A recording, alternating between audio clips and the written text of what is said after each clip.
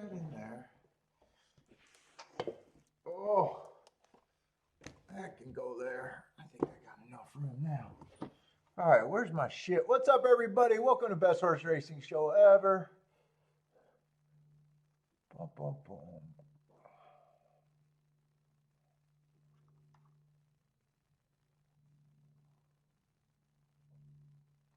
Today the 23rd? Yeah, 23rd form.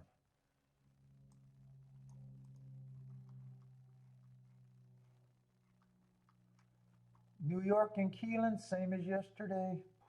Boom.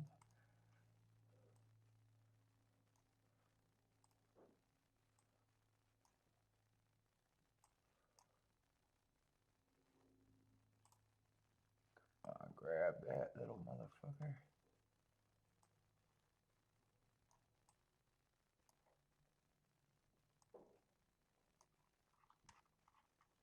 All right, what do I need?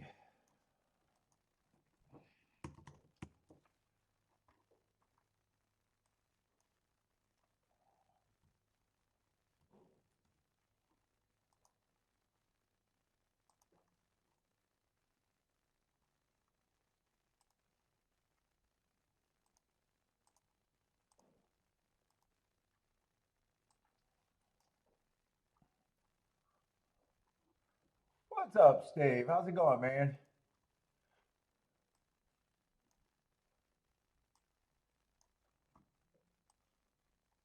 Let's see, I need that.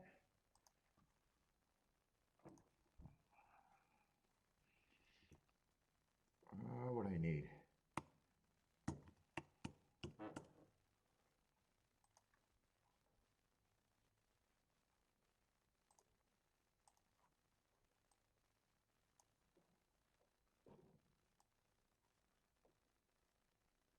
Yup.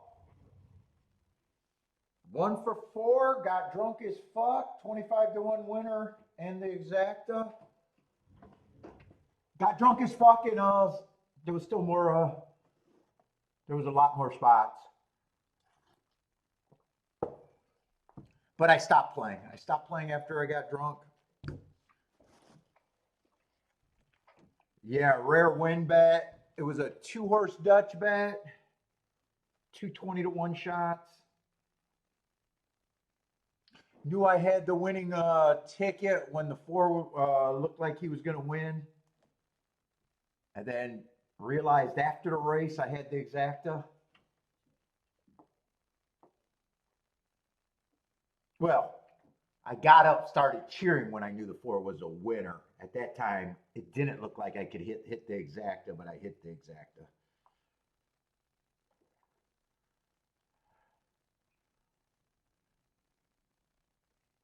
Then there was, after that, there was like 2 other spots that I could have played. One with the 13-1 winner that I was just drunk and didn't trust myself and was happy with the day. What's up, Gordon? Oh my God, that commercial almost sounded bad. I was like, what the fuck is that?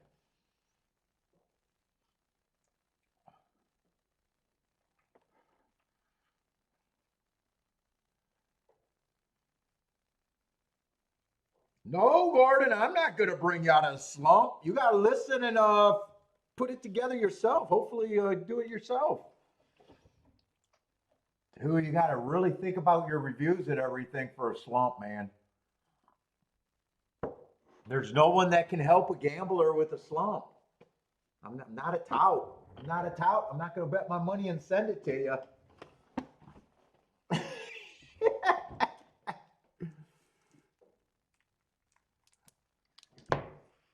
You know, I'm gonna do dangerous tickets, and that's part of my knowing that people can't do what I do. But hopefully, you get out the slump, man.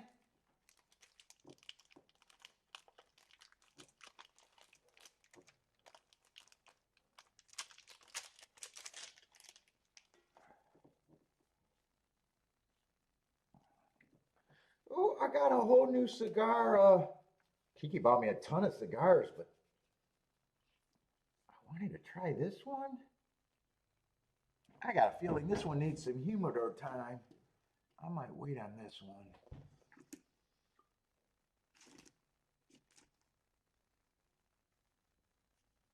That's the one that I really wanted to try first. Casablanca.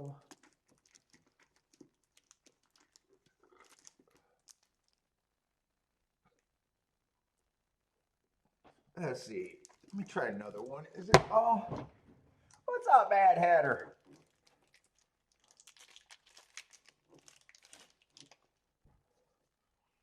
Are you doing betting lines and stuff, Gordon?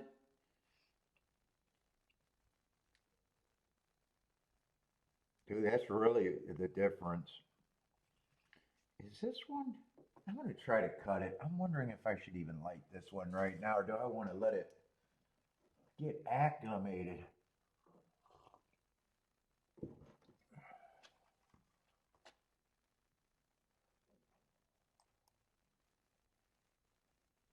If it cracks when I try to cut it, I'm not going to light it.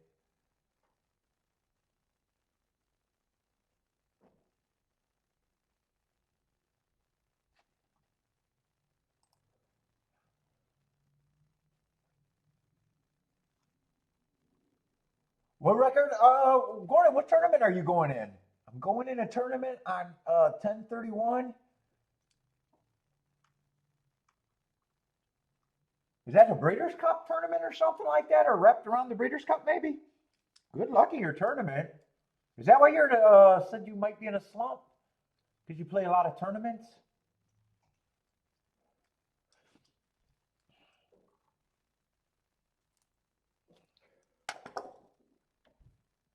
I actually cut okay. Man, that's gonna, I can tell this one's gonna be a heavy, strong flavor.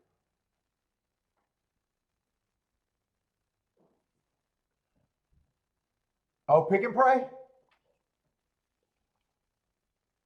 You do a lot of those pick and prays?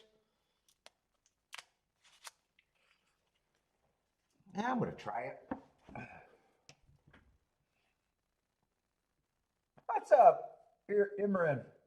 Dude, I'm never sure if I'm saying your name even close to right. What's up, man?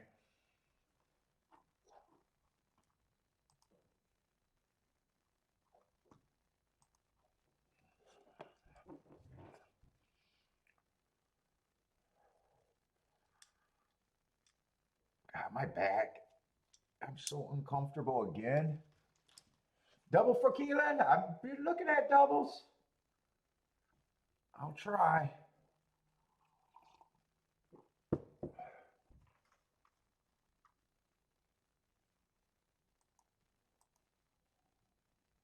Let's see.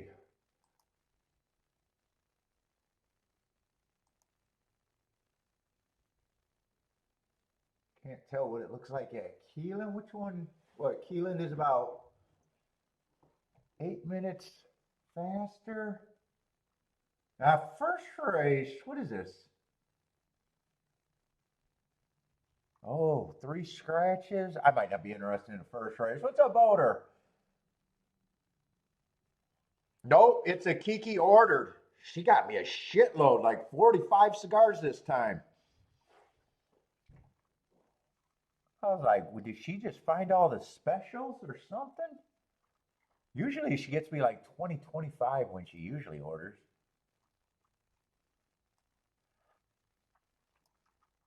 Maybe she's trying to kill me faster. She might be trying to kill me faster. Fuck. Maybe it's not a good thing.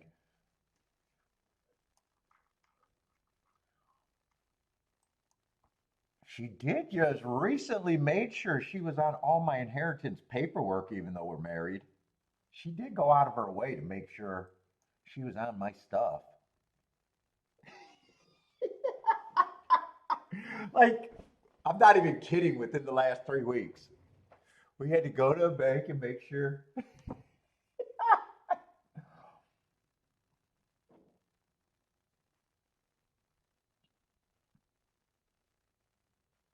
So now she's ordering more cigars. That might be her plan to get rid of me.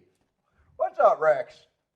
I'm probably not going to care about this race. They said three horse scratch early in the day. The 1 horse taking money. was off a year. Oh, actually, I thought, well, he won off a year layoff. I was thinking he was just off a year. Although he's not going to do much for me. The four, I don't have a problem with, not going to do much. If those are the two. Five, I still don't have marks. And nine, I'm not going to have. I'm just not going to care about this race. And that only leaves me with the three horses that they're betting. Yeah, I'm going to have nothing at Keeneland. You heard Jenny won't be in today? Ooh, where do you get that news from?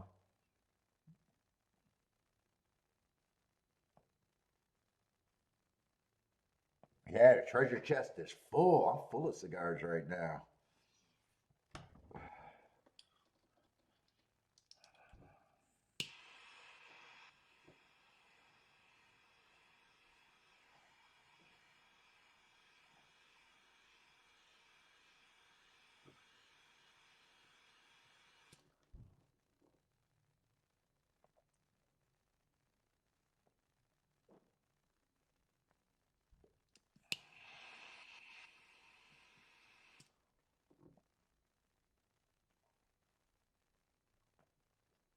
Oh boy, this one's gonna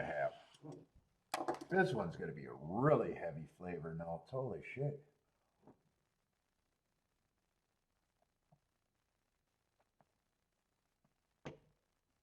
Dude, I couldn't believe how drunk I got after having that drink yesterday. That had to be the sloppiest I ever got on the show.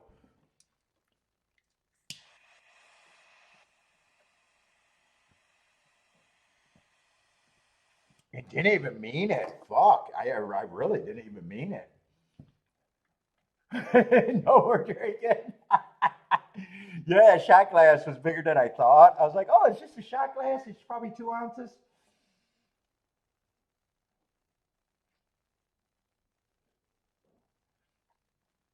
Dude, the funny thing is, I was still handicapping, but knew that I didn't trust myself. Fuck that three.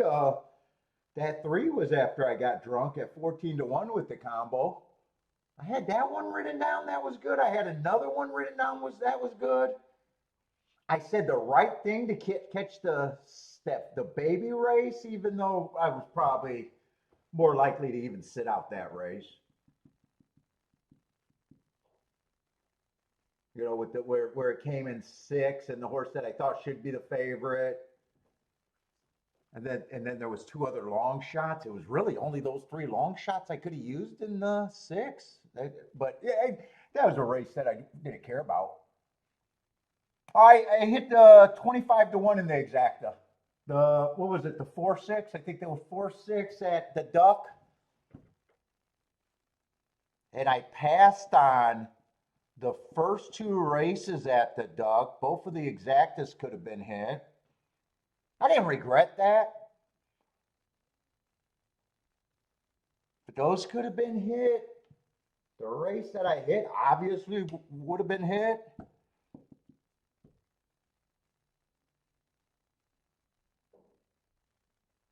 And then I think there was two after I got drunk that were really good that I did not play. But two and possibly a third one even.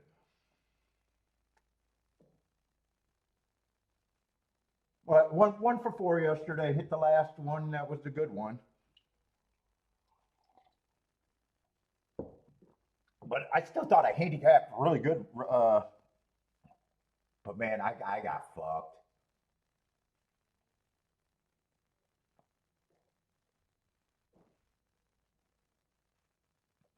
What's up, Jennifer?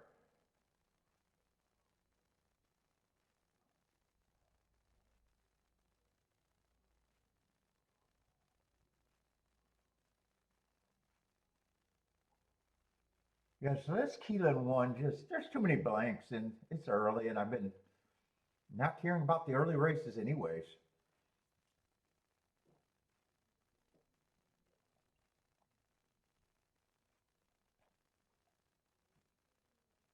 This is a Is it Alec Bradley or Bradley Attic? It's probably Alec Bradley. Is that the brand?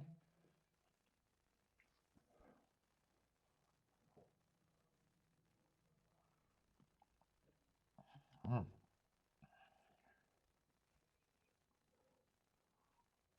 And then fuck, Kiki tells me, "Oh, we gotta go shopping tonight. I'm going back on vacation tomorrow." I was like, "Really? Yeah, I told you about it. All right, whatever."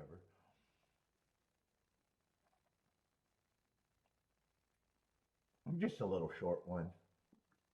At least it's not to Europe again.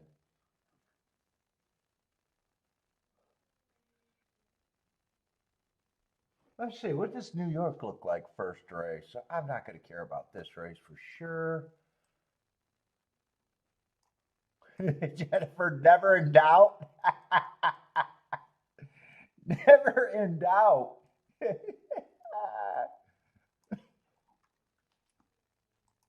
33 point or 30-point comeback, never in doubt. Wasn't he? That's not even a sweat for Jennifer. Not even a sweat.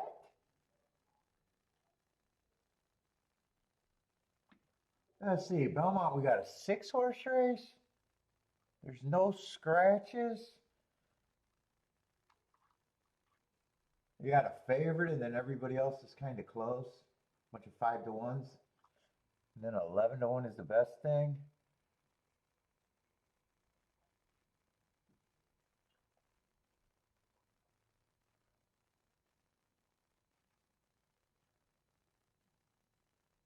Horse just broke his maiden, stepping up against winners.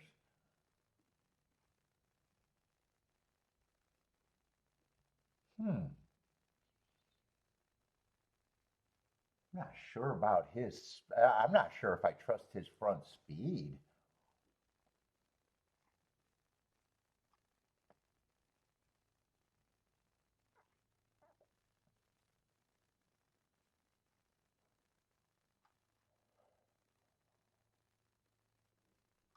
Boy, if he has that big of an advantage on that field, I just don't see it.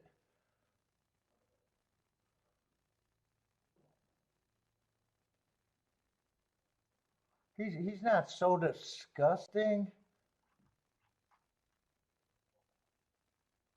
that I don't think he's a contender and towards the top of the contenders. He's just right now he's just over bad. He's just over bad.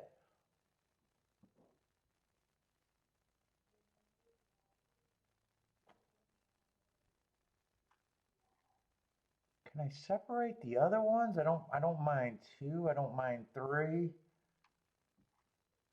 Well, 3 I mind a little bit less just because of route to sprint. I just don't mind that angle, but in this field I don't have a problem if he wins.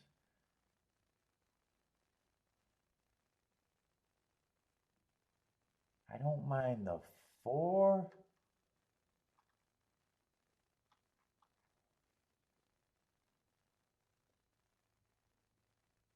5, I just off of 2 years, don't know what he is, and won't be interested in him.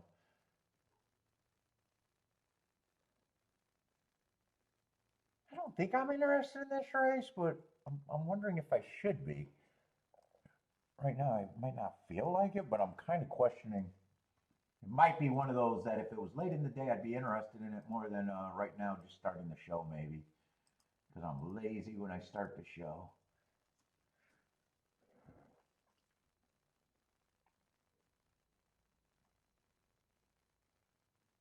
I see. Speaking of New Orleans, isn't my fairgrounds? Don't they start in November? Fairgrounds, I think, started in November last year. They should be getting ready to start pretty soon.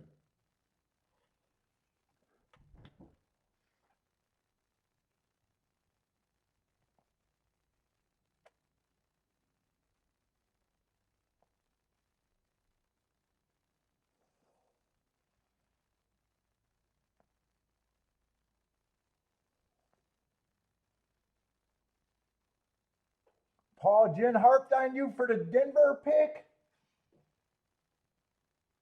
What was it? What was it? You talked her off the Bears for the Survivor. So she didn't have to worry either way, right? It was just one way she was going to sweat, one way she was going to sweat, and the other way was it no sweat? Is that the only difference? Because there's no spread in that. So if those were her only teams, she couldn't make a wrong decision unless she aged during that, right? Unless she aged. But she didn't even watch it. She said it wasn't on TV. So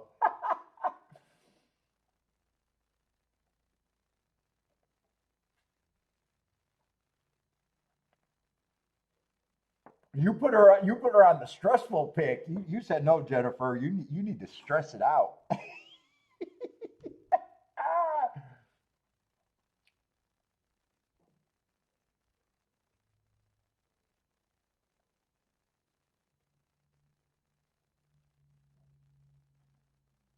Marco Lou, I used to enjoy winter racing way better than any other time. Do you enjoy winter better? Best time of the year to be a horse player? I know you don't care about the Breeders' Cup, so it can't be because the Breeders' Cup is around the corner. So I'm assuming because you like fall and winter racing.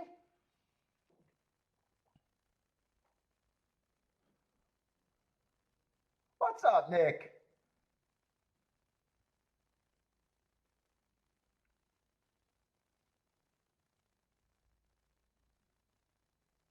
Anyone in the Baltimore area want to come hang out? Oh, at Laurel. I was wondering how are they going to hang out for the Breeders' Cup? Oh, at Laurel for the Breeders' Cup. You're going to be at the Laurel that day?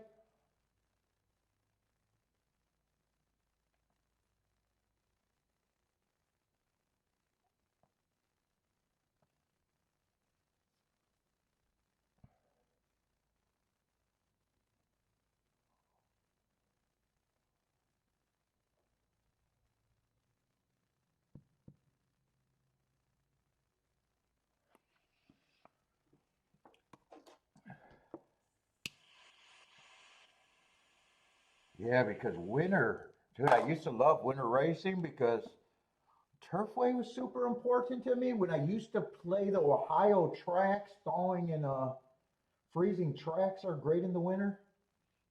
If you are a bias player, if you don't care about biases, then maybe you don't like it.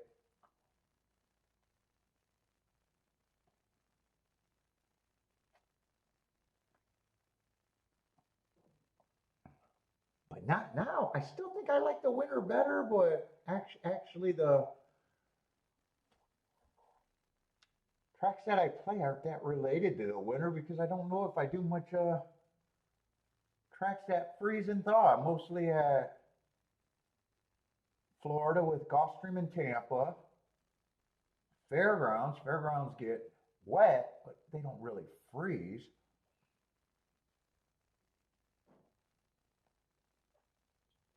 Oh, correction, you're not inviting anybody. You just want ideas. Oh, that makes more sense.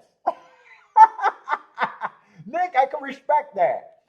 Hey, I don't want none of you guys to join me. I just want to know what's good to eat. Like that. Has anyone been out there, Laurel?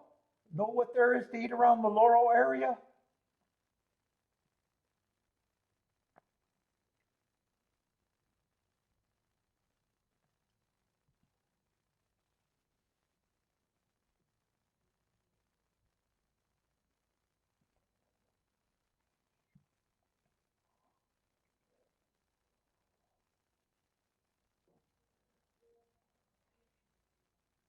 Fade Cincy?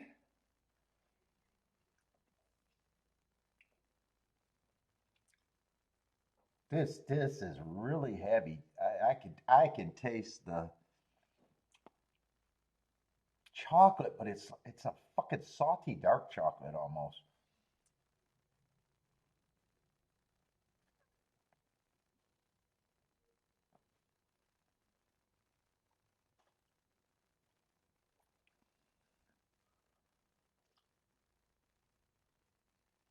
Maybe even some leather I can taste.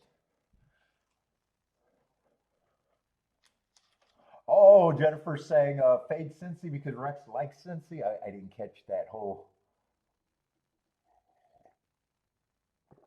that whole exchange between you two. Let's see. Steve says Bears is the play this week.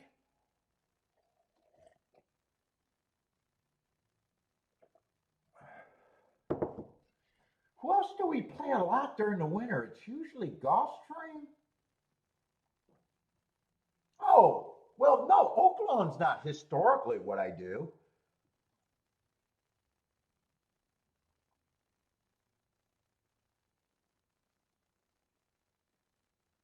Although we do some Oaklawn. Only one full meet of Oaklawn we did. I don't even think that was a full meet. I think that was a fast start, and then I kind of walked away from it the last few weeks after getting a nice. What's the other tracks that I usually do in the winter, or is that it?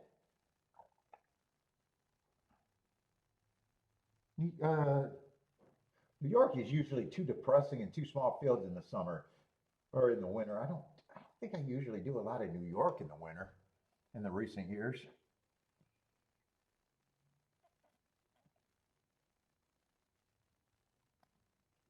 Maybe it might just be Florida and Tampa the most, and fairgrounds maybe with a little bit of Oakland thrown in. Maybe that is all I've been doing the last few years. Fairgrounds is super important. Fairgrounds been super important.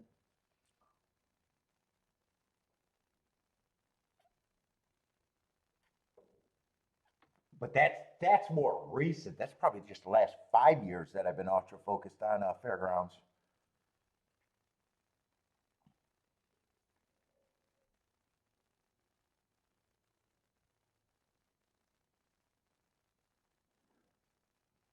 Well, that's right. Years ago, that's right. It was Turfway. Turfway.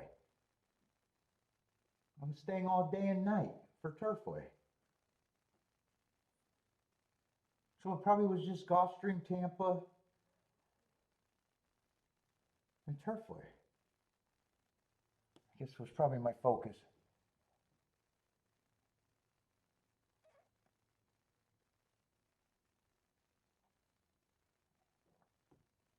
I say Gordon can get to the 4, but no bet here. Is that tournament play right now? Good luck at your wait, are you did you say you're in a tournament or you're in a tournament on a certain day? I might have misread that.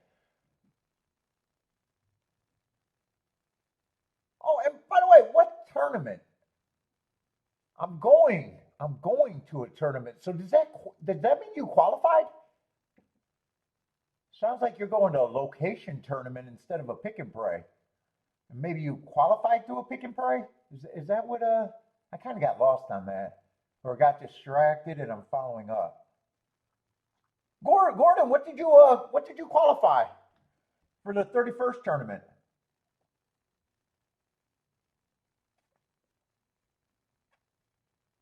So Gordon still likes those tournaments. I used to love the tournaments until they got offline or until they all went online. I used to chase the tournament scene. I don't know, 3 or 4 years, 5 at the most, and then they went online and it just wiped it out.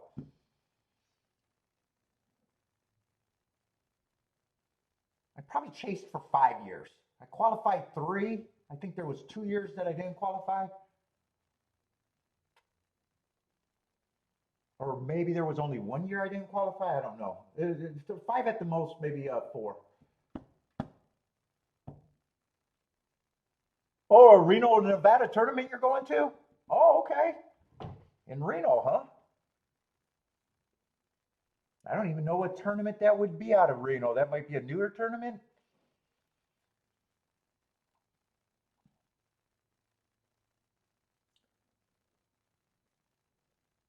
Let's see. I really had no opinion here. Turned into a 6-horse race. I think 2 of the horses I don't even have marks on. The rest of the horses were kind of taking money. I think that's the 1, the 4, and the 7. I think those were the horse that I got marks on. I think 9 and 5 were probably the 2 horses I don't have marks on. Oh, and I guess there was a 6 horse, and I just didn't notice him one way or another. Yeah, I guess I just didn't notice him one way or another.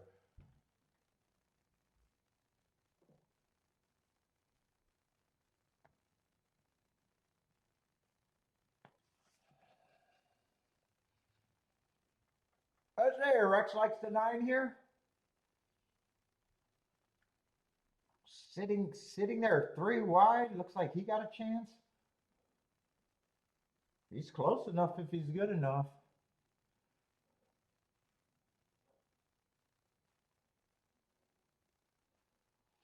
He's grinding. Yeah, I think he finally gave up the ghost for the win. 7 just responded enough. 7, 9, 6. 7, 9, 6. Yeah, that's a race that I have to be involved for sure, because 9 was a horse that I didn't have marks on, that I didn't want to think about. And 6 was a horse that I kind of just didn't have an opinion on one way or another. Let's see, 7, 9. Ooh, $7 exacta.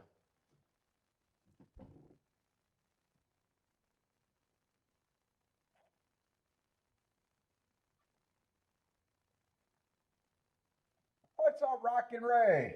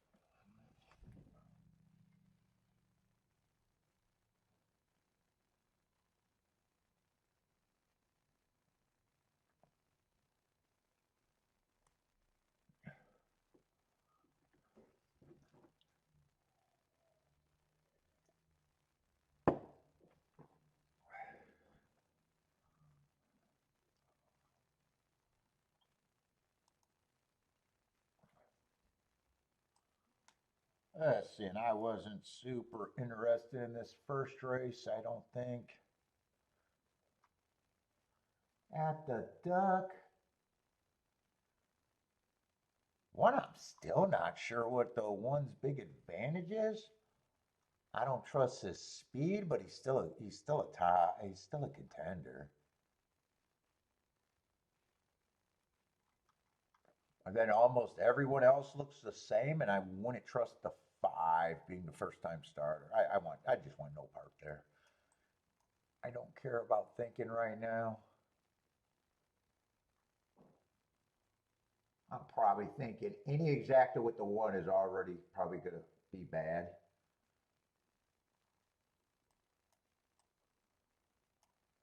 Yeah. Unless you like the 1-6. That's the biggest exacta with the 1 on top. Most of the exactas with the 1 in second are not that good, so it feels like a race that the horse that I'm not sure what I think of in a way. The only thing I know is that it's a bettor. It looks like I'd have to beat him out of first and second, and I don't even want to think that hard here. I don't even want to think.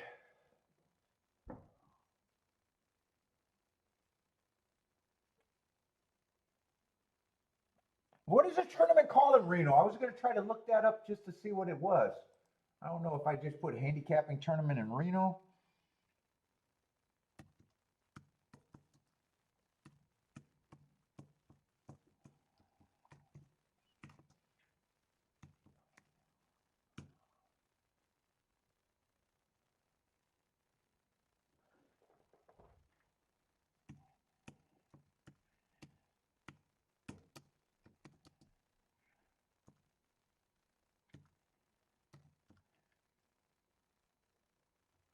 In Reno?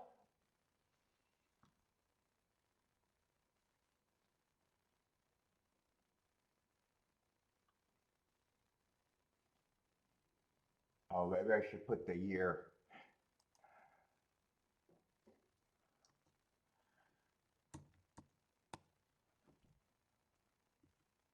That's why I see what the...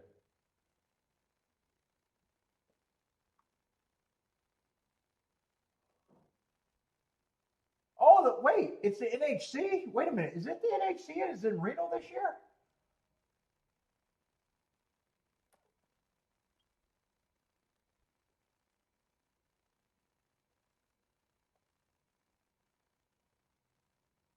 Wait a minute, what the fuck does that say? Wow, oh, was not found. Oh, I guess that's not going to show me.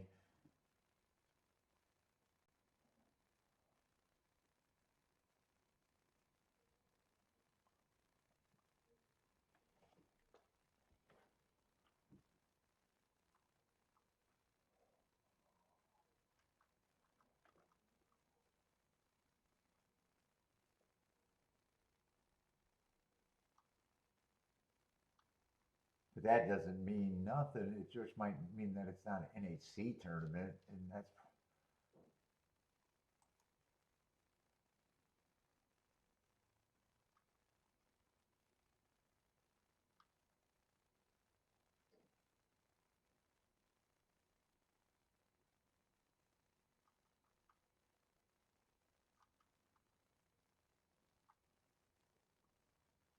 what's up, Elaine? How's it going?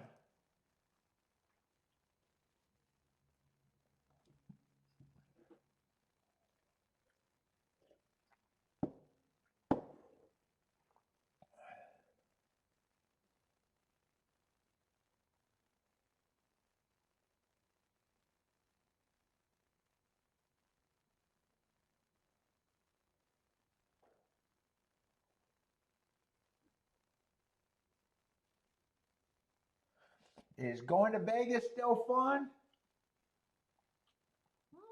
I had a good time for the day.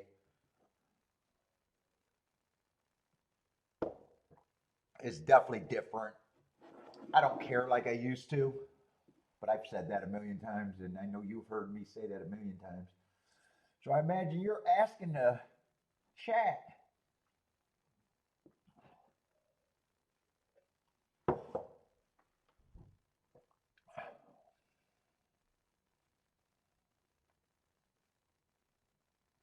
Well, a lot of people thought that they should have been holding that at a track where they wanted to hold it to make it feel like a big tournament. You know, obviously they wanted it to grow like the poker tournament.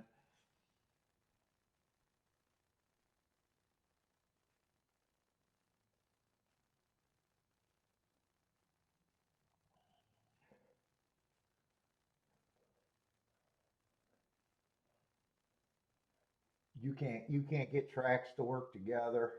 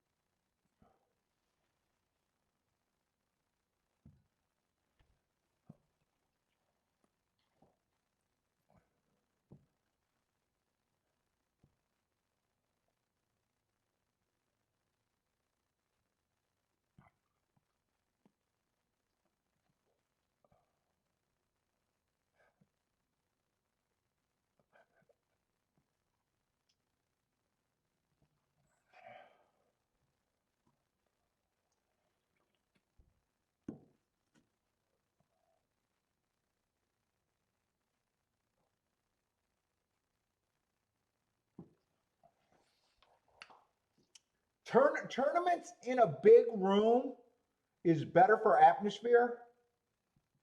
I've been to tournaments where you could be anywhere on the track. Those don't even feel like tournaments. That just feel like being at the track. You know, I get why they did that. They want a big atmosphere where everyone's in there.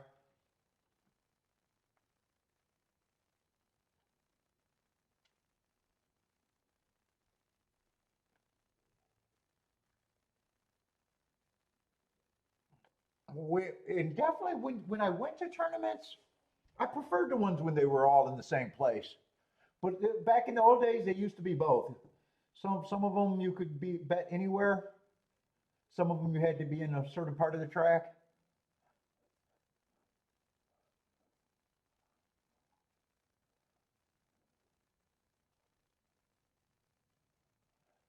Uh, yeah, it's 3, 4 days now. It used to be more. It used to be less. It used to just be 2 days.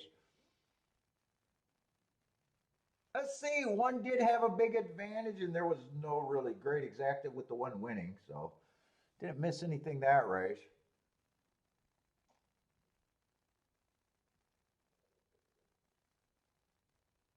I honestly don't have a problem with the tournaments.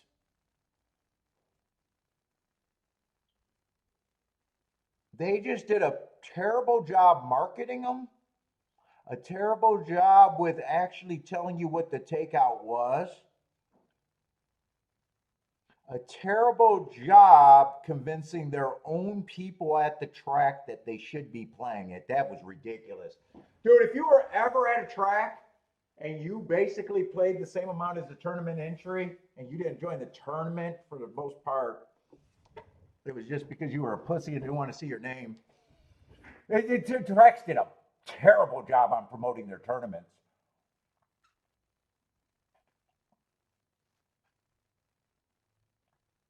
I don't care what you say about, dude. When I was going through most tournaments back in the day, it was like 300 people with a shot at a purse about between $10,000 and $20,000 for an average payout or for an average entry fee of about $200 to $500 back in the old days. So that's what I was saying. If you went to the tournament or if you went to the track that day and basically played that amount,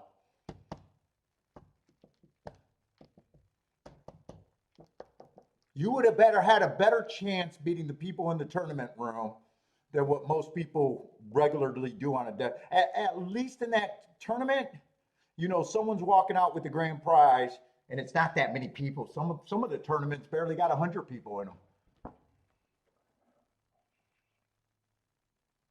Well, you might not like the structure of the tournament, but they did a terrible job promoting them.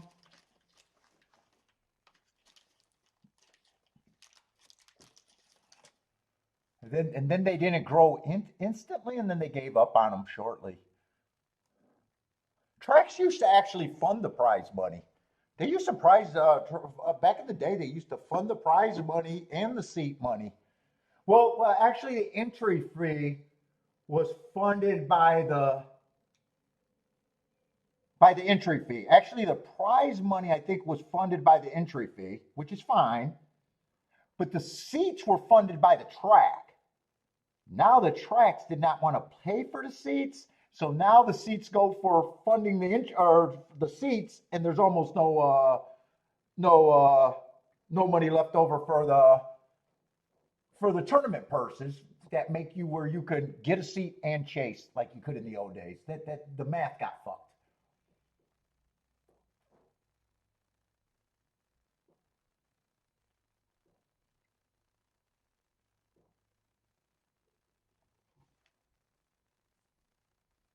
So it definitely changed. At first they thought it was going to promote the sport and be a big boom like the poker game, and it wasn't. And then they gave up on it right away. But it was amazing going to a tournament and seeing how many locals were too scared to go play. But if you told me I only had to beat fucking 300 people to win $20,000, it's like, and the entry fee was between $200 and $500, I'd be like, yeah, I can do that.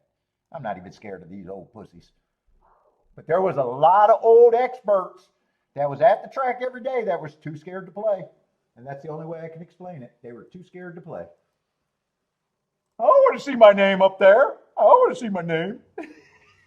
What if I got 0 points? Bill would think I stink. Bill would not want my picks anymore. No, I have no interest. I had no interest in it because I'm not even following the Breeders' Cup until I decide I can buy in at that level and want to push it in for that level. I don't need to talk about the fantasies. That's something you either do or you don't. If you handle that sort of money and you're going to dump it in the Breeders' Cup and you can go all in, like I hear guys that say, "Hey, I take $30,000 to the fucking track every day and I'm willing to play it." Those guys, it's like And then their buddy would put him on the spot. Well, why don't you go in? Well, I don't like this rule. It's like, dude, now you're just copping out.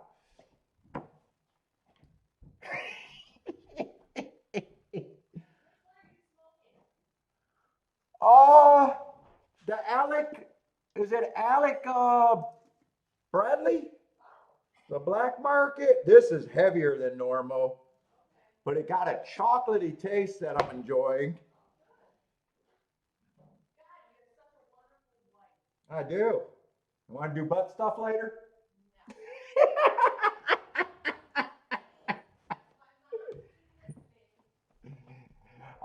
You want me to put on the presidential jacket and you be Monica?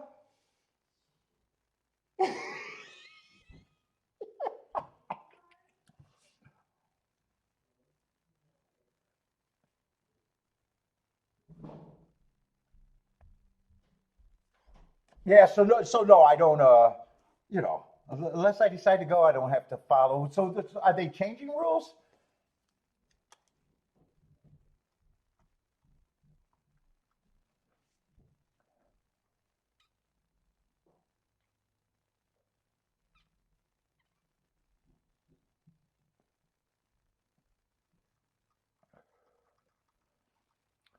Let's see. Second race, I'm not going to care about either.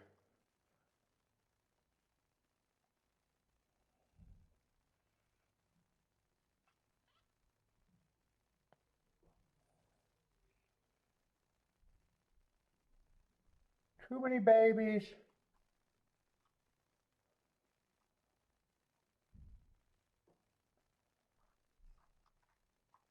The horses that ran, they all got a little bit. Even the three, if I'm right about last race, ran on a bad rail. Two horse. I like that last race. That was at a route. Right now, it's too early to say if he's a sprinter or a router. I at least like to mark and can respect his excuses. And the one has been matching strides with the fastest winner 2 races in a row for the first call.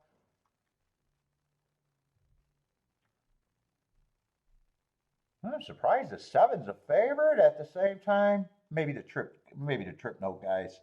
Maybe he got a terrible break and they think he made up ground.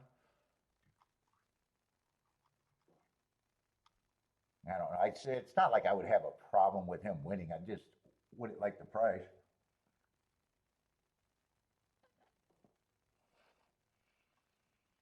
What's up, Fatty, with a GNC Diamond Crown Figueroa Maduro?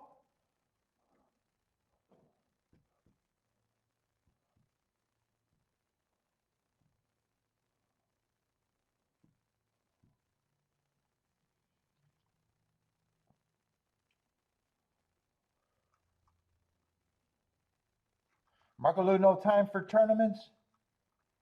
They don't have many in Canada, do they? I used to go to Woodbine twice a year for their tournament. Woodbine used to have nice tournaments. I don't know how close you are to Toronto. I don't think they have them because I haven't heard about them, even though I'm probably not on the mailing list like I used to be.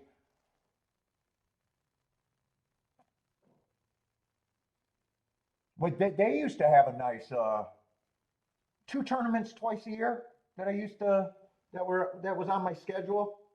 That was the only tournament that I was never a factor in.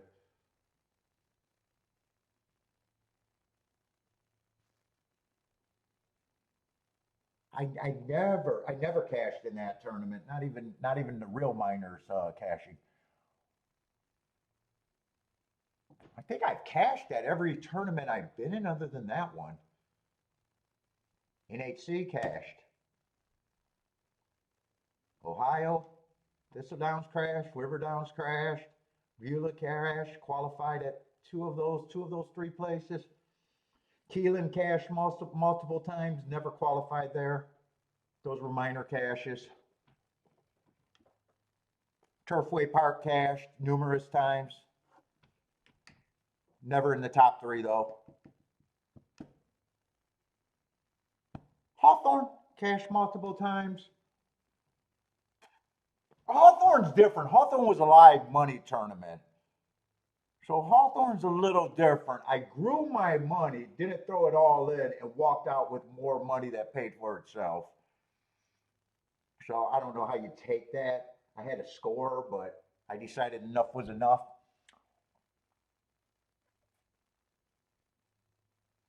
Oh, I guess New York. I did not cash or anything, but I only went once. That was a one-time thing.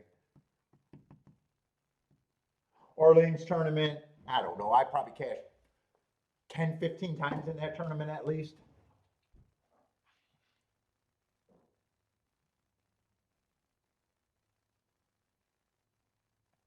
So most of them, I was a factor to some degree or other.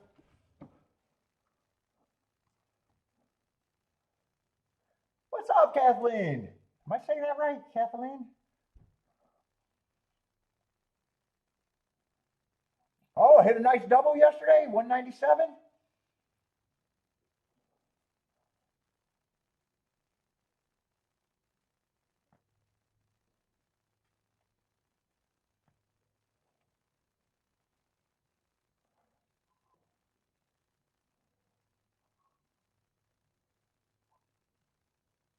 Let's see. Gordon says two or 300 people.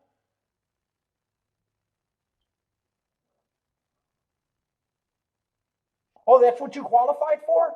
What is that one called? Is that a buy-in? So it looks like you won a seat. So you got a $2,000 buy-in in that tournament. Top prize is 120,000.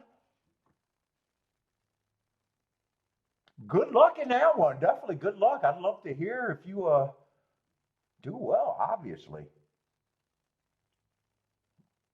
What's up, Kathleen? I haven't seen you in a long time.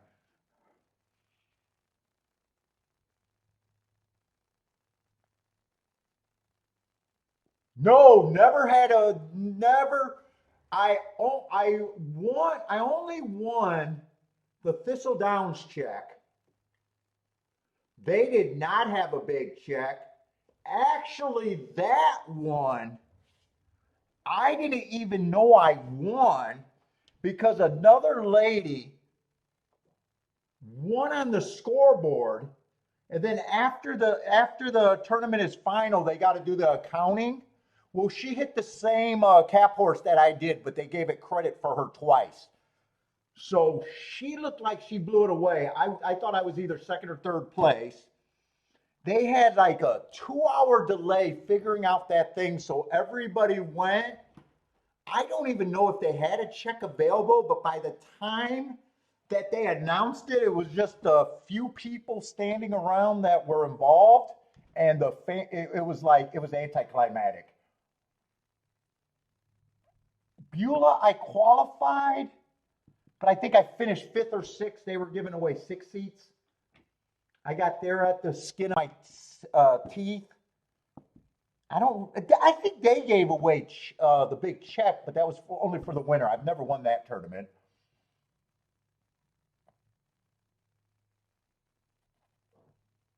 The the Orleans tournament, they gave away a big check. Where they took the picture. But I've never won that one. But they definitely did the big fanfare. The NHC obviously gives away the big check. I did not win the NHC. Most of the tracks, if I remember, because I usually stuck around, it was hit or miss if they had a big check. But most of them, and the big check was only for the winners, or first place. They don't have a big check for second and third place.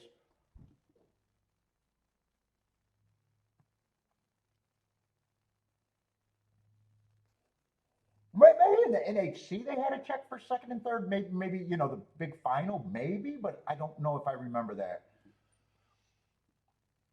I don't think they did. I remember because you'd go to the banquet. They'd go to a banquet and they didn't make that tournament official. They had all the contestants come to evening dinner.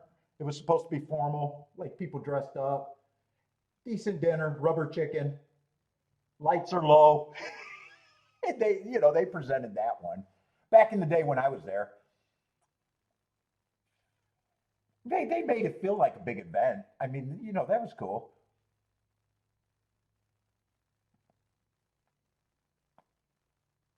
I liked it. Like I said, they just, to me, handled it wrong. They just handled it wrong, and it kind of died. It kind of just died to me. I would love to go back to the NHC, but to me, you gotta qualify right away. I don't like the idea of chasing it with no, back in the old days, like I said, you used to get purse money too.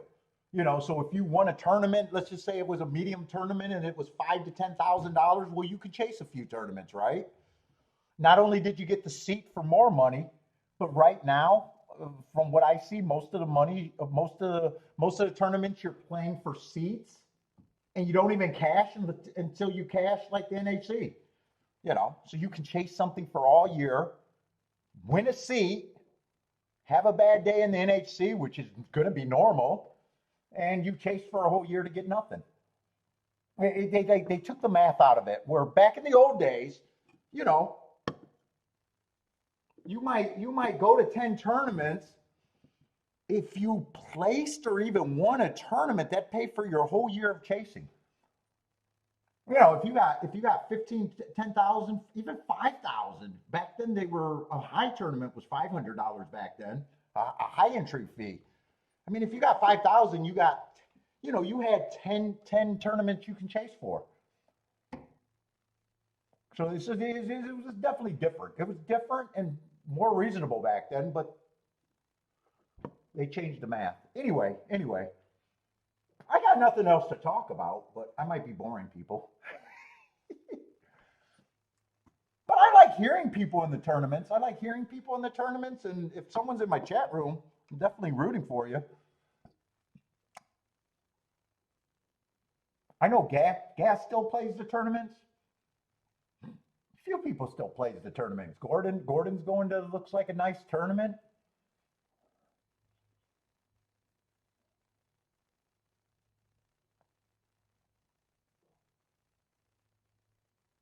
What's up, Jeff Holmes? It hasn't. I just got better explaining the math, but prices matter. When you think about the game, can decide two different ways to play. I can play all the obvious tickets. I'm probably not going to hit at the right thing. I'm going to have to leverage every ticket I hit. Or I got to find something valuable that the people don't have as much. The philosophy in betting has not changed. I can explain it better.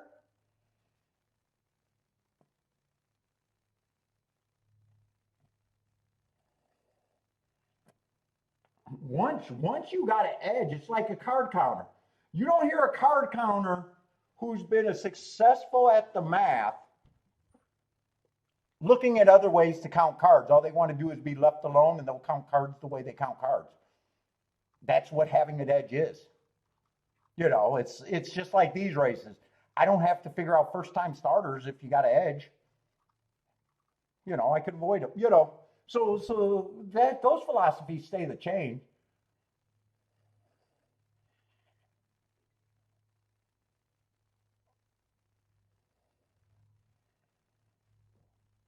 The heart guides in your notes are not magic.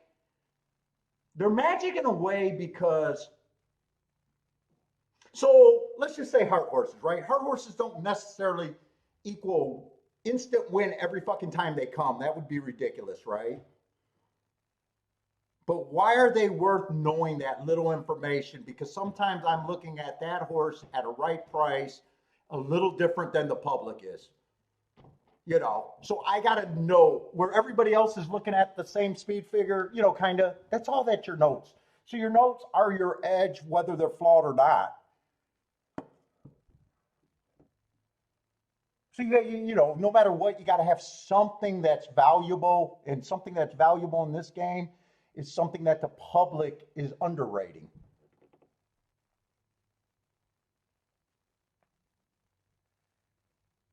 So every handicapper is going to have whatever there is, and I'm not even trying to convince people of changing their handicapping. You might want to convince how you're thinking about betting and how you handle yourself at the track. If something's working for you, where you think you're a good handicapper and a bad bettor, well, fuck, you should be focusing on how do I get my good handicapping to be good betting? Why do handicappers just continue to say, I'm a great handicapper, but a bad bettor? I mean, as soon as you say that out loud, you should be able to figure out what you got to focus on.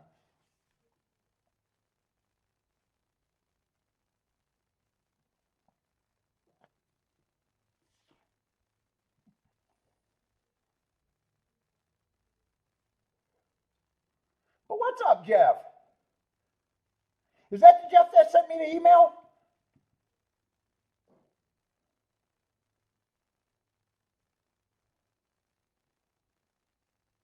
But if, like I said, if you're beating the public year in year out, your philosophies don't change. You'll never change. It's almost like once you started getting good, you don't have to start reading. You're not still reading books and caring what other people say.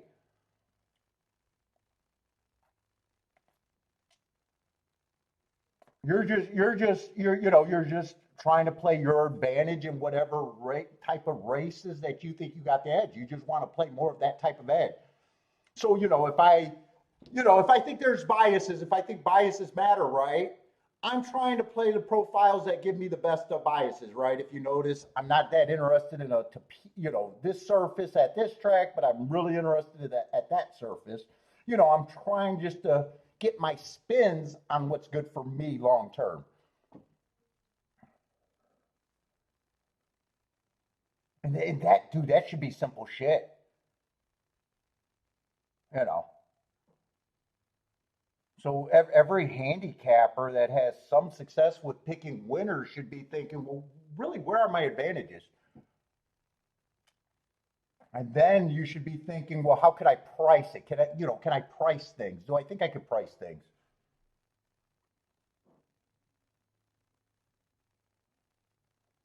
And I thought biases in running line and my marks was really easy to price. Like I couldn't even price a trainer. I couldn't even price a jockey. I couldn't even price breeding. I can't price first timers. So, when they beat me, it's like I'm looking to see if the horses I used just got beat by first time starters and I can handle that. It's just looking at that stuff like that, Jeff. So you got to think about what you do well, what type of race. Like I said, when I first started playing, I was a sprint specialist. I didn't play any routes. I didn't play any turf. Obviously, no poly. I was a sprint specialist. I got really good at finding out what sprint races I could survive on. So some days I'd go to a track and there might only be 2 or 3 races available that I could play. I wasn't looking at maidens back then either.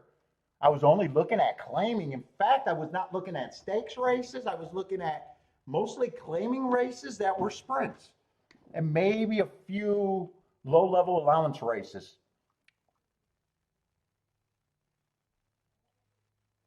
So I was looking at less races, but I was able to really think hard about them.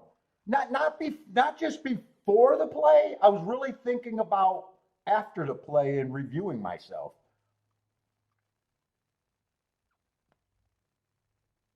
And then I got there, and then, when I started playing the tournaments, when I realized I had to look at more races, and then I realized, well, wait a minute, routes aren't any different. Then I had to open my eyes up to, wait a minute, turf. I was reading those authors saying that turf ran like a European style. No, these horses are still going to lead. They're, the old books. I wasn't playing turf routes for a bad reason.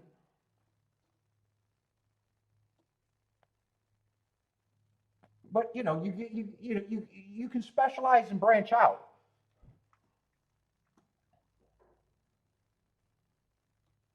Or you could keep it really narrow and just be a perceived expert at what you do. When you're betting money, you should decide, dude, do I really want to just play the next 30 years and just be, just Call it my entertainment and just lose every year. It doesn't have to be that way.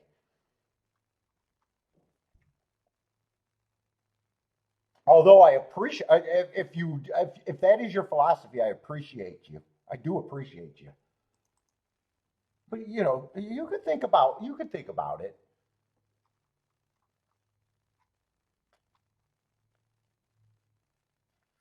Turf routes anti-speed. Was seeing the ball pretty good at New York yesterday.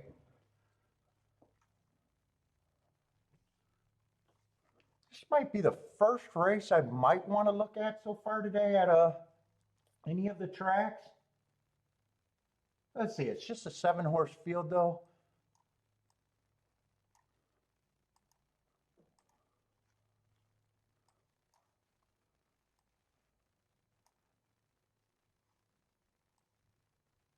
Let's see, two's the big favorite, and I do like the profile over there. I'm anti-speed.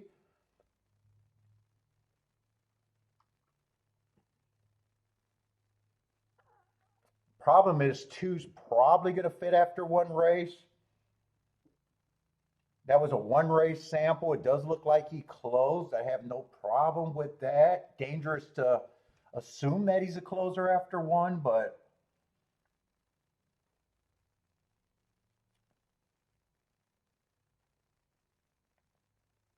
one feels like he's a speed horse if I'm right about the bias. I don't mind his marks. Actually, I might even think his prices might be the fuck around and find out price if there isn't a lot of speed. Got great marks if he wins. Uh, that might be a scenario where I say, "Oh, I should have trusted the marks," but you know, if I think the tracks back it up, let's see. This is a year layoff right here. October of last year. I was wondering why I didn't look up those races. Let's see, 4 Earnhardt's at a route, and I keep saying this because it's a really strong move on the heart on a route turf race for some reason. I don't know why it's way more stronger on the turf. Maybe because a lot of turfs come off the pace a little bit more than the other track. But the definition for a heart is the horse went too fast to win. So when a horse is going too fast to win and he's off the pace, a lot of times that's a good thing going forward. He's a nice price. He might he still has to improve, but he might get me a little interested in this race. 6 is another heart horse, but he earned his on the front end. Probably going to go to the front end. Dangerous to assume that after one race. Another one with a nice price with my best mark.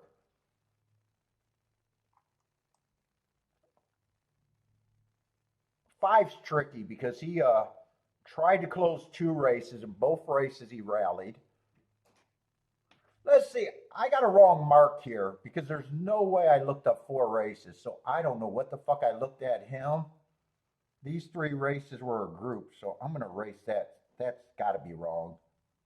I probably looked up and marked the wrong horse in that in the race. But I'm going to say he might be a closer. He did try to go wire to wire once, but 2 races he closed. I wouldn't have a problem with him. I don't think I had any horses that I thought was a throwout right away.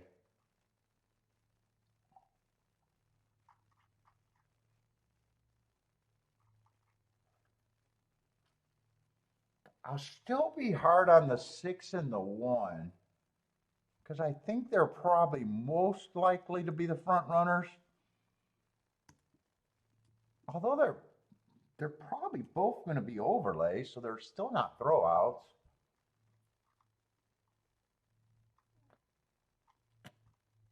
Four's going to be the overlay and probably who I think might be the most interesting to me.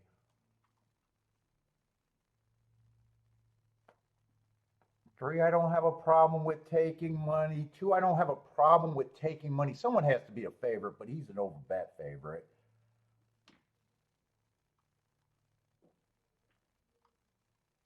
5, I'm going to lean towards he's probably going to be off the pace.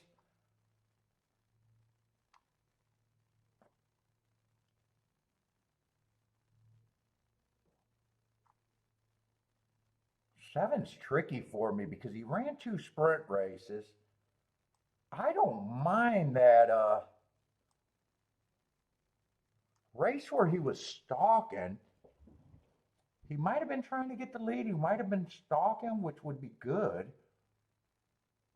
I'm going to say he's at least an overlay at that price. 4 and 7 might get me involved.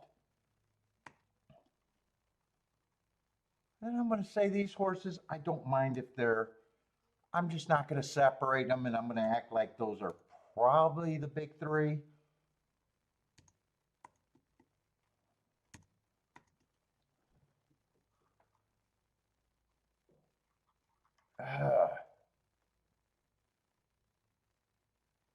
Let's see, 4 and 7 would be my key.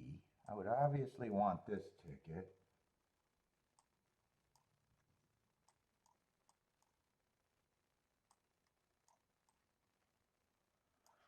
I would probably have it basically with all.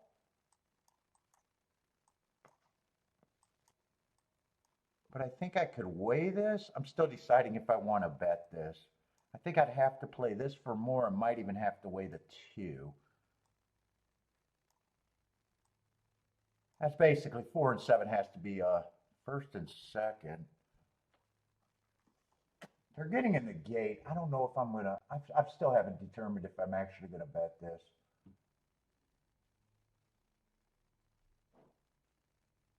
The 2-4 I'm not, or 2-4 and 2-7. 2-4 I would not be interested in. And I'm not even interested. 7 I might turn around, so 2 could not have been played that way. Let's see, they're off. I haven't decided and wouldn't have had time to key it in, but that is what I'm rooting for.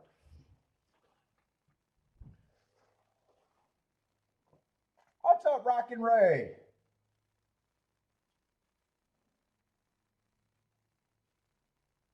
And 1 I even said, that's the fuck around and find out price. If he goes wire to wire, he would have been the focus of my ticket, but I did say, dude, even those marks, that's a fuck around and find out price. If you wanted to do that.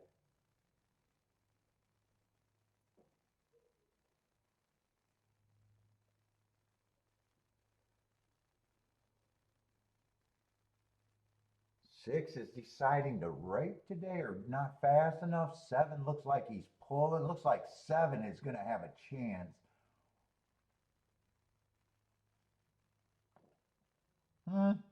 Actually, I'm not sure. It looked like he was going, and then he kind of, and I think he might have flattened out.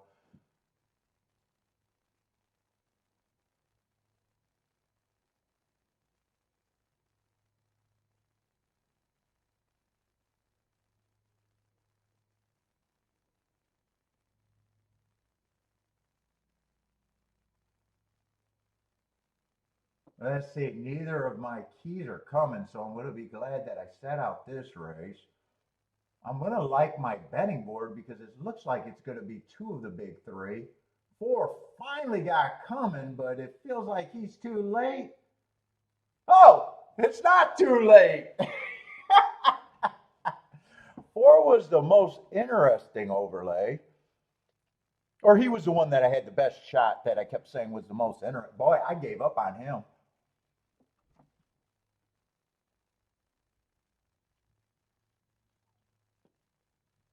But that's right. If it's 4, I think it's 4-5. If it's 4-5, 4-2, I said I had to eliminate the 4-2. And I said I wasn't interested that with the 4 on top or in second. So I would need a 2 to definitely get beat for second if I played that.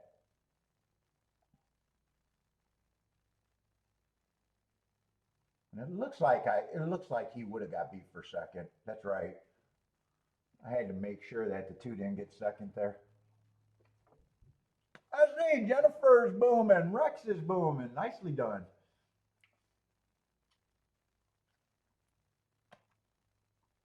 I wonder if I didn't run out of time, if I would have had enough time to do that.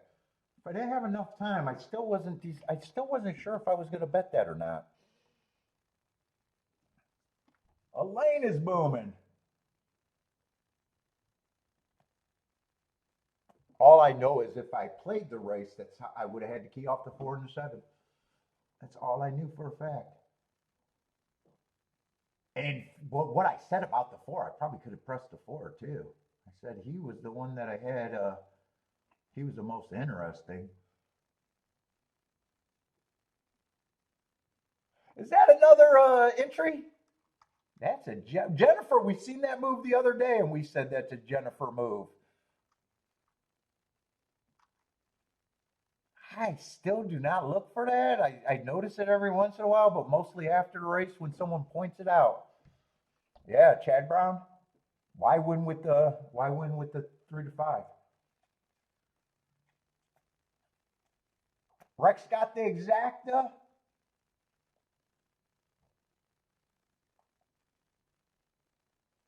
Nice exacta. I'm probably going to think that that's too good of exacta to pass up. Yeah, 4-5, 106 to 1. I didn't have enough time to even key that in, and I still was checking the price with the 2-4. So let me write, because I did say I couldn't have played the 4 and the 7 the same way. I didn't play that race, but I did say that before it went off. So let me just change this, because that's what I was actually rooting for.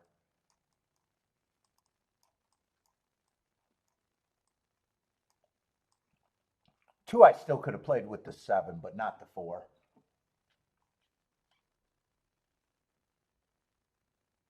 So really seeing the ball at the duck the last 2 days. There's been a lot of spots.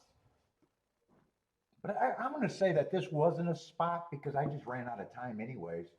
I can't get time back, so it's not like I could have been faster.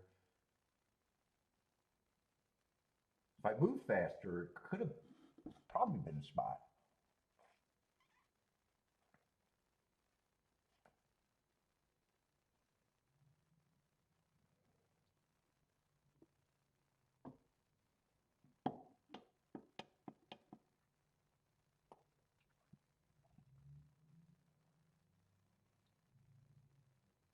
Boy, midway in the stretch, I thought 4 had no chance, and I thought it was just going to be the big 3. And I was saying I liked the betting board, and I still like the betting board. 4 was the best overlay.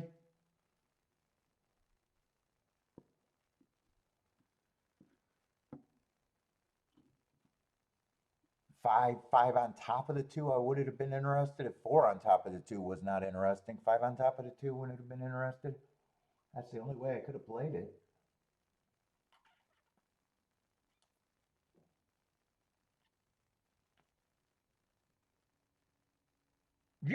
Jeff, so you were talking about philosophy. So is that all handicapping or understanding what I had and what I could do? Betting. That was betting combined with handicapping. Got to a few horses, understood who my overlays were. I had enough to get to them. It's not complete handicapping, and it's definitely not. I don't like saying value betting because I'm seeing scenarios.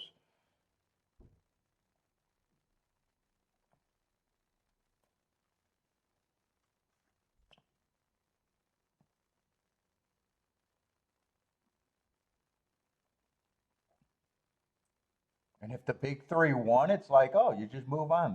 That's a ticket that, in my philosophy, is not worth cashing. So if 4 didn't re-rally and it came in 5-2-3, it's like, okay, I like my betting board. I move on. That's not, I'm supposed to lose that bet.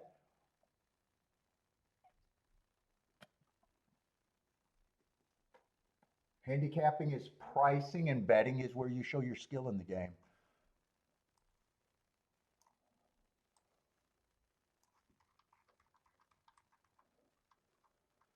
Let's see. I got to take a union break.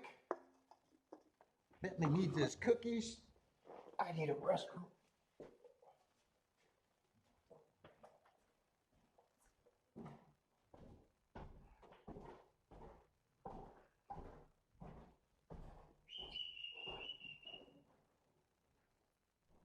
Where's my cookie monster?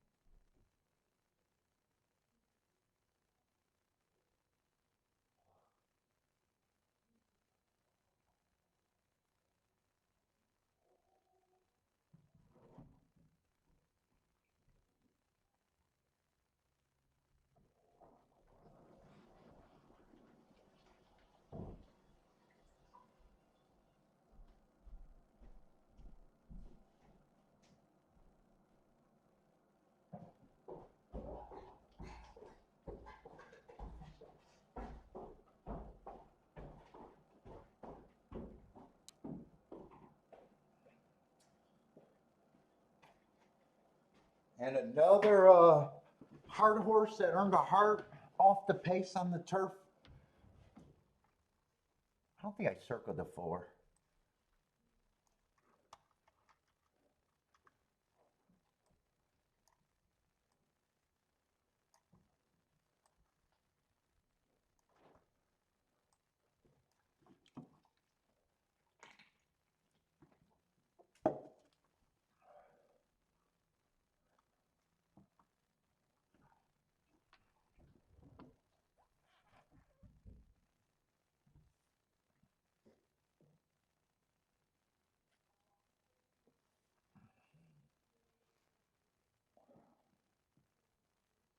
Marco Lou, are you on 2 different devices?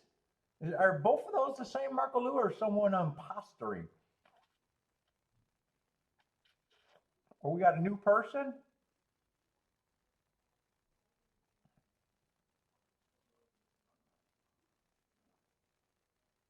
I think you're on 2 different devices, huh?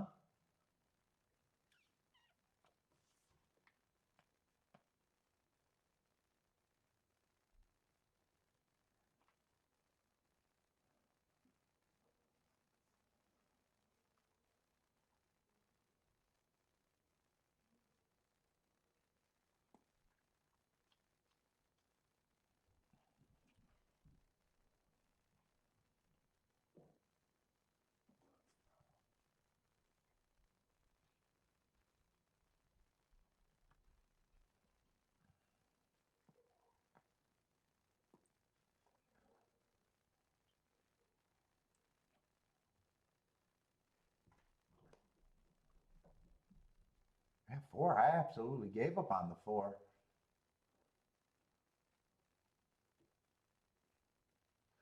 And he did close. He did close to win.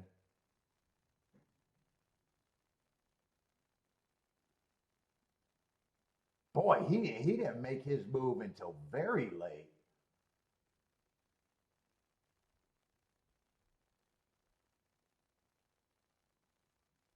And when he was starting to rallying, I was still thinking 3rd was the best he was going to do. Wow. Nicely done.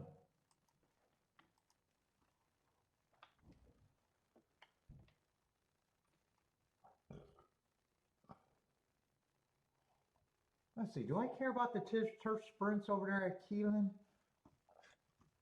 They don't run that many there. Do I care about this race? 6-horse field. See if I can handicap it or not.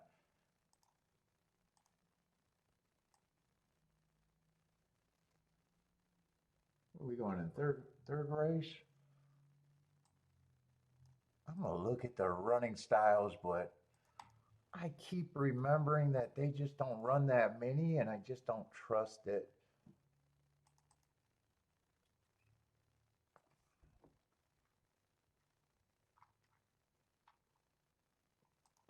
I just don't completely trust it. All the running styles are in play. 38% going wire to wire, 31% stalking, 31% closing. And all the post positions are in play. One's only 20 or 1 through 3, 27%. That's not too far off. Middle of the track, 31%. A little bit better on the outside, but not much. Right now, I don't think there's a big advantage there. Yeah, I don't care for that profile. Everything's in play. I just say everything's in play on that profile. Let's see, 6 is going to be the favorite.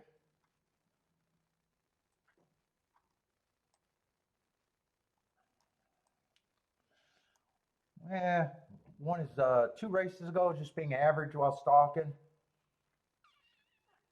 Goes to Kentucky Downs. Early pressing day, average, but in a grade 2 race, I already don't care. I already don't care about this race.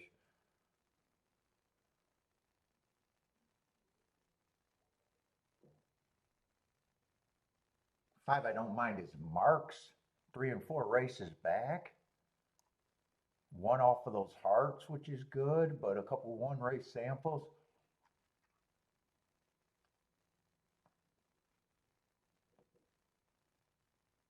Four is just annoying.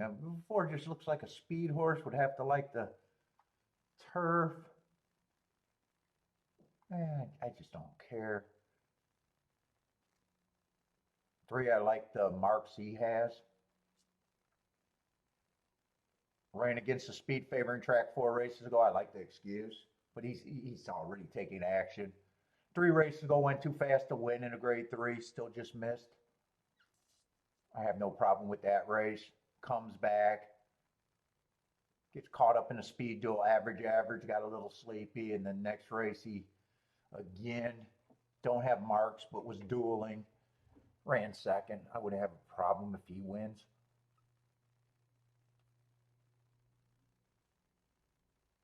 True feels like he comes off the pace, off of some graded races. Not like I got a real problem. Yeah, I just have no real insight or desire in this race.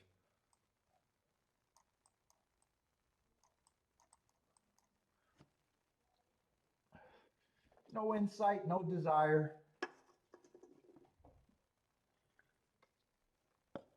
Especially on probably a fair track, or at least the way it's trending.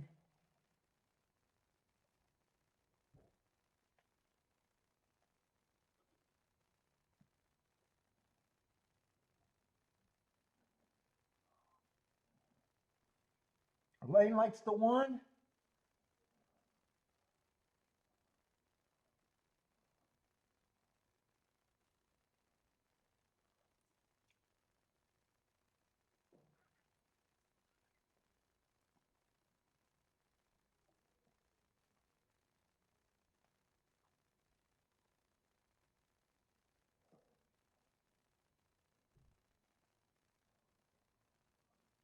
Why does everyone's name look different to me today in the chat? Or a lot of people's names look a little off.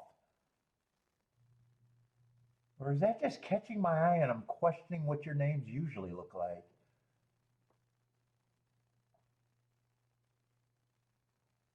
Elaine looks like she got 2 different things. Marco Lou got 2 different things. Maybe something going on with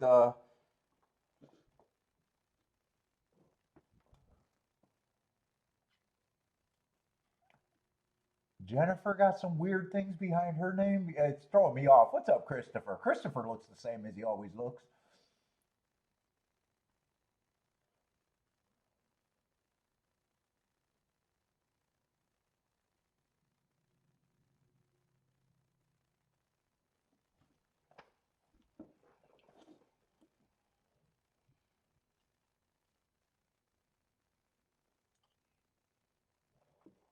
Yeah, Gordon got it too. Gordon got the numbers behind his name. Must be just going on the server end or something.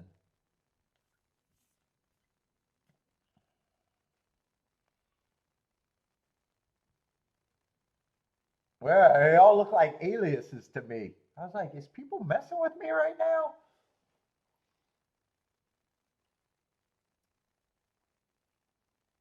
Maybe you all became bots. Did everyone just become a bot with an alter ego?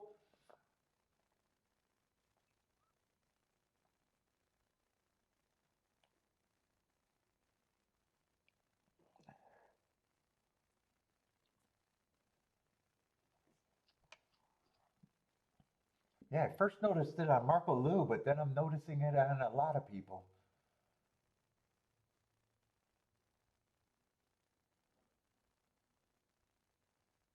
Oh, Elaine with the try also?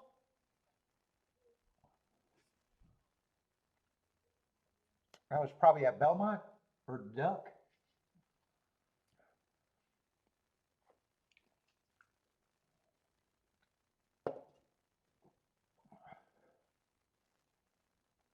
As soon as I kept saying 4 was the most interesting at race, I should have sped the fuck up.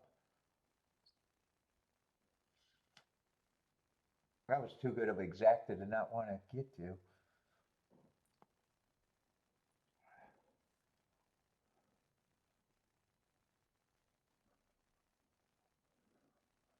Let's see, Bob likes the 136 at Keeneland. Let's see, 3's going to lead. That was one of the hard horses. 4's coming out the gate, chasing. Everyone came out the gate. Kind of a tightly packed group. 2 has the most running to do. 2 and 6.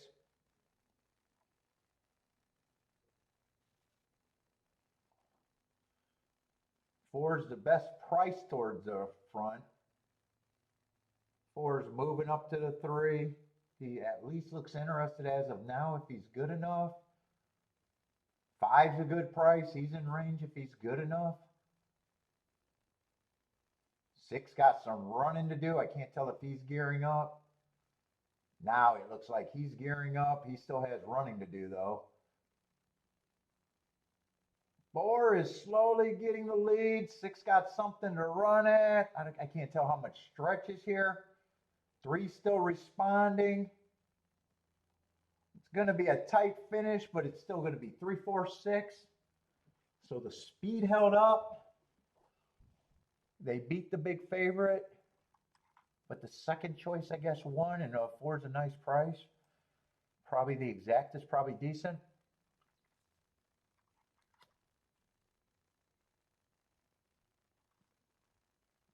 $25 to 1 exacta. Yeah, exacta looked like it was going to at least be decent.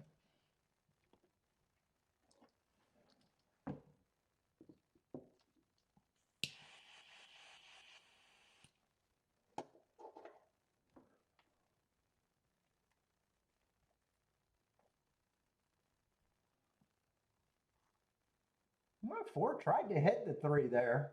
3 just battled back, showed some guts.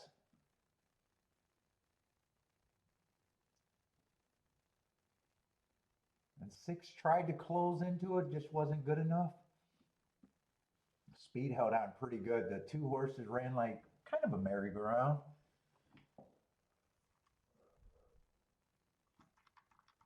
Let's see, no bet. I circled the 3.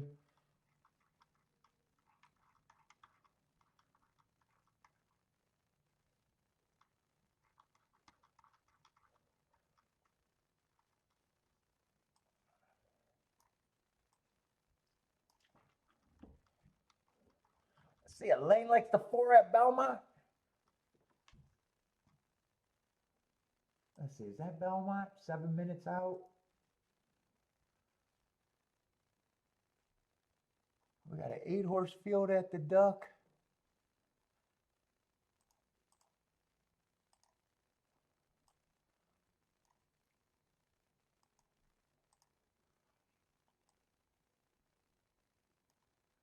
No scratches, full field of 8.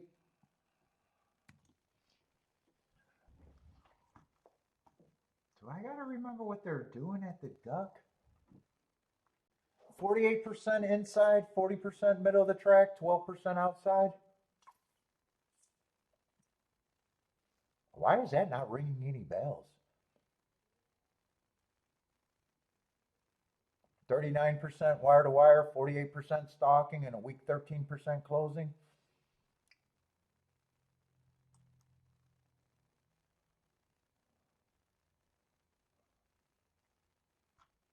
Yeah, I'm wondering, Marco Lou says you all got serial numbers. I was ready to say, is that the sign of the Antichrist now?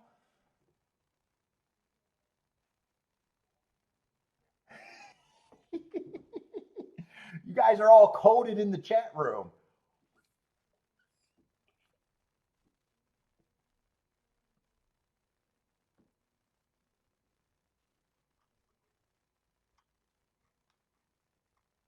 I hope it's not end of days.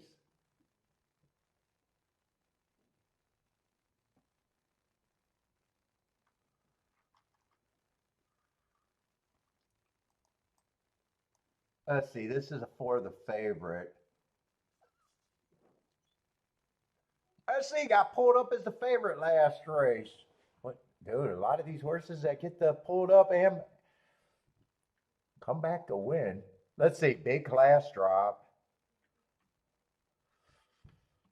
Big class drop. Might even be a damned if you do, damned if you don't situation.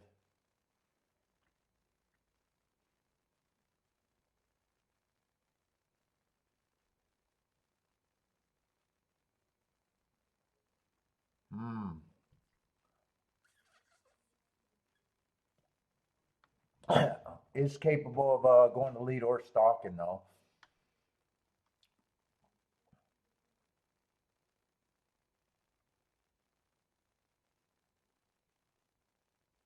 And the two races before that was a win and close to a win. Dude, this is just pretty much a damned if you do, damned if you don't.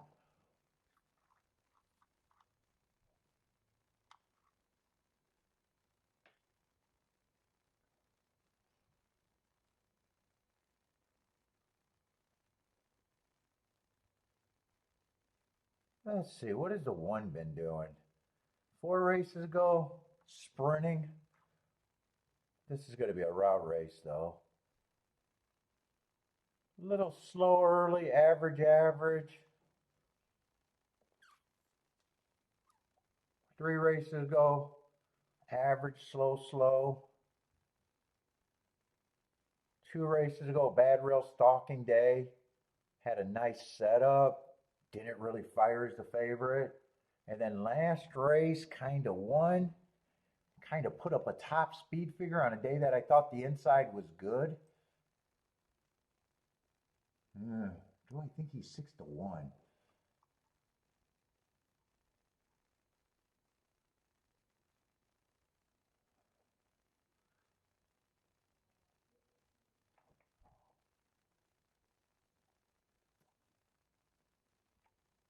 True, I probably think should be around that price.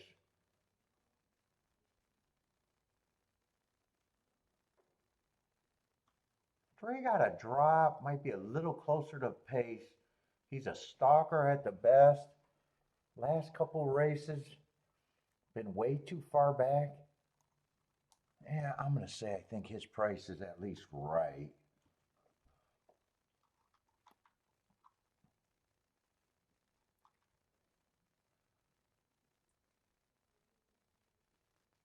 Five would probably need the favorite not to run.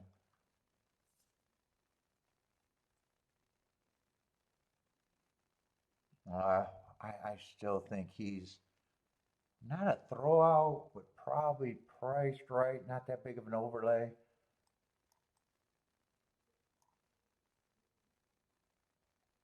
6 is going to get points.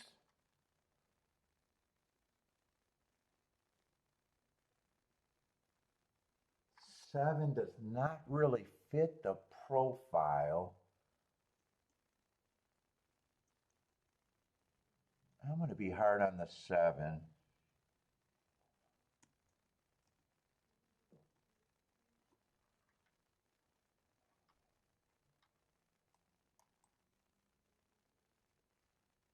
Eight won at Finger Lakes, but I like the races before that.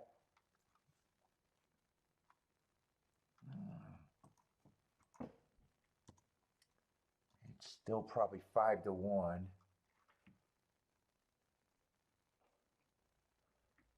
6 is still going to get points. 6 actually is probably going to be an overlay. 4 is still going to get points.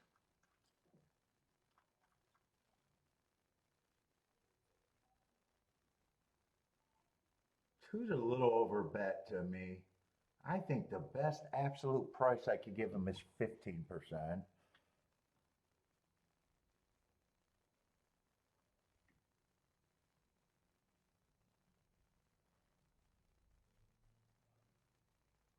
I'm leaning towards actually 12% on both of these.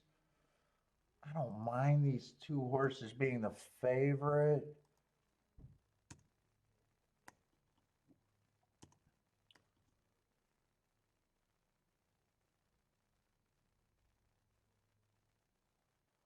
Let's see, that makes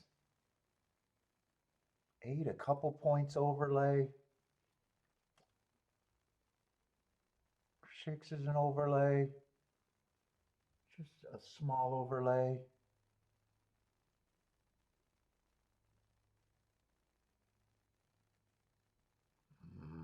I don't like the thoughts of the exacta.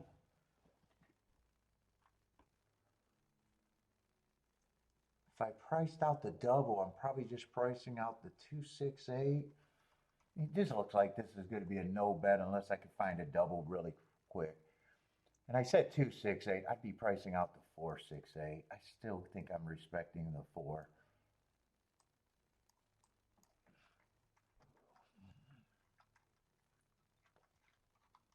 Oh, I'm putting that in the wrong spot.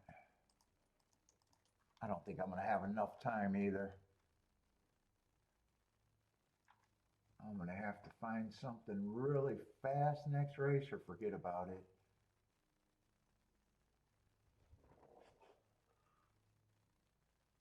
Let's see, 1 would be interesting.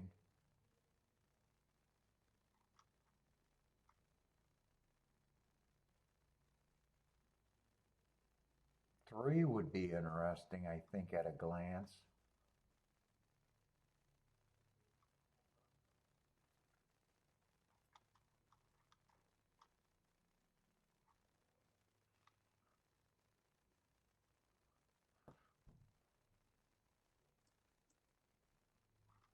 I don't have enough time. 136, I think, is who I'd price out there.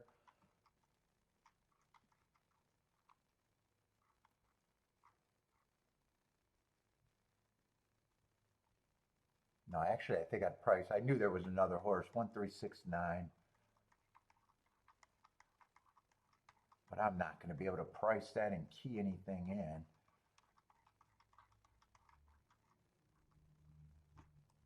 That's the 4th race, 1369.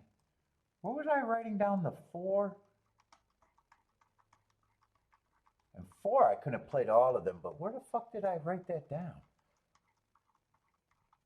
Let's see, no bet. There's no bet.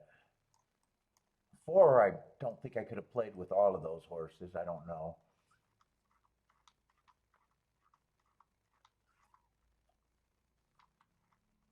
I swear I wrote down who I was going to price out, and now I don't see it. Where the fuck did I write that at?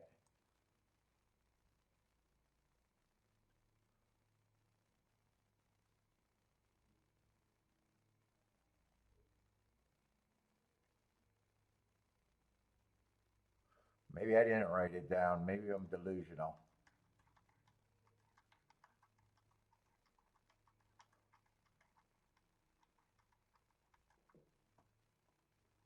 Let's see, it was a 468 is what I was rooting for here.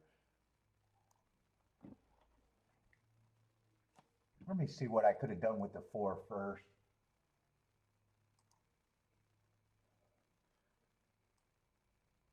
Four one is just 18-1. Oh no, those are exactas.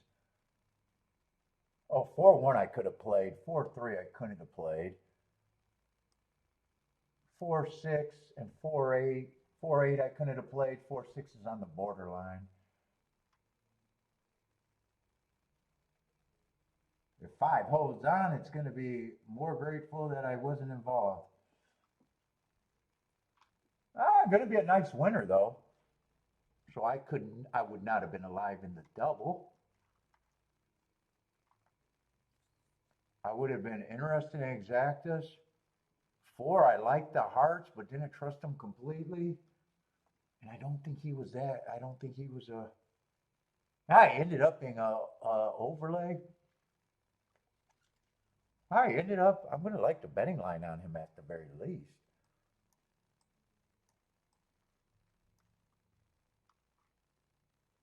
I didn't trust his class. That's why I was a little bit harder on him, and he didn't get more points, but I was respecting the hearts. Let's say Rex is on fire today. 6 or 5-4-2. 5-4-2. There's a pathway to that exacta with that betting line too.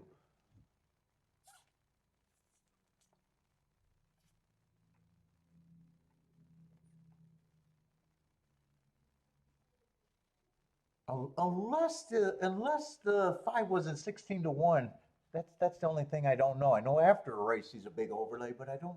I remember saying who are the overlays, and I don't remember saying 5 was an overlay. I got a feeling he might have been a lower price when I was checking.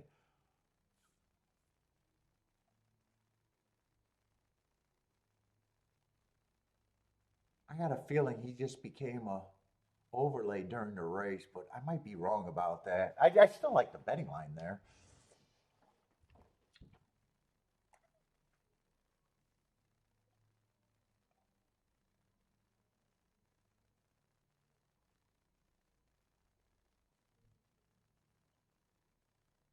There's definitely a pathway to that exacta. It's just depending on what the five's price before they got in the gate, and that I honestly don't know.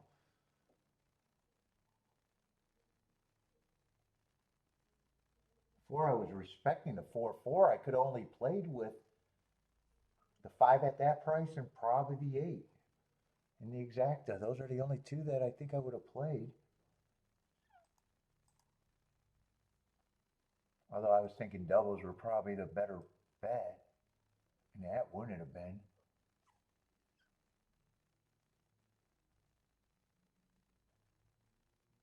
Yeah, 4-6 couldn't have been played. 4-4 with the five could have been played. Four with the nine or eight could have been played. Four with the one and the two when it couldn't have been played. Four with the three. I'm not even sure.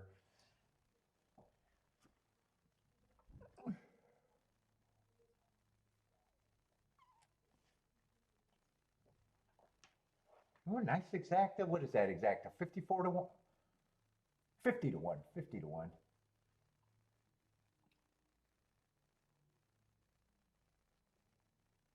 I really wish I knew what the price was when the fives odds went up. They would have had to be 16 to 1 for me to recognize that he could have been played. If he was 10 to 1 going in the gate, I can see why he wasn't on my radar.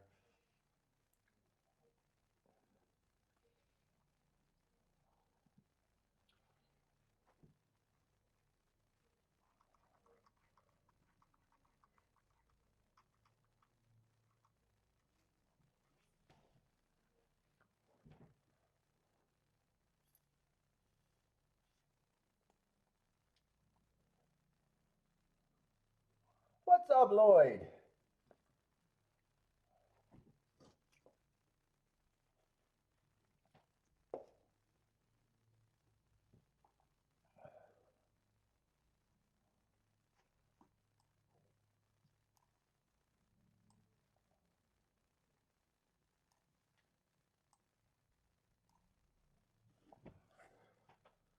Boy, that's going to be a great double, right? Is that the 4-5 double? That's got to be the 4-5 double, right? 200 to 1 on the double? 222?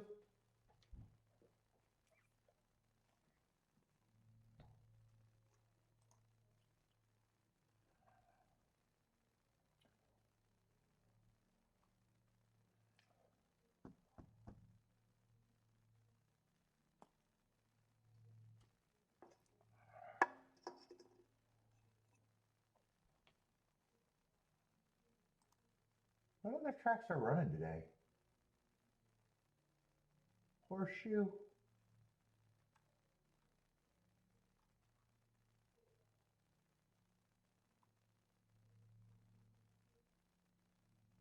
What happened in Horseshoe's first races?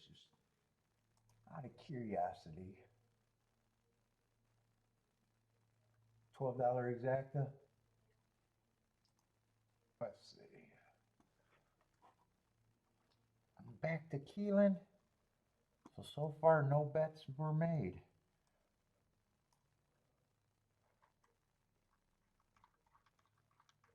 Keeneland, I probably want to do a tic-tac-toe board as fast as I can, especially on the dirt.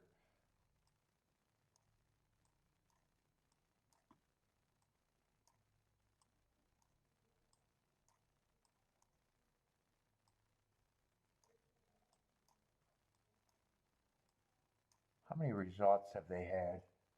3 results so far? They probably got 2 charts up already.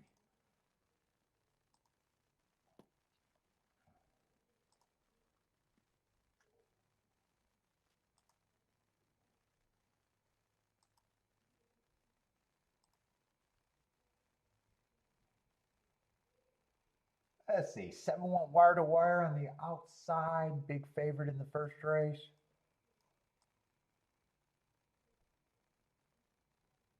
Oh, from the 5 hole though. There was some scratches there.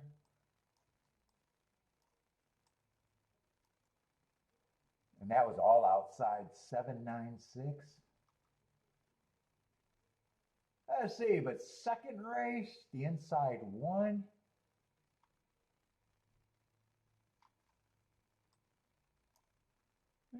Five, a little over 5-2. 5 got second.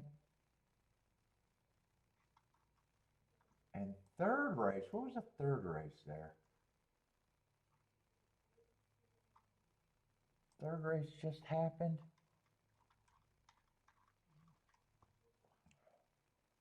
I'm wearing out my will, I think. Oh, 3-horse went wire to wire on the turf. That's right. 2-1 favorite. I only circle them if they're under 2-1. Still second choice or whatever, low price horse, favorite. Favorite-ish because 6 was the favorite, technically the favorite.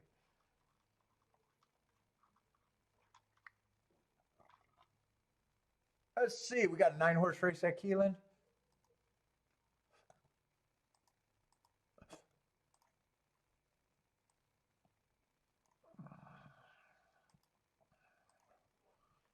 And we're going in the 4th. No scratches. Look at perfect attendance in this race.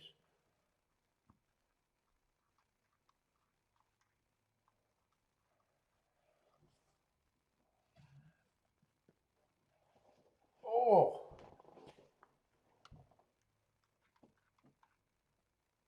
Oh, there was no interest. I wanted to see if I was writing down doubles or anything. Let's see what we got. Starter allowance, mile 16.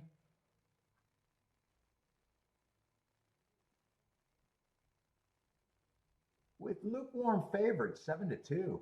Very lukewarm favorites. Yeah, I'll still start with the 2 favorites. What is this, 50,000 claimers? Let's see, 3's a lukewarm favorite.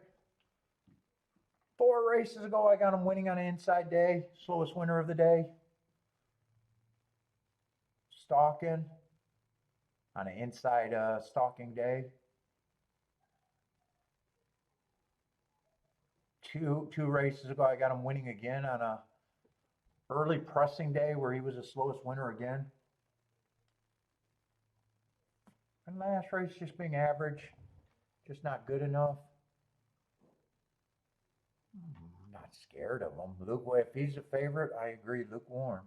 Where's the other lukewarm favorite? Let's see, 6 and 5. We got 3 horses at 3-1 and 7-2.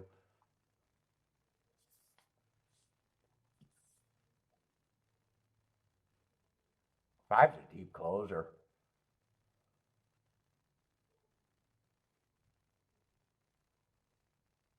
Horses are going to get first run over him.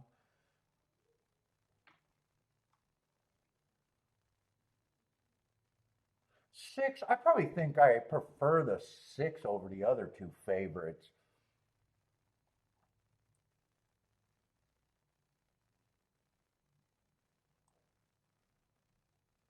Last race on a stalking day, tried to go wire to wire while dueling.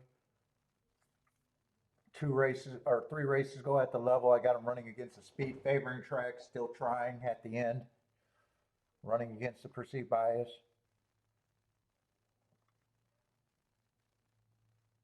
7 doesn't feel like he got any speed. 8 just broke his maiden, fastest winner of the day on a stalking closing day.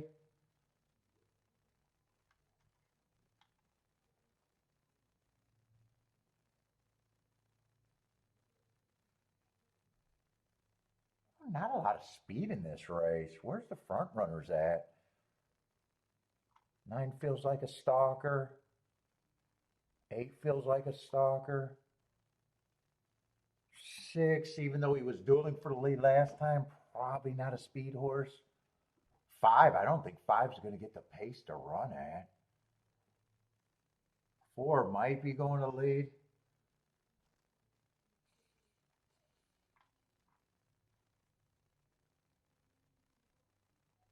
Three might be going to lead, but he's not. Well, he's probably going to get it. He's been able to win on the slowest pace of the day. I think the pace is going to be fairly not that quick.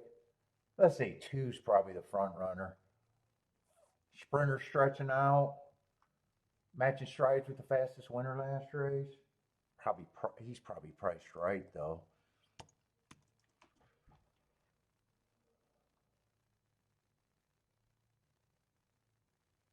One, I like the excuses and the marks. 4 races ago, bad rail. 3 races ago, sprinting. That was the early pressing day. He tried to close into it. If I'm right about the early pressing day, that's probably a good rally. 2 races ago, going too fast to win. He's at the right price for me. I'd be interested in the 1, the 2, maybe the 3.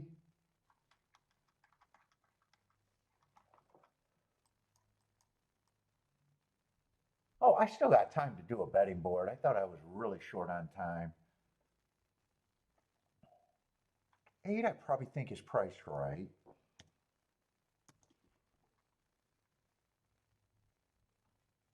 7, I think should be long.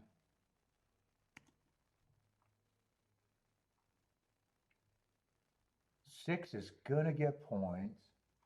5, I'm not at that price being a deep closer.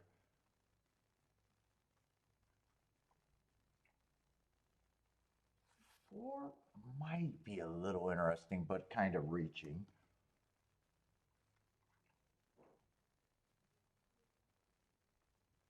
3, I don't mind respecting the 3, but I think he's priced overall right.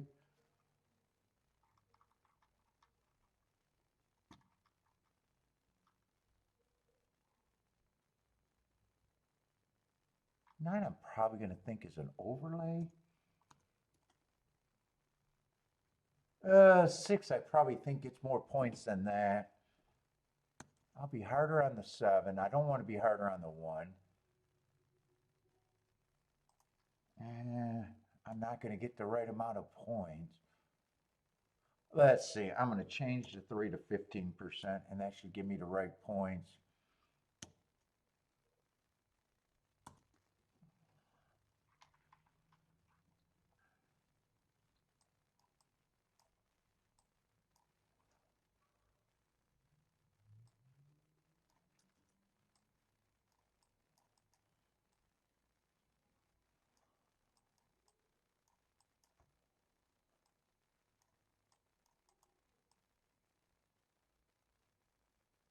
I wanted to get the 3 in there a bit.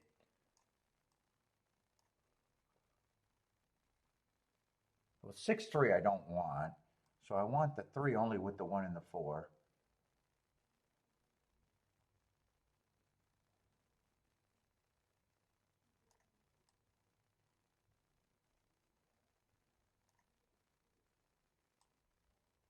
Hold up. I got some mixed up shit. Hold up, my brain stopped working.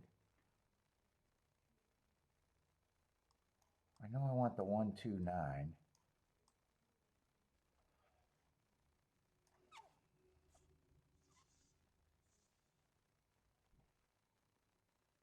I think I'm going to forget about the 4 here.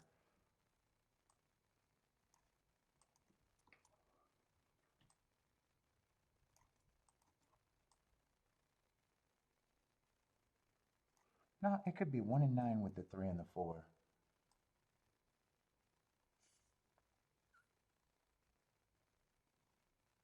Did I lose my mind track too much? Hold up, let me see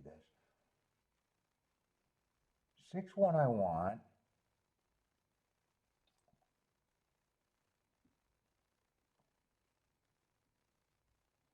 6-2 I'm probably going to eliminate.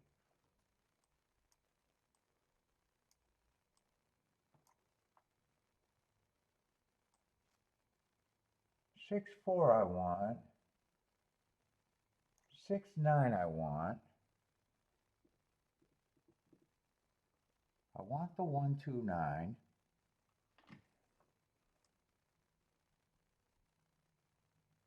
9-3-3-9. I want that. And I definitely want it with the 4.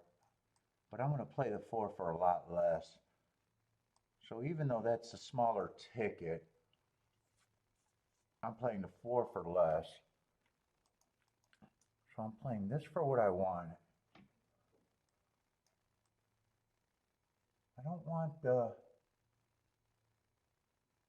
Yeah, sometimes I play the 2-6. If I want the 2-6-6-2, I gotta weigh it.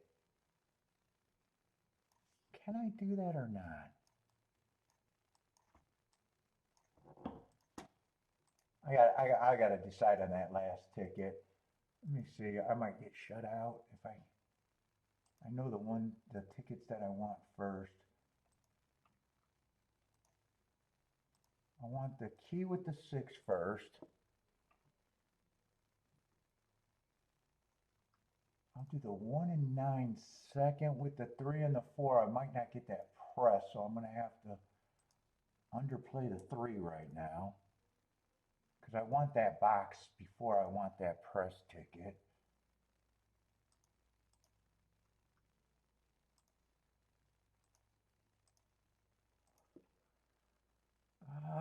Do I want the 2-6?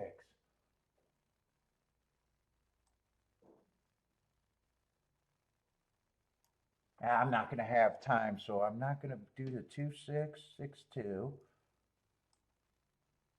And I'm not going to have this horse press, so the 3 I actually got underplayed. I wanted to get the 3 a little bit more.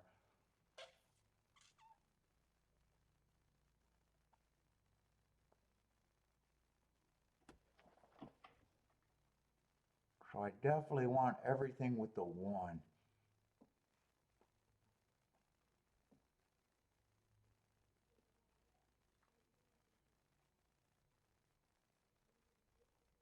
Keep this 1 and 9 active. Keep this 4 active too. Keep the 1-9-4 super active. 5 is way closer than I would have thought. Hopefully the 5's not used to being this close. 5's going to scare me. Come on, keep this 1-2-4 going. Get the 9 a little sleepy here. Or the 5 a little sleepy, not the 9. 5 needs to be a little sleepy. Keep this 1-9-4 going.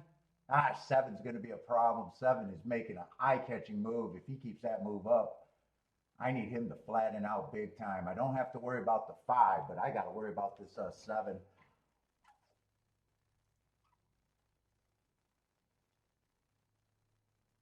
Come on, 6, pass this 7. 9, keep going, pass the 7. Keep the 4 and the 1 going, but come on, I'll take the 6-9, 9-6.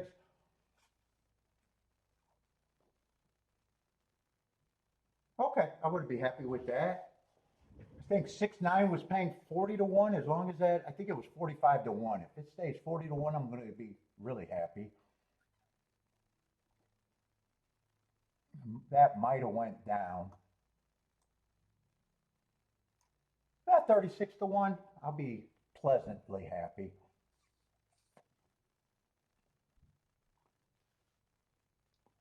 Another betting line I'm really going to like, though.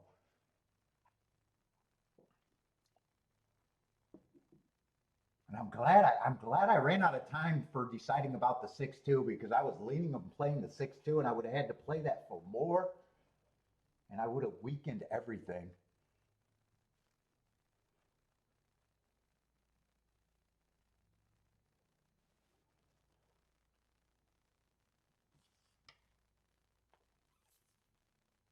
I would still be profitable, but it would have really weakened it. I would have definitely needed that 6-9. If that won and I put in this 2-6, I would have needed that to hold up every bit of 45 to 1. All right, 1 for 1 today. 1 for 1. And there was definitely another spot, just ran out of time.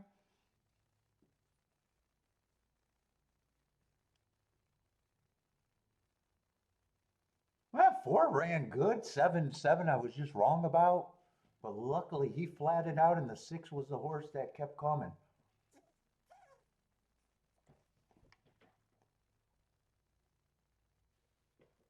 Seven getting second would have killed me.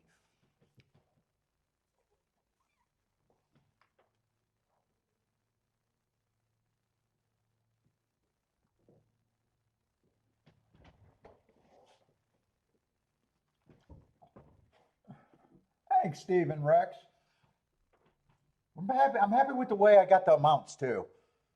And remember, I wanted to press this 3 a little bit more too, so I had to underplay that because I played that on the same ticket. The intention was to come back and get that ticket too. That wouldn't have weakened me that much though. The 2-6 would have weakened a lot. I would have had to play that for $40 or $50 probably.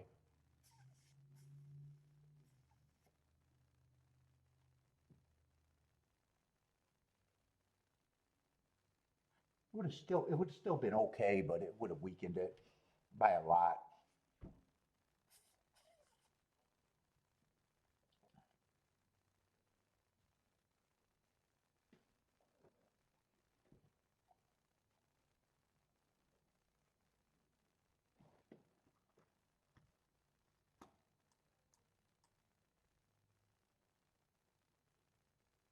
And honestly, the way that it was bet, in a way, I'm surprised I didn't think of. That's right. The 6-9 was paying 45 to 1. I was going to say I'm surprised I didn't press that a little bit. But at the time, the math was good, and I was thinking, well, it could go down to 40 to 1, and it'd still be really good. Hmm.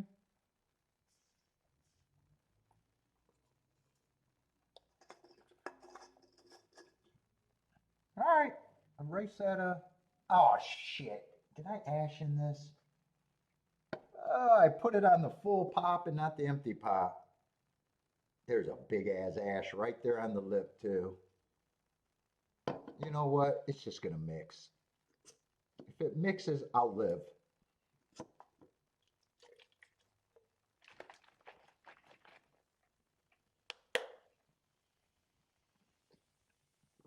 It was meant to be.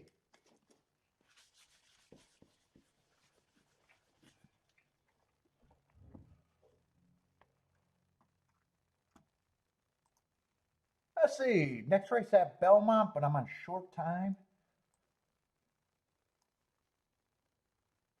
That race, I might have a head start. I was thinking about trying to get alive in the double to the 136. That would or 1369. That would not have worked out. Let's see. 1's going to be a nice price. 3's going to be the favorite. 6 is going to be an okay price, and 9's going to be a decent price. But when I'm doing the doubles, I probably got to make a betting line, but I'll try to remember who I was liking. Because when I'm looking at doubles, sometimes when I come and make the betting lines, the doubles I'm rushing. And sometimes when I handicap slowly, those aren't the horses that I may or may not have wanted.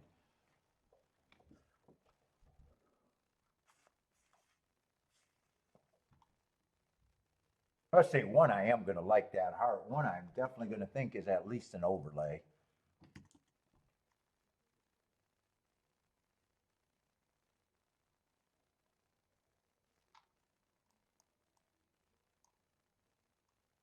Let's see, but I should start with the 3, the 8, and the 10. Those are the favorites.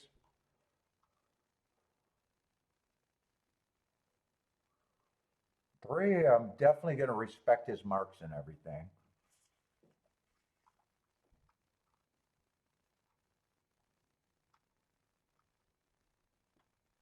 Who's the other horses? The 8 and the 10.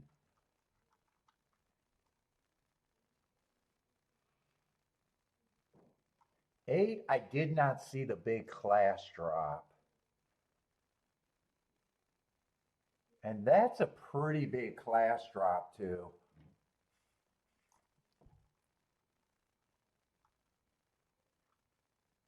9, I still like the hearts. He's at least going to be an overlay. I might come back and adjust those, but I'm giving him enough points to say that they're an overlay as of now. He also has a pretty big class drop too before last race.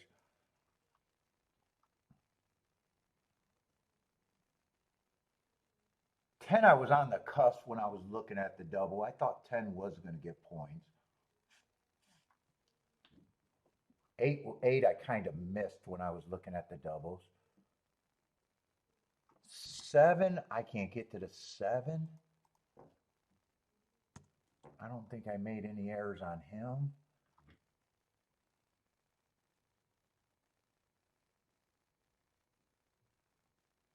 6, I'm leaning towards is probably the right price.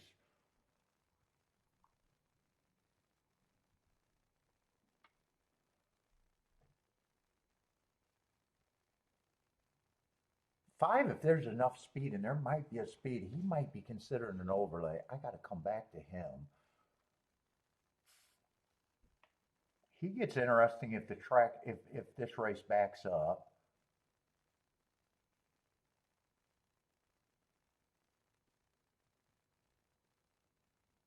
Same with the 4, but 4 is going to be an overlay at that price. I have to see if I think there's speed enough for them to come.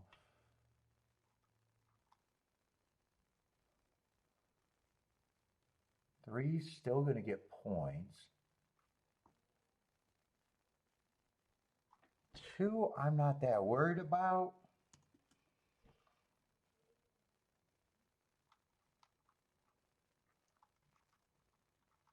How much speed is in this race? I think there could be a lot of speed.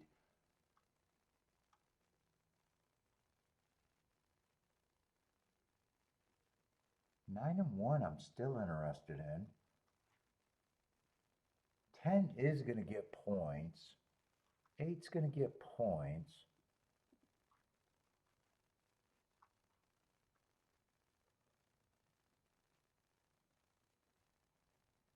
Five is a very reaching overlay.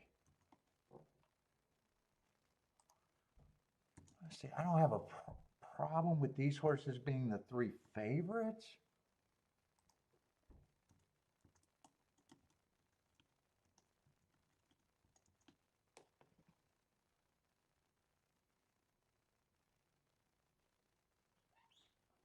One and 9 are definitely the keys, but I don't even think I got time to think the rest of this through. 5, I might have even been interested in. I would be using the 3. I'd still be using the 6. I'd be using the 8. So I probably would be dropping the 5. Definitely make sure I got the 1-9. Maybe I would want the 1-9-5 in a box, but I think I dropped the 5 out of there, but I'm not going to be able to bet this. And I'm not sure if I would have done it anyways. Let's see, no bet for me. Obviously, they are off.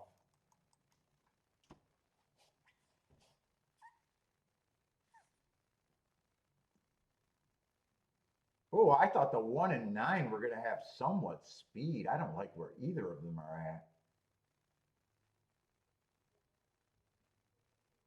I think I'm going to be glad. I think right now I'm more happy that this race came up fast.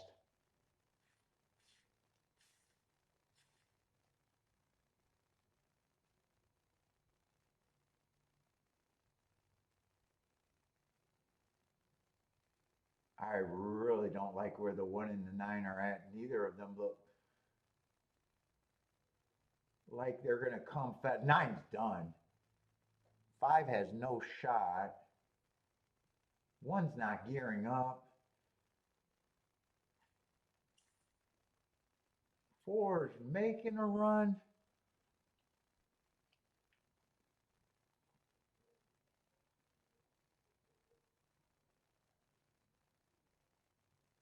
8, the horse that I didn't notice in the double, looks like that's going to be probably the winner.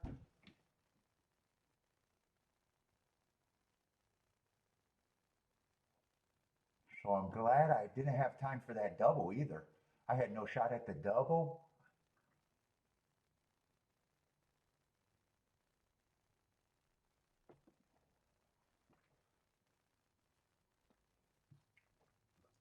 Boy, I really thought 1 and 9 would take part in the race,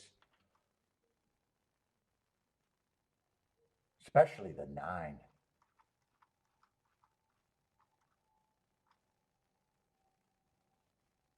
At 1, I thought I'd see 1 early, and I thought I'd see 9 stalking.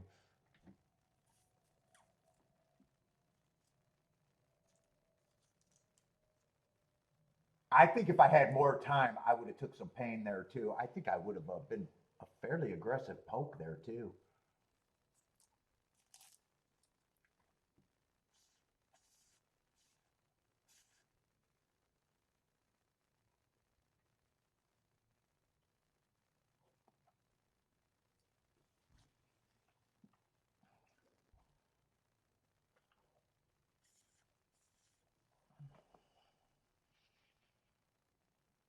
The cameraman gave up on the 9.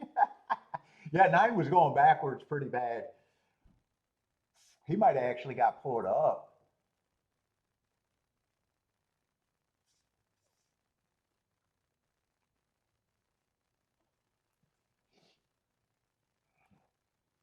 So that's a race where I'm going to like the betting board, but I know the way that I would have bet that race, I probably would have been overly aggressive there. I would have had no chance. And I don't think, other than time, I would have got off that 1 and 9 at all.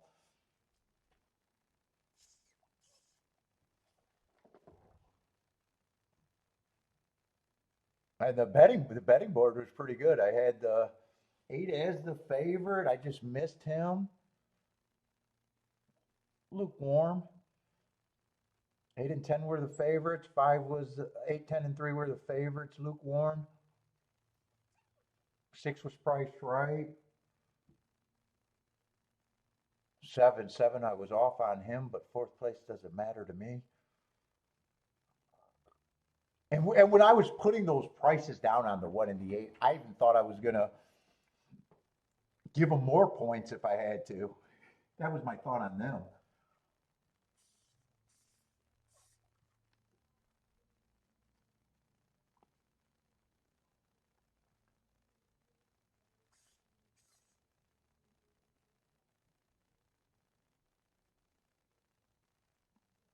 Yeah, I could feel if I had more pain, especially if I didn't hit the race before, I could have seen myself being fairly aggressive on an aggressive, probably poke or an aggressive poke.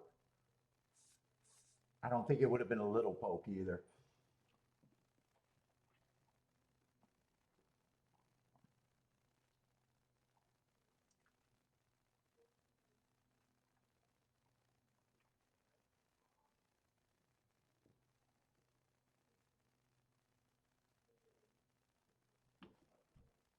7 looked dangerous. Who was a 7? Why was I so off on the 7? Oh, I didn't like the tracks he was coming from. I didn't have marks. He had speed, and I thought there was other speed in the race. I thought 1 would have ran before him. I thought 6 probably could have went to the lead before him. 3 I thought was going to the lead. Dude, how did that pace develop? I think 7 came out and showed some speed. I thought 9 was going to be either on the pace or stalking. And when I seen the recent class drop on the 8, I even thought he was even more interesting than that 10%. Or not the 8, the 9. I'm sorry, the 9. I thought I could even give him more points if I wanted to. Didn't have to, but I would have took some pain there.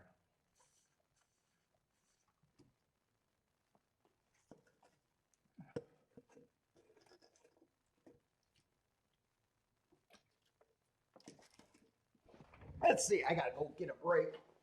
Oh my god, my knee.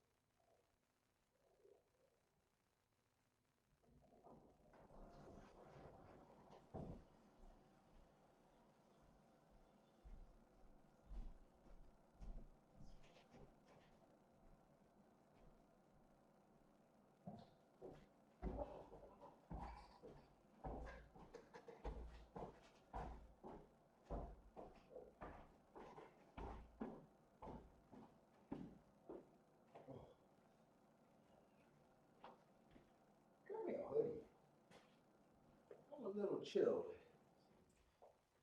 since I got it here.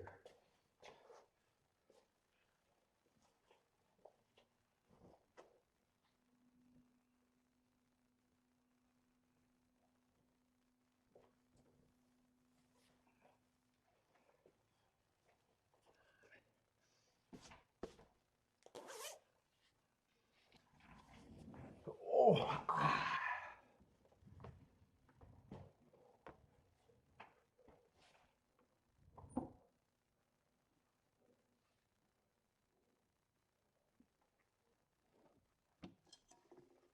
I want to watch that replay though. Who got the lead? I think 7 was up there.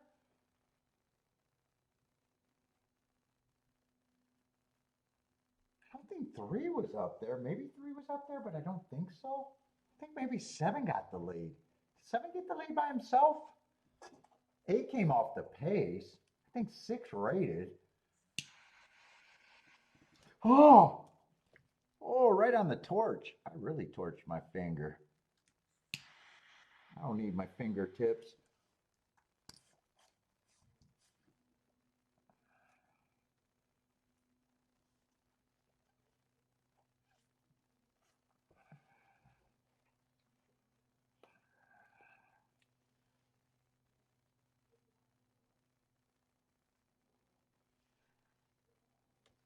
Let's see, that would have been a good double. That was a 5-8 double.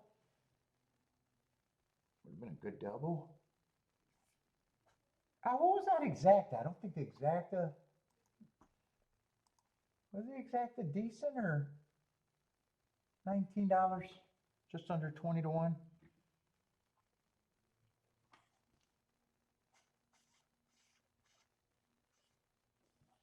I definitely wasn't going that direction on that double though. Or not the double, the exacta. I definitely wasn't going that direction.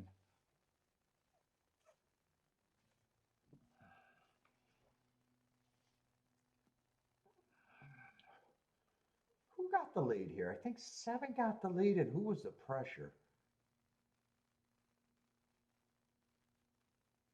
1 and 9.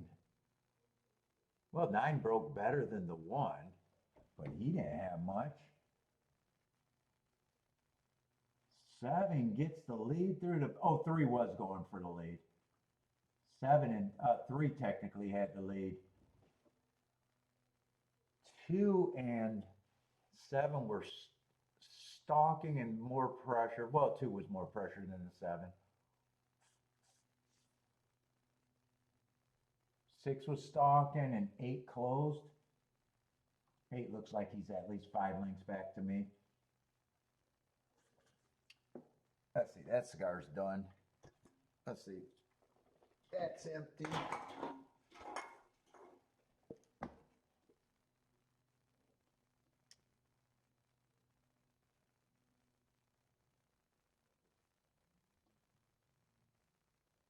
Yeah, 9's going backwards. 9 probably got pulled up.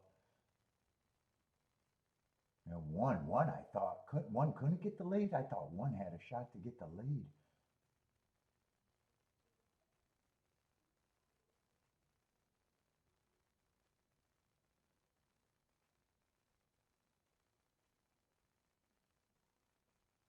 Ten lost momentum while angling out, it looks.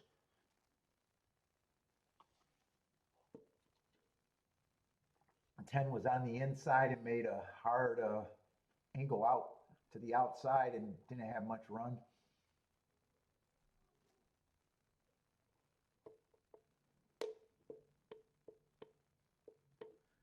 Okay. And 3 had good marks.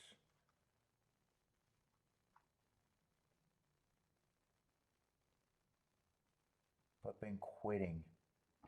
And that's what he did there too. Except for at Penn National where he blew him away.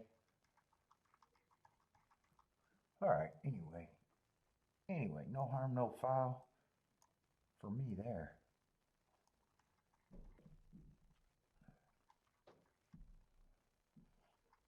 Let's see, this is a turf route race that I am not going to be interested in. The 5th race. gotta take this knee brace off. It's too much when I'm sitting here. It's actually causing it to hurt more. It's fine when I'm walking, but if I'm just sitting, I'm taking it off.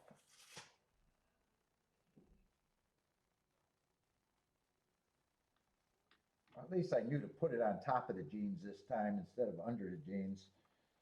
I could take it off without getting nude. God, that's some strong ass Velcro. That Velcro does not want to pull off. Oh, God. Oh, that does feel better.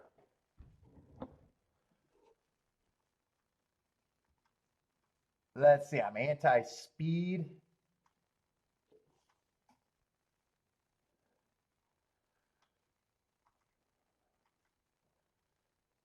Haven't got great marks, but I'm anti-speed in a dangerous baby race. A closed, but that was at our sprint.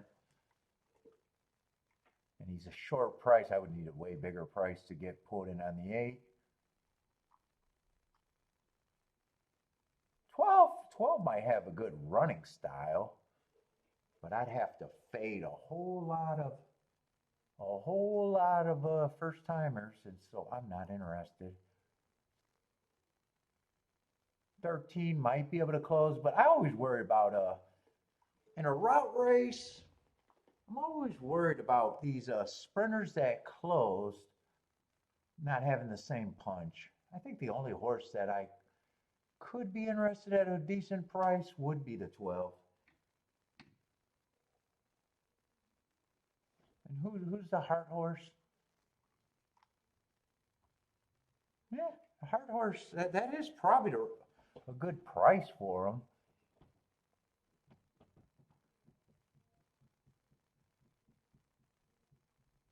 Although I'm still anti-speed, but at that price, I can root for those two.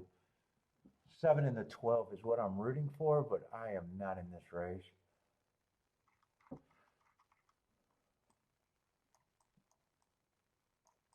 Not for me.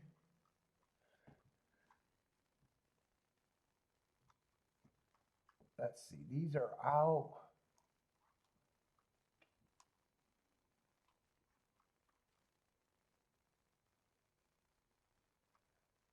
Ooh, a big purchase price there in the 9 horse. He's taking, that's the favorite. Oh, Brad Cox too. Is that the only Cox in the race?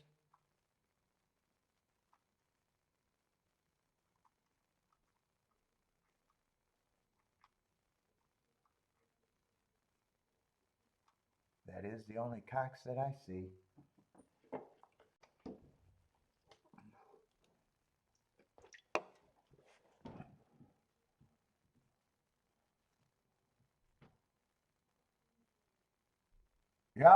Yep, I definitely agree with that.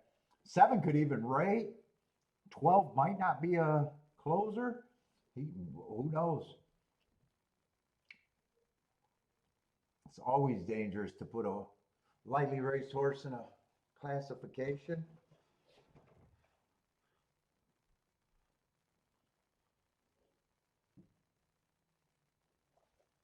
I do agree with that. The 2 sprinters that closed, the 8 and the 13, I don't have a problem if they can stretch out and keep the punch if that's what they're going to do. But overall, it's just a dangerous race, and I don't need dangerous races in my life all the time.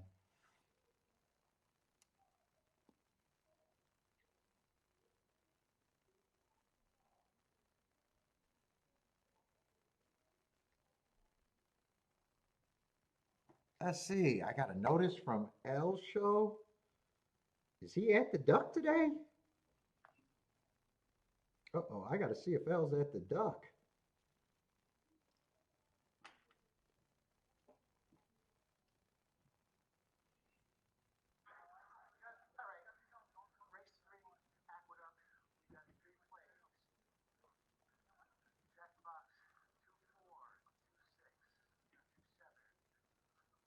Is that today? Hell, you got to give us a date if you're coming up and telling us to play. Is that today? That might be today. I just got the notice. Let's see. Aqueduct, race 3. Let's see.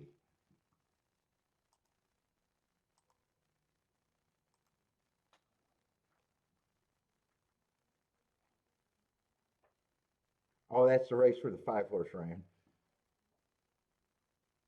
I just want to know if that's today.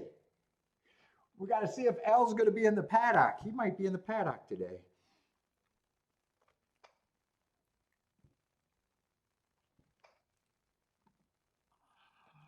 Probably is today because I just got the notice and it looks like he's there.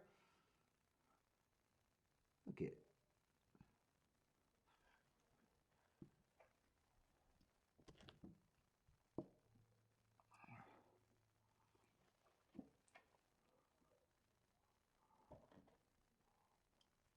Rex is Dutch in the 7 and the 4 here. Is that at the Duck? Or is that at Keeneland? I'm not even sure. Maybe Keeneland?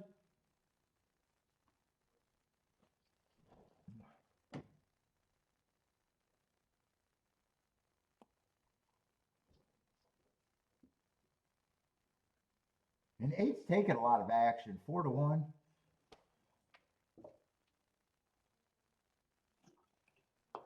The sprinter stretching out.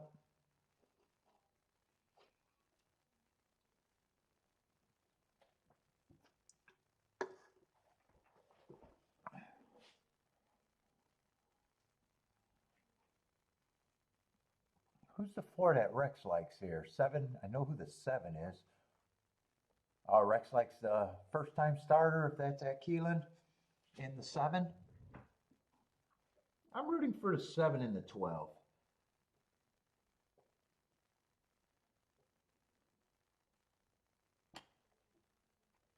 Even though 7 might not have the right running style.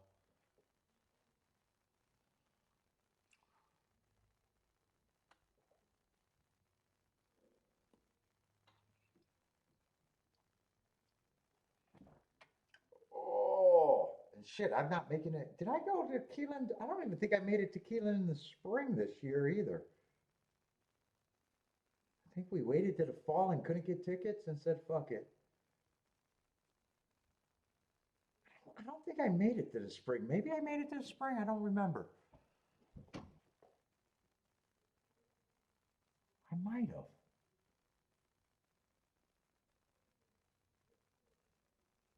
Let's see. 7 is going to lead. 13's going to, so the sprinters are actually going to lead. 13 broke well. 7's going to rate after getting a nice break. And 8's the others. So the 2 sprinters that closed at a sprint are on the lead at a route. So we'll see how they do. 23 and 3. Oh, 12's way back there. 12 needs a fast pace, no breathers, and probably a rocket up his ass to go with it.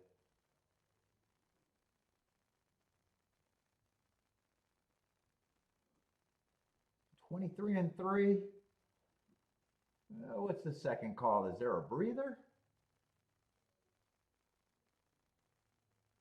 I was making a run, but he feels like, hey, he got to do a lot of running. Yeah, 7 didn't get the lead. Is he able to rate? 4 horses across the track. Might be 5 if the 7 gets through on the rail. He looks like he got squeezed and had to steady. Now he's looking for room. 9 looks like he's gone. 7's angling out. 7 might still. 7's really going to have to gather, but I'm rooting for the 7. Yeah, I would have liked to see him get through on the rail and not have to steady. I think 7 might have actually won that race. Let's see, 9 was the Brad Cox horse. I think that exacta was still catchable, but I would have liked to see the 7 without the getting squeezed and having the angle. I think 7 might have ran the more impressive race. Right, 9 was the Brad Cox first time starter. And I'm saying it's catchable because if there's a first time starter I'm throwing in, it's been the Brad Cox lately.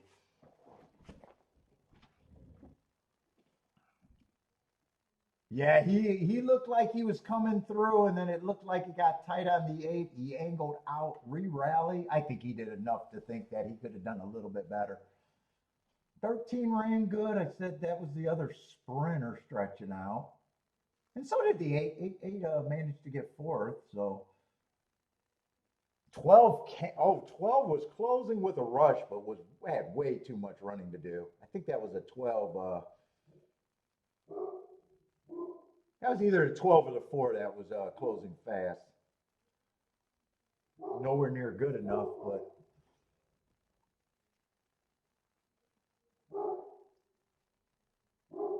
couldn't tell if that was yellow or the 12. It could have been 4. What is 912 going to pay? That could be either surprisingly good or just average. Yeah, 37 to 1, not bad.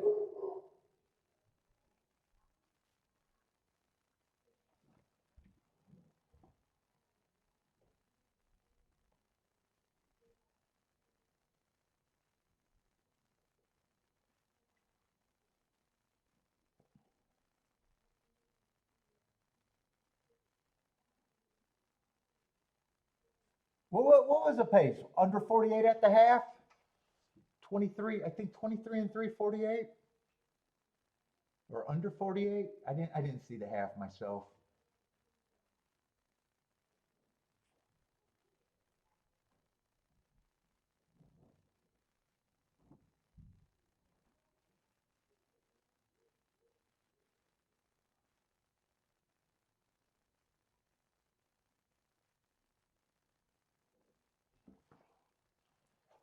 All right.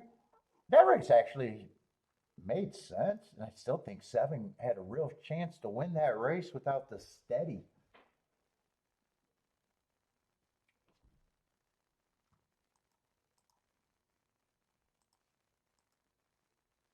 Without the steady and the hard angle out.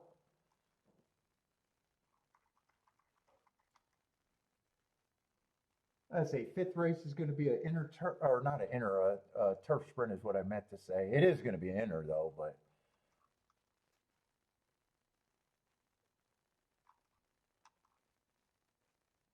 let's see. We got a Todd Fletcher first time starter. I don't know why that instantly caught my eye, but it did. Let's see. One I think ran against the inside speed bias. Also chasing the slowest pace of the day, so I don't think that's a. I like the excuse, and I don't think that's a. If it was a speed favoring day, I don't think that's a bad race. Lukewarm favorite. 3 only ran 1 race, but I don't have a real problem with that running line. 4 got a nice excuse. Matt Strides with the fastest winner. First race out, average, and the second race out, I think he ran on a bad rail. I wouldn't have a problem with him.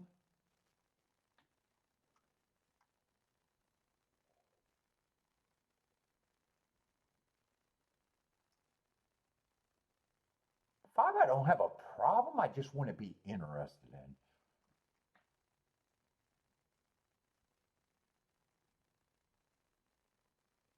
Six, I don't have a problem with him. 2 races ago, ran against the inside speed day. Also chasing the slowest pace of the day, and next race was an improvement. I don't think he should be the price that he is. 7, I don't have a problem with his marks. Actually, he got really good marks. I don't have a problem with him. 9's another one I don't have a problem with. I got too many horses that I don't have a problem with. Ooh, and some of them are fucking prices. Oh, am I willing to do some poke bets right now?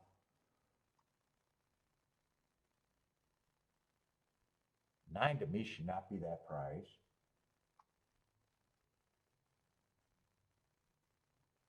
Yeah, eight's another one I don't have. I think there's still too many horses. I don't have a problem, even if I get to the craziest price of the ticket.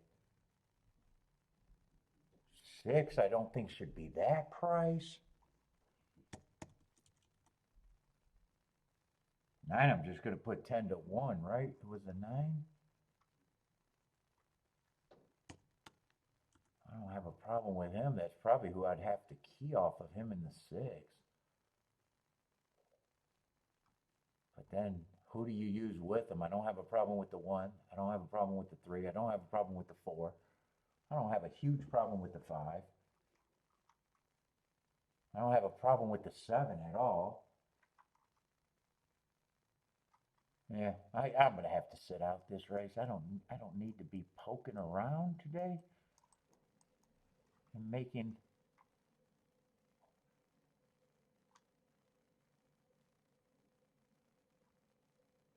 The only ticket I know that I would have would be the 976. I'm going to root for that exacta. That's the only ticket that I know that I would not avoid.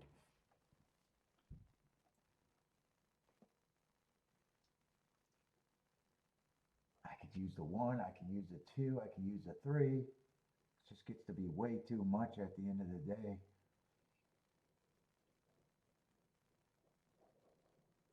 And 7-2 would be a good combo. 2-7 would be a good combo. There's just too much there.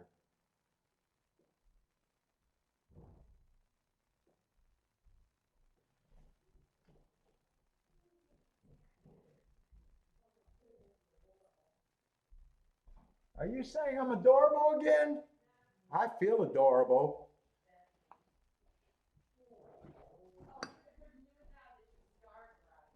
Yeah, I'm always in a good mood. I got a full treasure box. You can come here and play in my treasure box. That sounds dirty. I said I got a full treasure box. You can come and play in my treasure box. And then I go, oh, that sounds dirty. I didn't mean it to be, but we'll go with it. It's loaded, man. You bought me a shitload this time. I said, God, she bought me so many, and then I put together that we went to the bank and you had to be put on some of my papers. I said, and then I put it together. I said, or maybe I first said you really like me because you bought me so many, and then I put it together that you might be trying to kill me.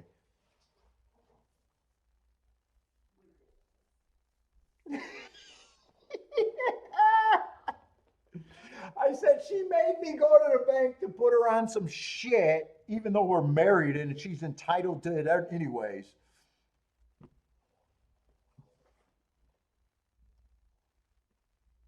Yeah, I just put it together. She might be trying to get me to smoke myself to death now.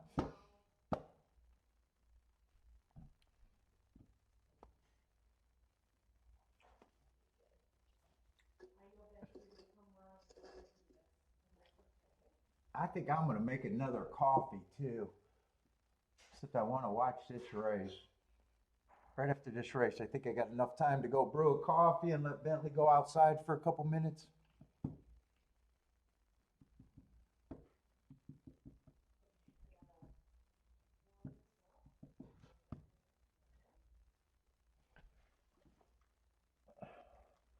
Let's see, I'm going to write what I'm rooting for. This ticket, I know for sure I would be playing.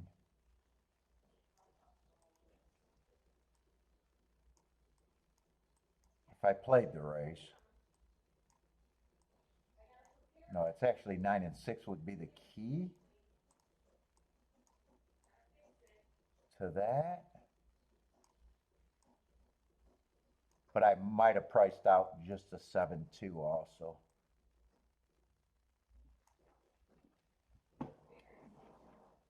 Seven with the 1 and the 3. I just let that go. But I'm letting everything go.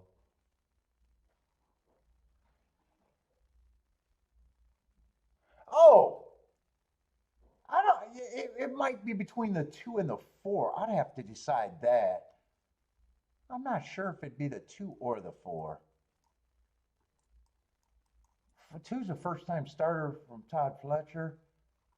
He's not an automatic throw in. The same way Cox is sometimes, rarely.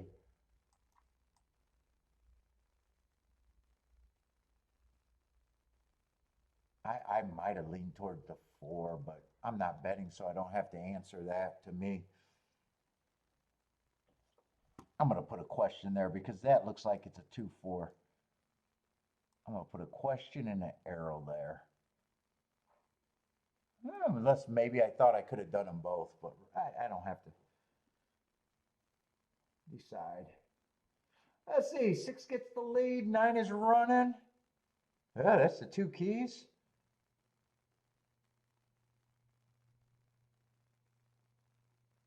Four is chasing.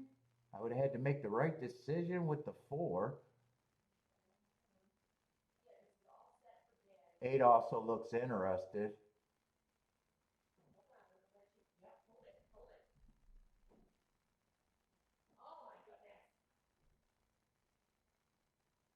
I would need either the 6 or the 9 to survive, and I would have had to make the right decision with the 4.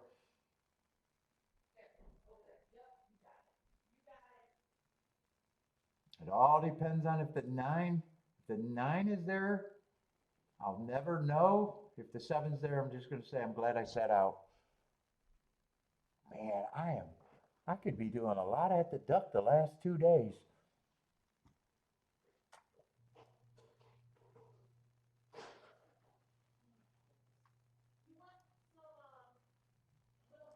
Let's see. I probably could have done both of them. If the 9 won, it would have been 144 and 118 to 1.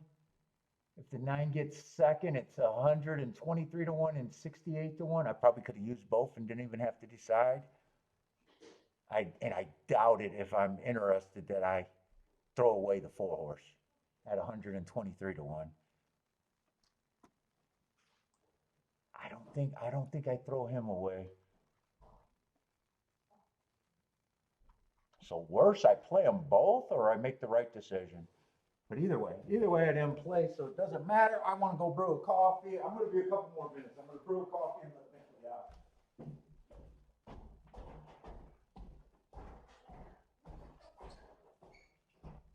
Oh, very nice. Wow, different sizes, but yeah, big ones, but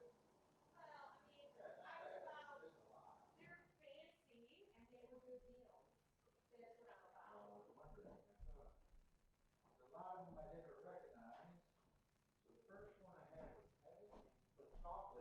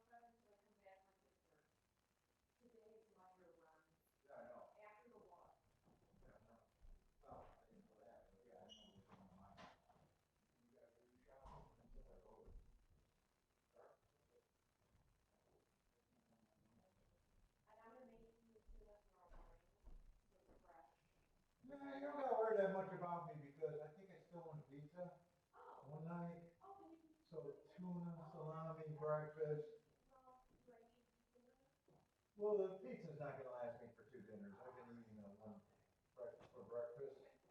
So it's just, no, you can do tuna. I ate a tuna for breakfast this morning. You'll be back Sunday, right?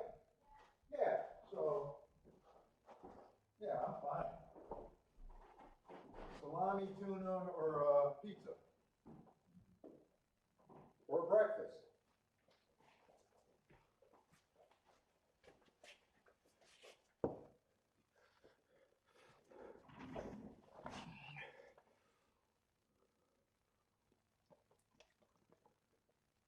Oh, you slobber, man.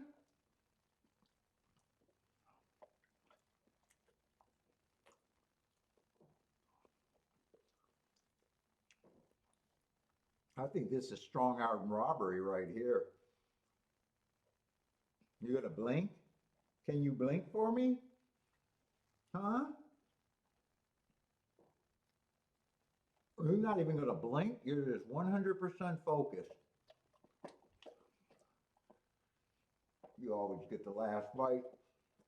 He's my guy. You always get the last bite. Not good shit. Boy, there was more spots today. Holy shit.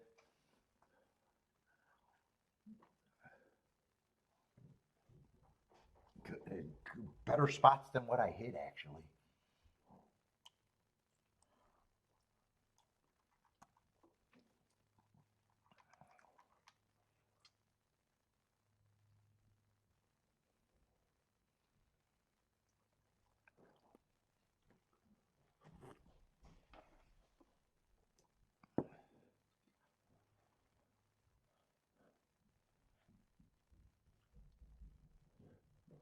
You got your Michigan sweatshirt? Oh, God. Michigan?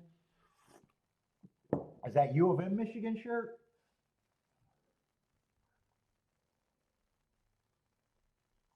Let's see, 4-1 that race. I'm glad I went back because I knew it was the 3 inside horses.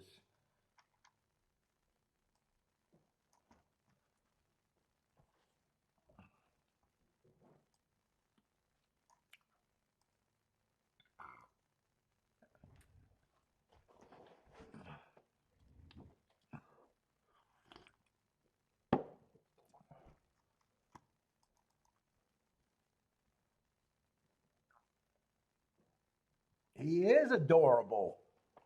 He's a superstar, man. He's a magnet. The neighbors love him.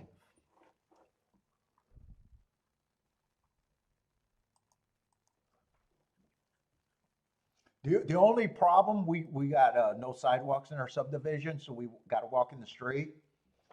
He's so used to cars pulling over to him, he thinks every car when they slow down is coming up to say hi to him.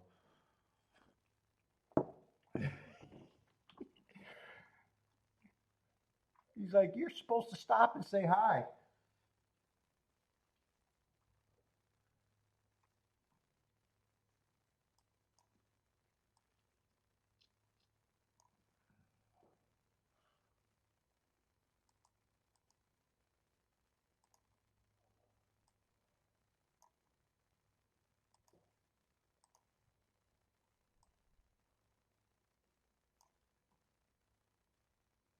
But we got 11 horse field, no scratches, with a 2-1 and then decent pay raises after him.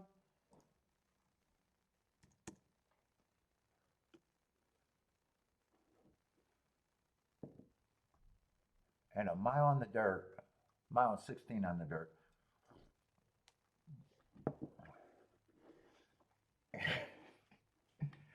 He doesn't do the shoes. He walks hilarious when you put socks on him.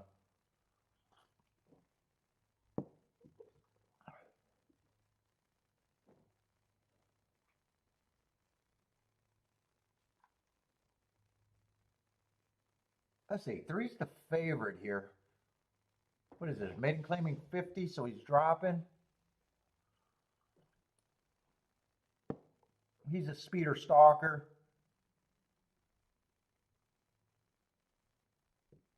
I don't know about 2-1.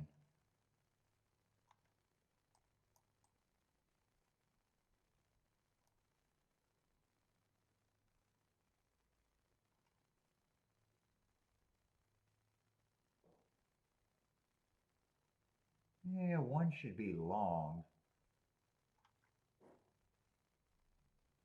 Two, I definitely don't mind the first race out.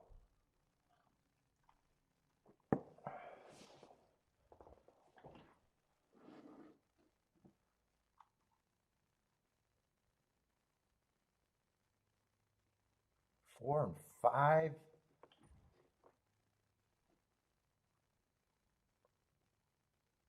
I don't have a real well, I don't know about the prices on them. 6 ran against the perceived bias in his only race out.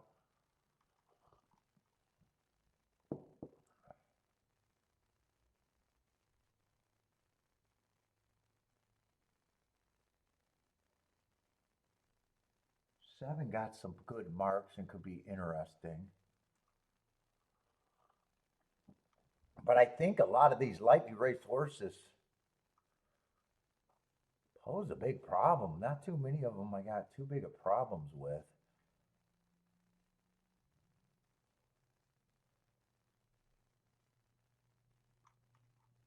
Nine should be long.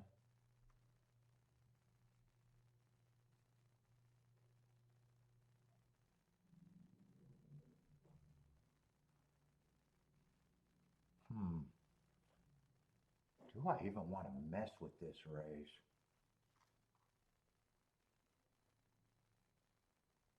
Seven, in a way, I think might be the most interesting thing at a price I can come up with.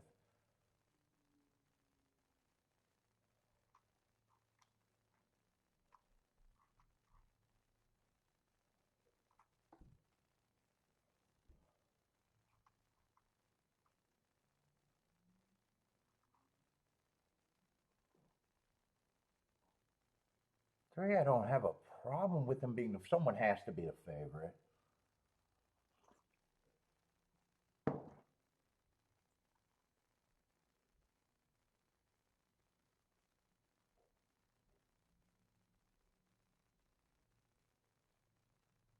If one gets positioned, the only thing I don't like is the last two races, just lower level. He's a reaching horse. Two, I don't have a real problem with.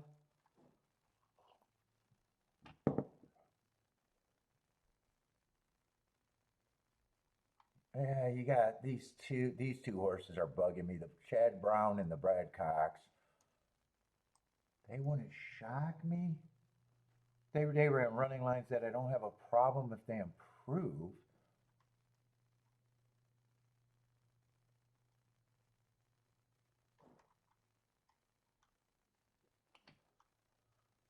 Let's see. I'd have to key off the 7 and probably the 1.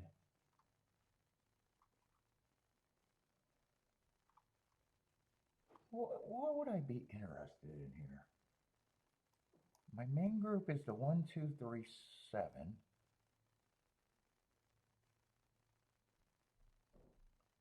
Well, I think that's just this right here.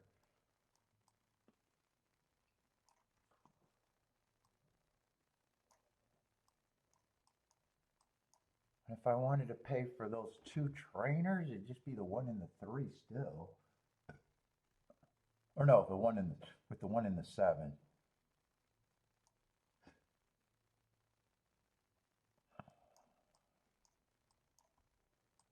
I just play that for less, I think. And maybe I want to press the 7 because 1's a way better reach. Let's see, at 1/7 exact is 900 and 348. That's easy to get a score with.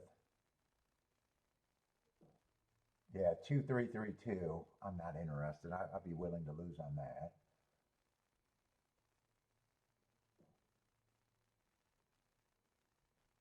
One and second with those two horses are 90 and 162 to 1.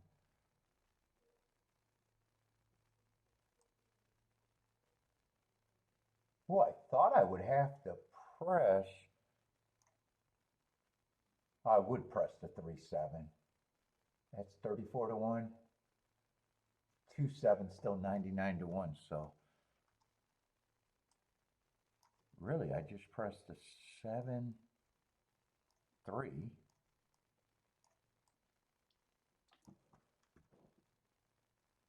Let's see, 4 and 5 with the 1 are over 2 and 300 to 1.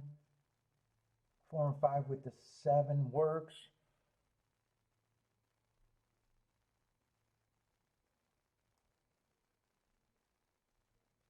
Would I be interested in the, could I fit the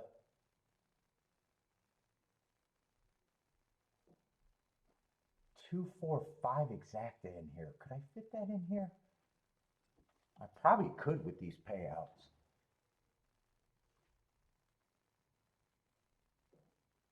I think I can even do that 3-horse box if I structure it right.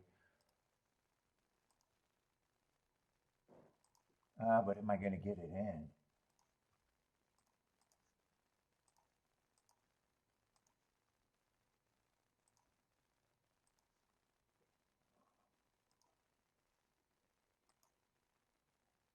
Seven with the 2 3. I'll get that in. I'll get the 1 7 in. I got to get the 1 7 with the 4 5 for less.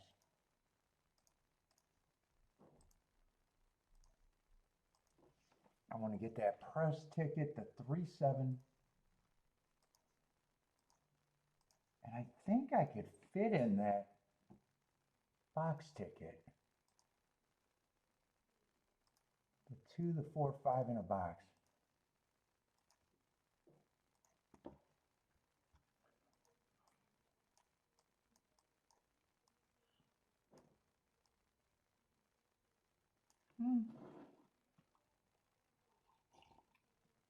I think I could fit all that in and be happy, if I'm right. Poke that, poke that. 7 took a lot of action. I'm wondering if that 3 7 turned to shit though. 7 went from. Was 7 always taking action? On the TV it says 6 to 1. It finally flipped on my ADW. I wonder if that just happened and there was a delay. I was always thinking that the 7 was 11 to 1. Let me see that 3 7 exacta. I think that's the only exact I got to worry about. Still 32 to 1.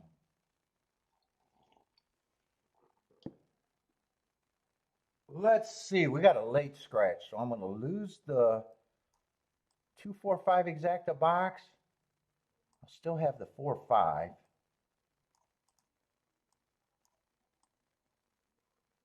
I'll still have the 4 5.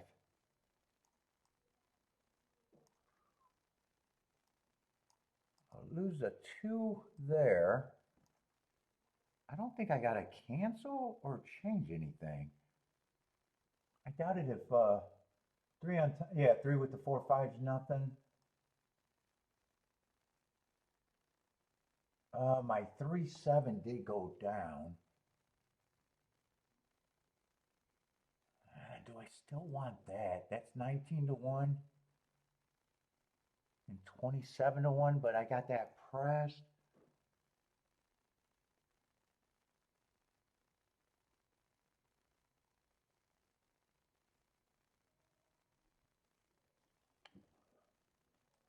What did 3 1 go to? Oh shit, that's before the 2 got eliminated. Wait a minute. Fuck, I need these odds board. I think that 3 7 7 3 turned to complete shit. 14 to 1. No, I'm canceling that.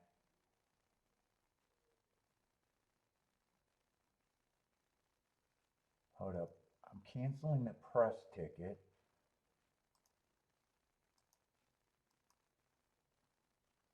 Let's see, I gotta cancel that key box ticket too. So these are canceled.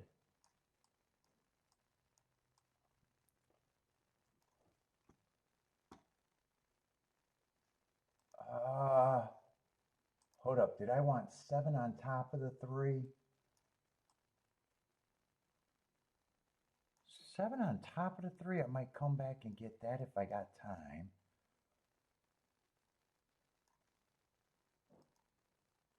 Do that straight.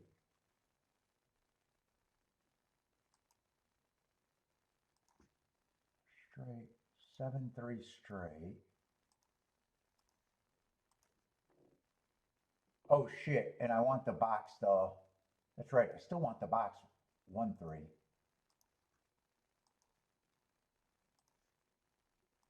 All right, so I got 7-3 straight.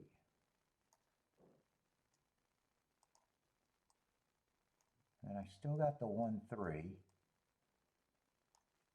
boxed. So let's see, get rid of this. That was canceled. That was canceled. This wasn't canceled, so I still got the 4-5.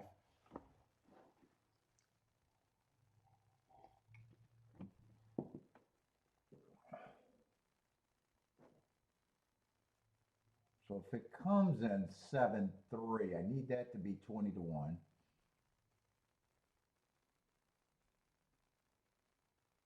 Right now, my tickets are only really good probably if it comes in 4-5 or 7 with the 4-5 or the 1-7 or the 1-3. Oh, 1's gonna run a little bit. 7 didn't have any speed. I don't mind where the 1 is. 4 got the lead. Who's at the pressure? 8's the pressure. Who's the 8? Oh, 8 has never showed speed. I got to hope that all that front speed is shocking his system. I don't know where that speed came from. He got off a few races slow, and today it looks like he broke. I need the 8 to go away. Come on with this 1.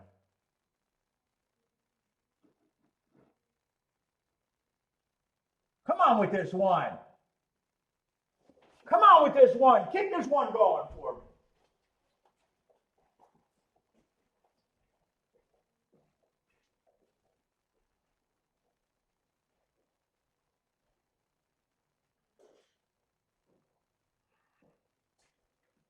Gotta survive the turn and the stretch. 4 can win. Just keep this 1 grinding. Yeah, who is this coming fast? A 10? I don't think the 1 can hold him off.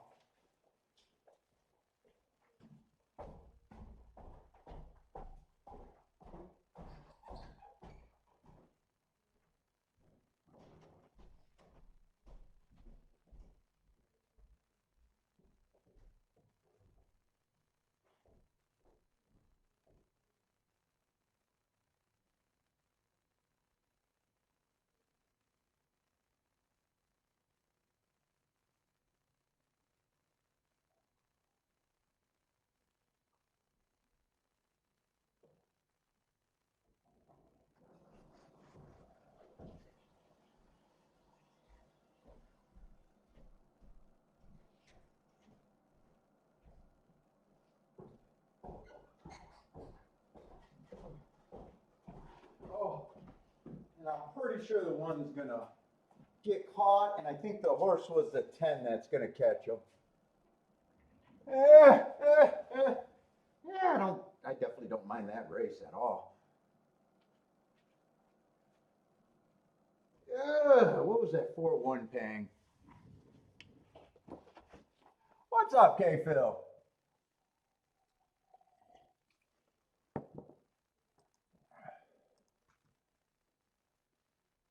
Yeah, 4-1 would have been 138-1.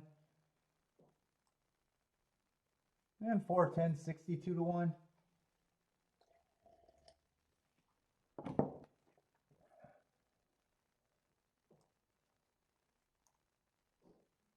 Ah, 1 gave a good thrill. Good try.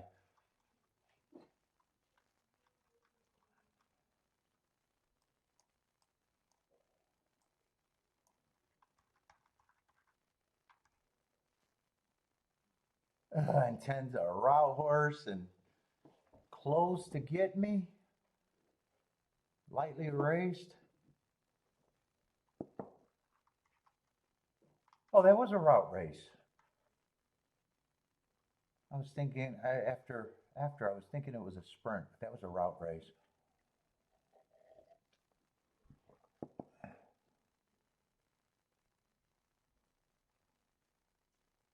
The order was 4-10-1. I needed that one for second. 5-1 over 15-1 over 43-1.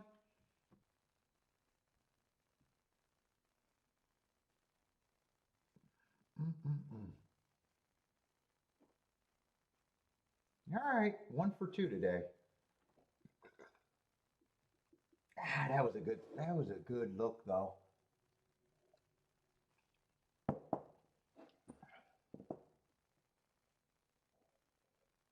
Disqualify the 10. I can't get that lucky. I don't need to get that lucky, but that would be a nice disqualification.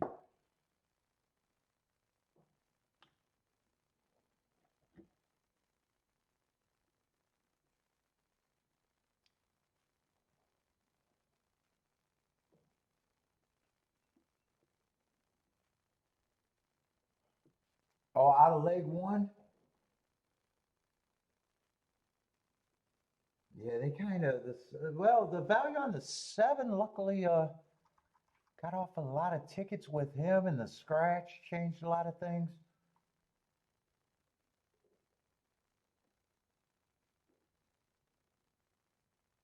Yeah, one ran good enough. I can't complain about that. He outran his odds by a lot.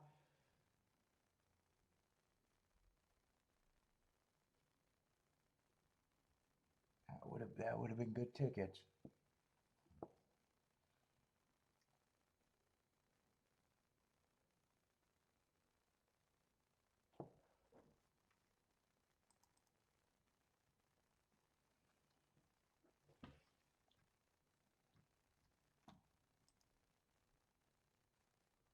How's Belmont a minute to post after all this time? Yeah, I was rushed all day, but it hasn't been bad.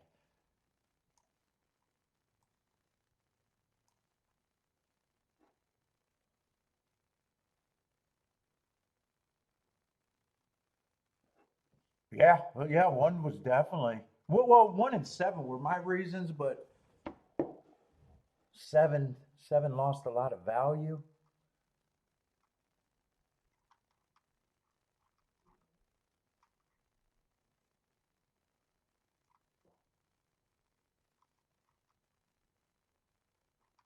Yeah, this looks like a dangerous turf sprint, but man, been handicapping them or dirt route or turf route. But dude, I've been sitting out on some of these good tickets. There's been 2. Well, one of them I didn't have enough time. Second one I decided not to play, and both of them were great exactus. Fuck. 9, I don't have a problem with his running style.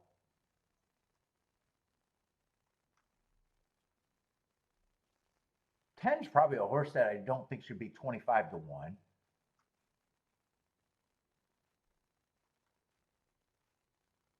11, I don't mind the marks.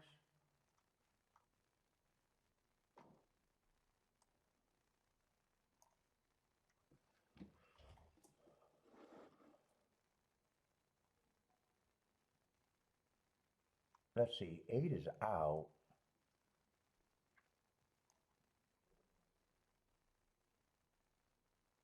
10 would be the reason to play this race.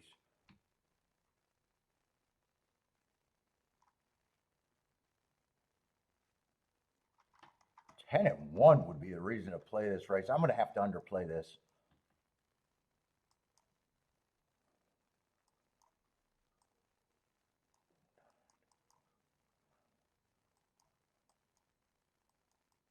I'm going to have to underplay this race. In fact, I might do win bets on those 2 horses to start it out. Let's see, 1 and 10. I'm going to have to do a win bet. In fact, I'm going to do that on a single ticket. It's the same amount of combinations and I'm not weighing anything. So it's 1 in 10 with the 110.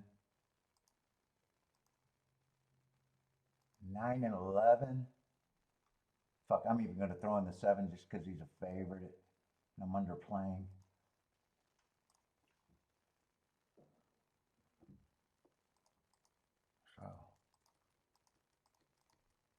It's just going to look like this.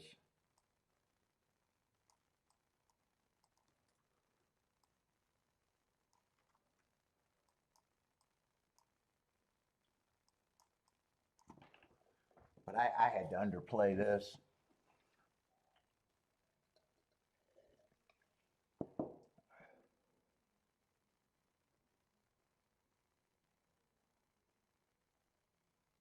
Let's see, I'm not crazy about 10 getting the lead, but at that number, I got to root for him. Where's this one at? 23 and 2. Yeah, I think it is a hot pace. But keep this 10 going. Let's see, one's probably, I'm not sweating about its position yet, but definitely need him to start thinking about quickening if he's going to be good enough. Let's see, 10's going to get first run maybe at this long shot. Come on, 10. I'd like to see 1 make a little bit of move, getting a little bit closer. Can 10 hold on from here?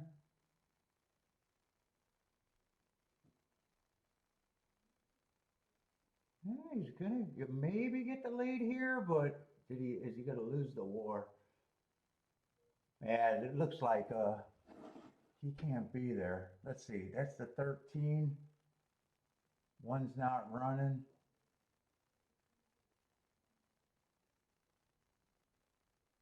Ooh, 1 just ran in a line of traffic. I don't know if he had horse, but that closed up. Let's see, 11's coming off late. I was using him. I had to underbet that race, and probably a good thing. I'm hoping the exact is in this group, but it's not going to be the 1. It's not going to be the 10. Oh, there's a 1 in here too. 1, 7, 9, 10, 11. I did not add the extra horse there.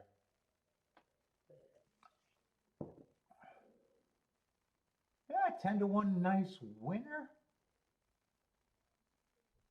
But I'm betting the 20 to 1's over. I'm not sure who got second, but I don't think it's one of the horses I was using. Maybe if it's the 9, maybe. I don't think it's a 7. Oh, it might be the 3. 11? No, it's not the 3. It's got to be someone that's making a move. 3 look like he's dying. Who is this horse on the inside?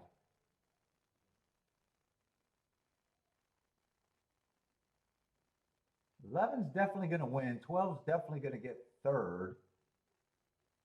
Maybe it's a 6?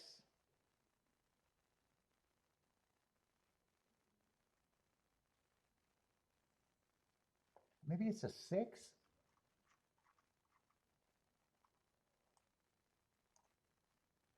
Nice excuses.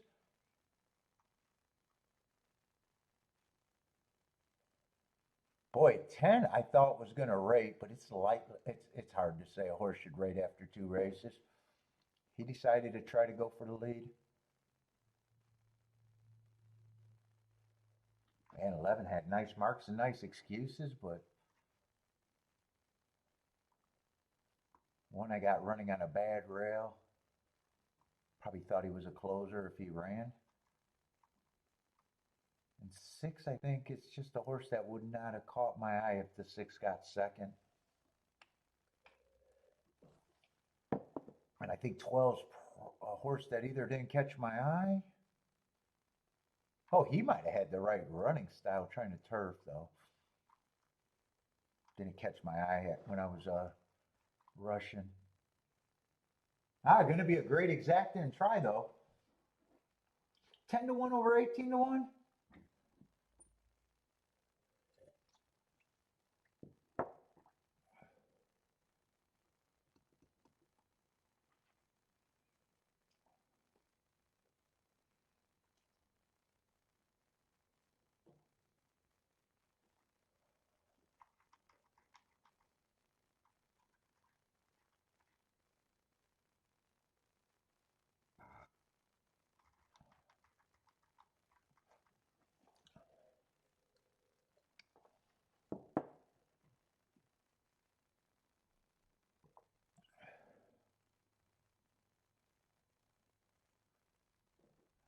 K-Phil checked his pick. He wouldn't hit that pick four, early pick four for 150. You're not supposed to hit that pick four.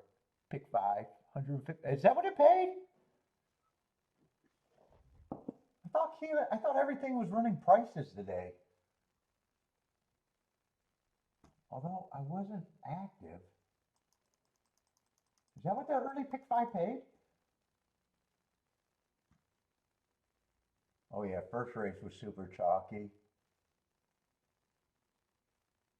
Second race was a 5-2 winner. Oh, Duck's been blowing off the doors. The Duck's been where all the price has been. That 9-7 exact, it was hittable.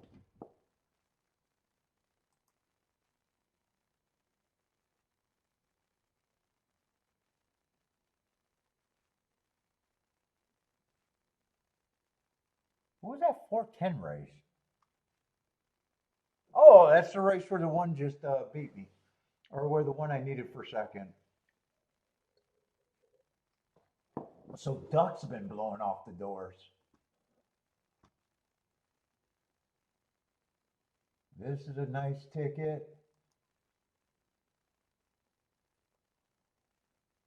Last race was the hittable ticket. Didn't play though.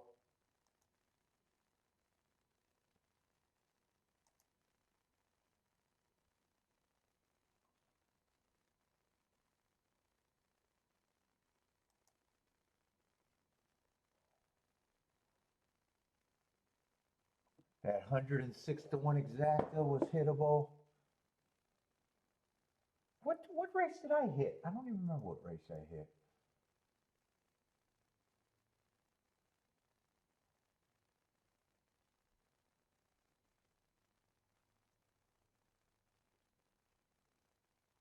I think I hit at Keeneland, right?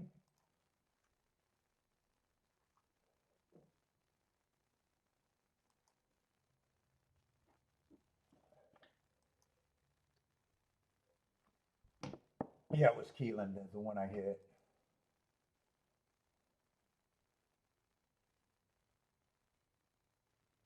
The 69.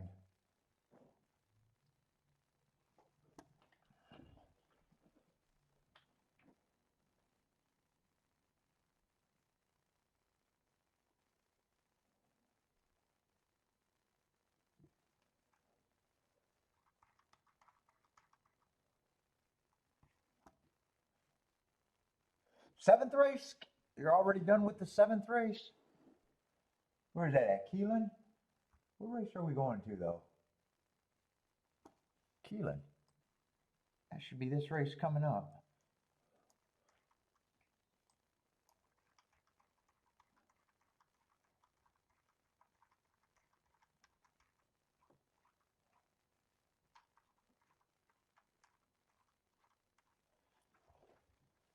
Oh, turf route.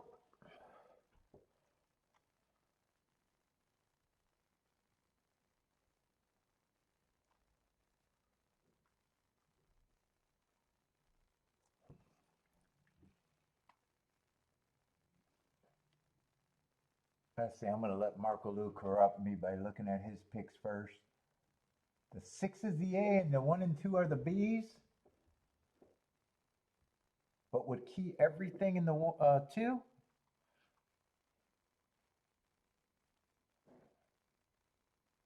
Two might be a closer.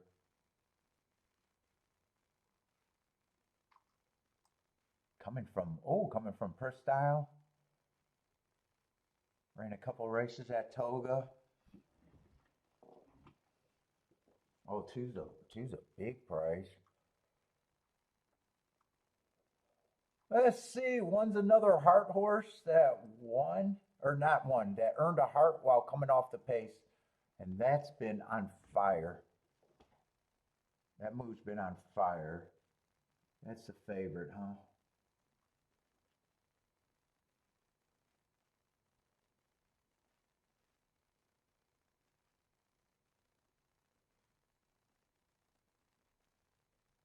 4, I might think 4 might be interesting.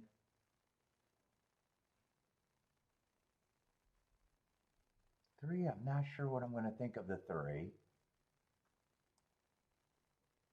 2, I'm not complete. There's some things that I think I can get to the 2, and there's some things I want to avoid about the 2. But at that price, 2 I got to think about.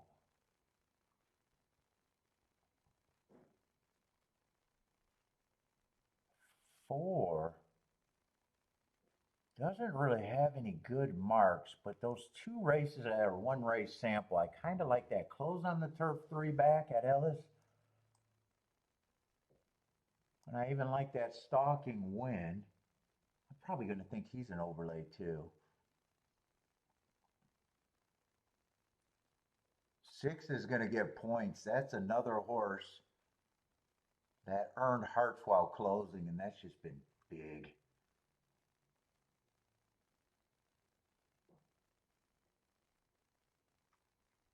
7, I probably just think is reasonable, him getting points. 8's another horse that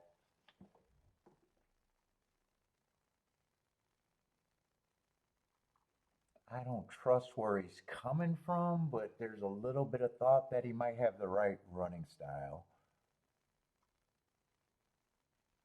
9 at 3-1, I'm probably just avoiding the 9. Sprinter stretching out who might actually be a threat.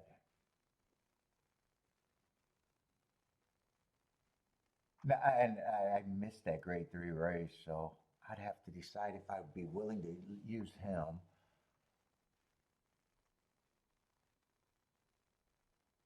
And 10, I think he got the wrong running style, but I respect the class and everything. 10's another hard call at that price. I'm going to try to do a betting line here. This race could be interesting, or I might want to avoid this race. I'm not sure right now.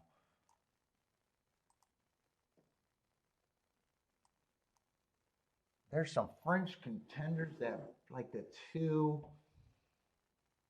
and the 8 that I might think have some value.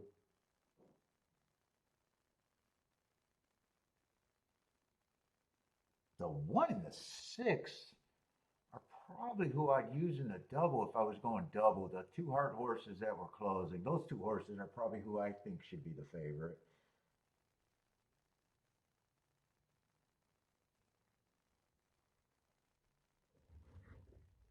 Let's see, I need a union break to really decide if I want to pick at this race.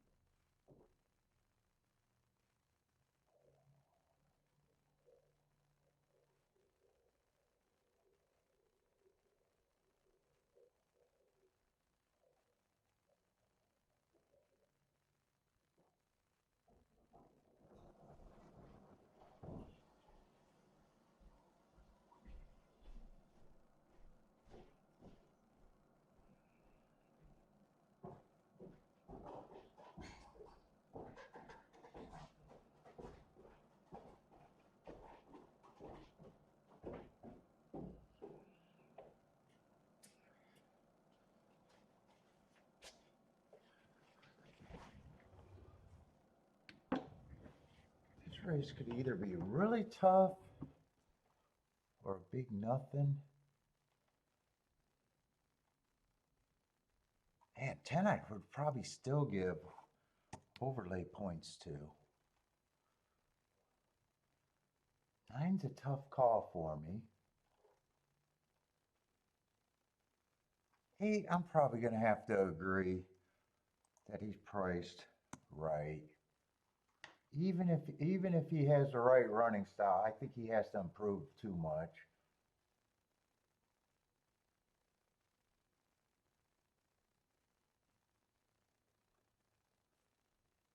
7, I might just not agree that the price he is, but I think he's a contender.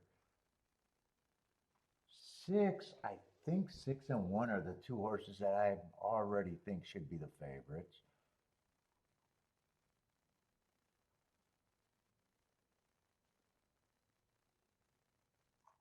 5, I'm going to probably just say he's priced right because I'm just not interested in him. 4, I think, is the interesting overlay that could bring me in the race.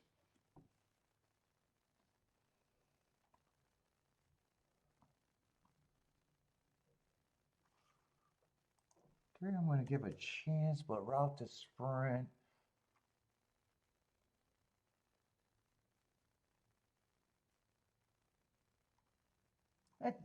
2, I'm going to say, is an interesting overlay.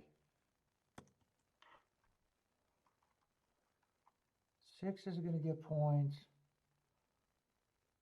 7's probably, I just disagree with how many points he's getting.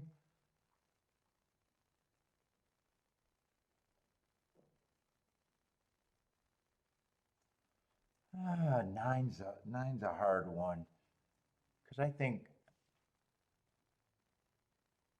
9, I don't mind saying that there's the big 3 with the 1, 6, and 9.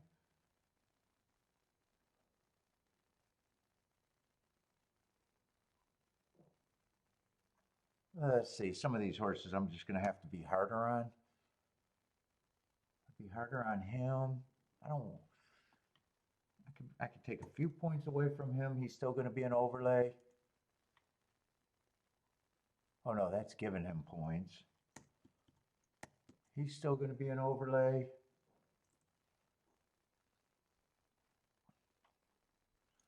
8, if 8 wins, I just have little interest.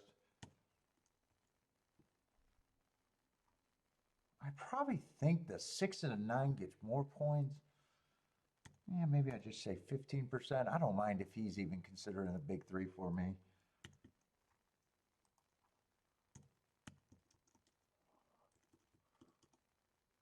But if I play the exactas, I know the 4 and the 2 are the reasons for the exactas.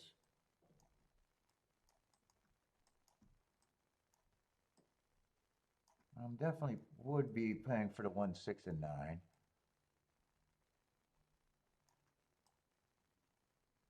And then the double, I don't know if I got enough time to think that through. Let's see, let's get to this race to make sure I'm not missing anything that I might want. What is this, 7th race?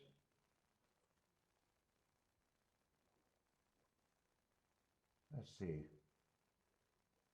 If the favorites win on top of the 1, they're 125 to 1, 300 to 1, and 130 to 1.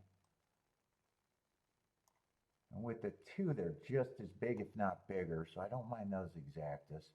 And this exacta is probably 500-600 to 1. So I don't have to invest much there.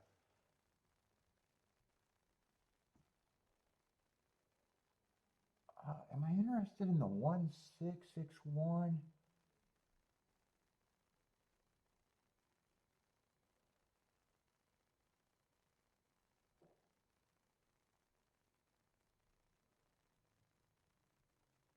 It just be the 6 keyed with the 1 and the 9.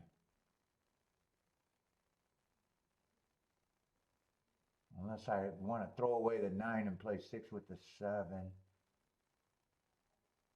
And those exactas aren't that great. I think I'd go for the crazy exactas.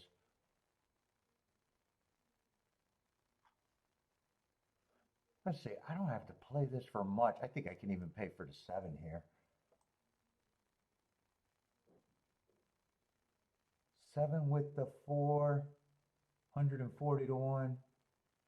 7, yeah, I can pay for the 7 there. But in the doubles, if I play the doubles, let's see, I'm going to put that in first in case I don't have time. That's not going to cost me much.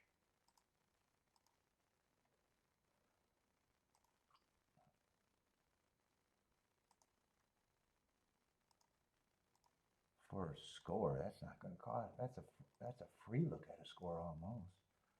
Not free, but it's pretty free.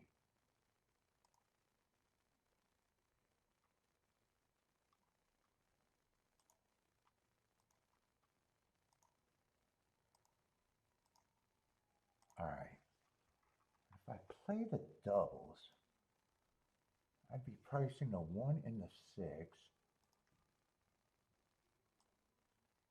Let's see, I got to avoid the 4 next race. Let's see, that's only a 6-horse race, and I got to avoid the 4.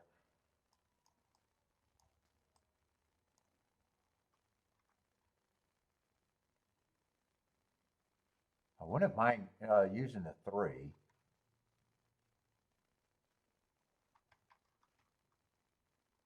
I got to avoid the 4. I wouldn't mind using the 5.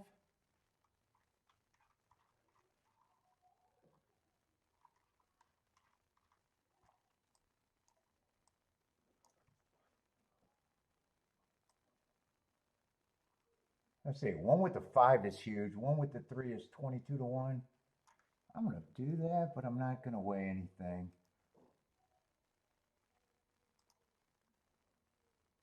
So that's 1 and 6 with the 3 and the 5. Will I get that in? I'll get it in. That's 1 and 6 with the 3 and the 5.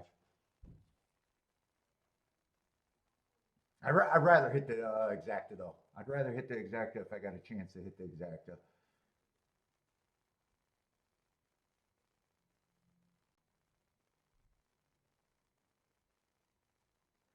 Let's see, I'm going to need a fast pace for the 6. 6 is going to, wow. 10 is going to lead all by himself. I'm going to need a fast pace here.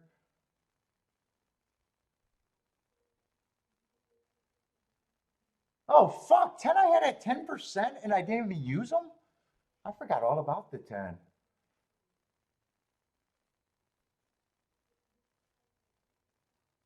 Ooh, that might have been a big mistake. That's why I say I got to write down the betting board. Hopefully he's going too fast now, but shit. I wish I had tickets going through him.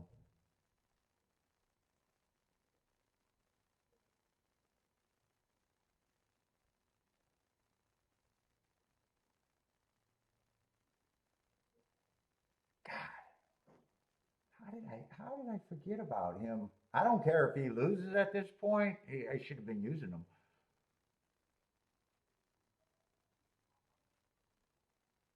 I need a 7 to get beat here. 6 is coming, but too late. Where's one of my long shots? So I got a shot at a long shot. Is that 2 on the inside? Don't tell me that's another 7-1-2.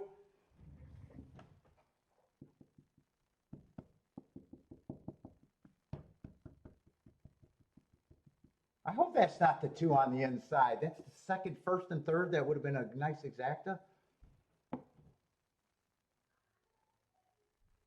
I don't know if it's a 2. I have a feeling it was a 2.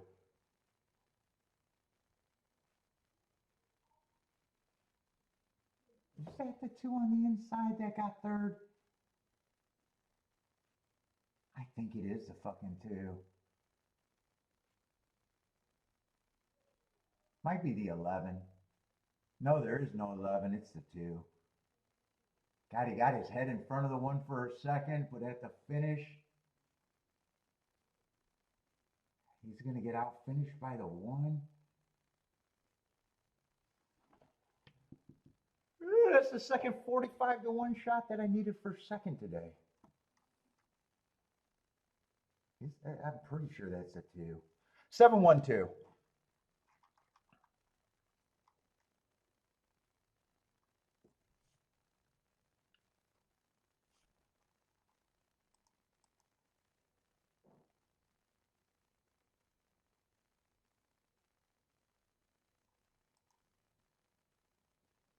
actually, that's not as big as I thought it was going to be. Actually, 7 ended up being the favorite. I would have took it, but I would have been surprised that it's paying 39 to 1. Am I looking at the right thing?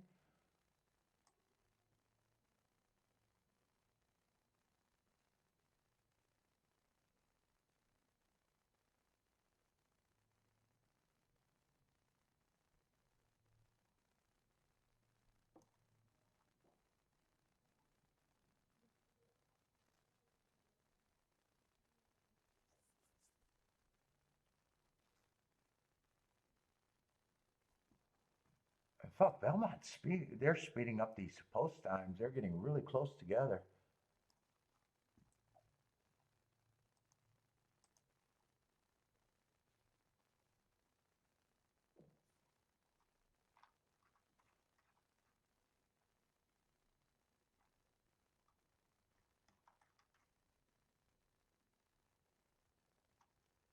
This is a 6-horse race with 2 big favorites.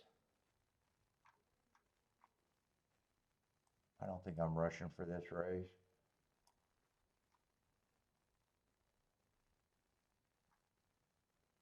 One, I don't have problems with her marks.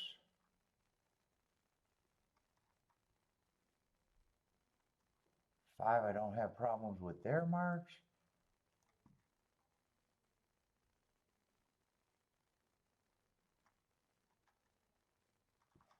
Yeah, I'm sitting on this one. It'll take me a little breather.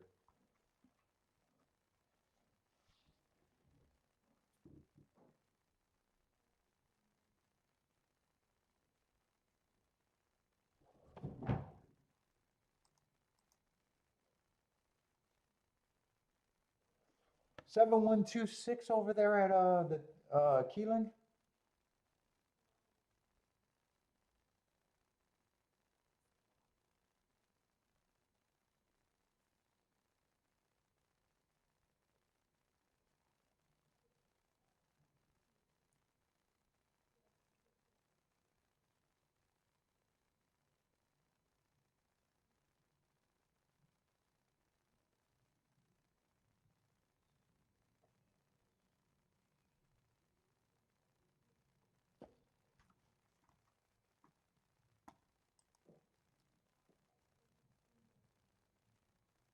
Let's see, they're fucking around with the saddle. Is this a scratch or just tightening?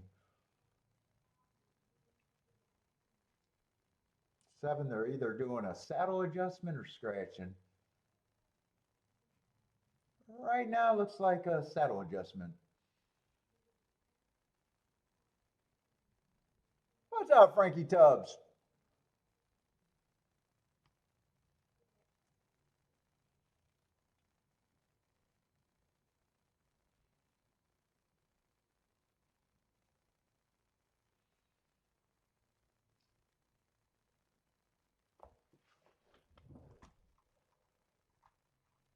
What kind of race is this?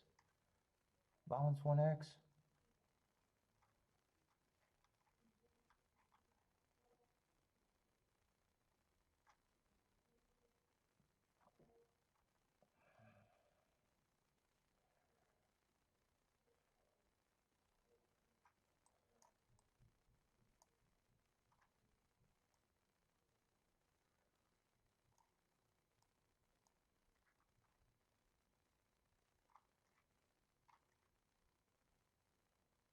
And 6 has been running with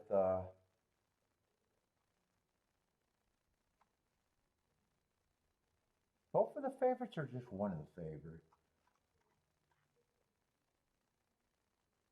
So 6 is probably priced right or maybe even have some value. I want no part in that race.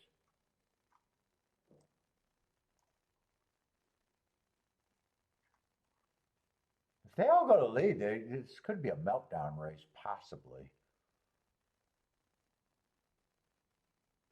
1's a fast horse early.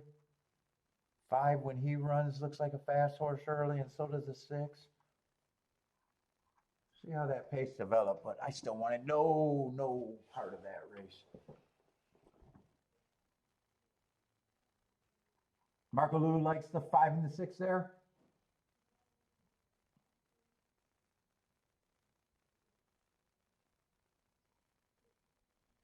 Let's see. 5 is nowhere near the lead. That might not be good for him. 1 and 6 has the lead, but that's not much of an exacta, especially if the 6 only gets second. 4 and 7 are rating. They're in position if they're good enough. Everybody's in kind of position if they're good enough. 2 is the only one that really feels like they're struggling. 5 starting to quicken. But for some reason, I thought he was... Oh, he's capable of rating. He's still a little farther back than usual.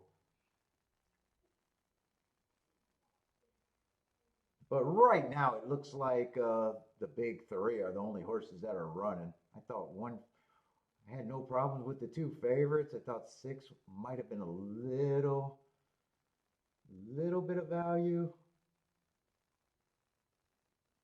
But he'd have to win to make the exact as anything. Right now, it's just the 2 favorites. That's definitely not a spot. 1's going to go wire to wire. 5's going to... A little weird race. But it's just the big 3.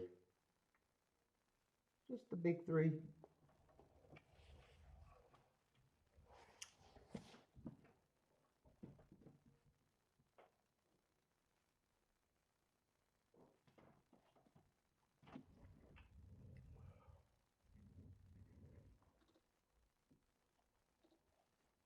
Oh.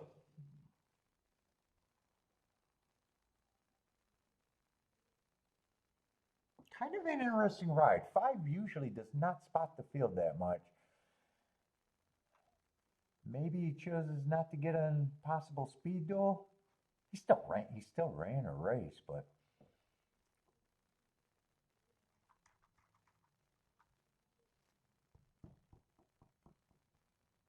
if it would have worked out,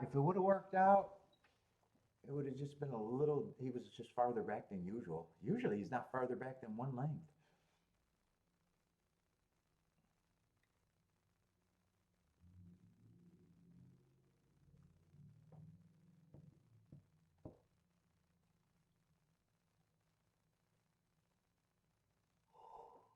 Boy, I think 1 got away kind of slow too. 24 and 4, 48 and 4. I haven't been paying attention a lot of the times there, but I want to be shocked if that's one of the slower. How is the? I don't know how many.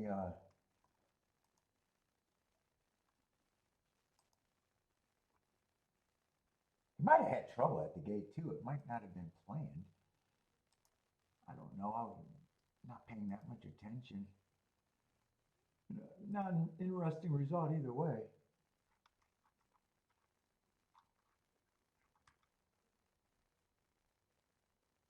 Yeah. Oh no, that's a turf race. I was going to say it's faster than the second race by a lot. It is fast. It is. I'm sorry, slower than the third race by quite a bit. Slower than the fourth race by a whole lot. Yeah, I think 1 got away with a slow pace too.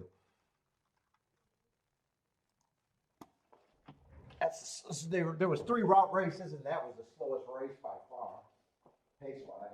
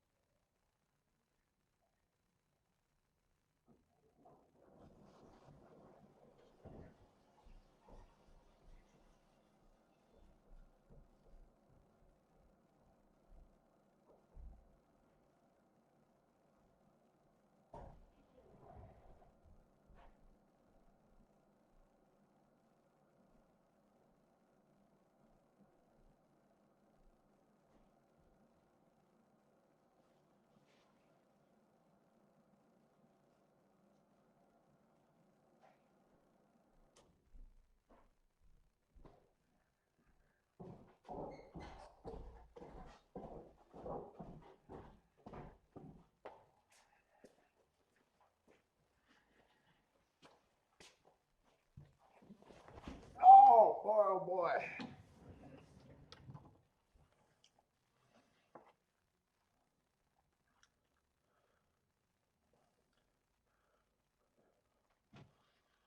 Yeah. Aqueduct had good prices into that race.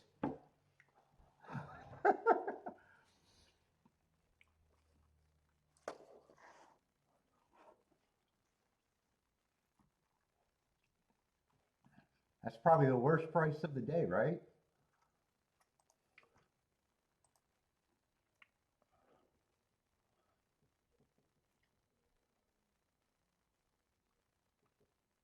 Well, they had a 264 to 1 exacta. Those don't suck. 123 to 1 exacta. Those don't suck. 19 to 1 exacta. They don't suck if you got them enough. They suck if you got them for the minimum, though. 50 to 1 exactas. Those don't suck. 100 to 1 exactas. Those don't suck. And 11 to 1 exactas. Those suck.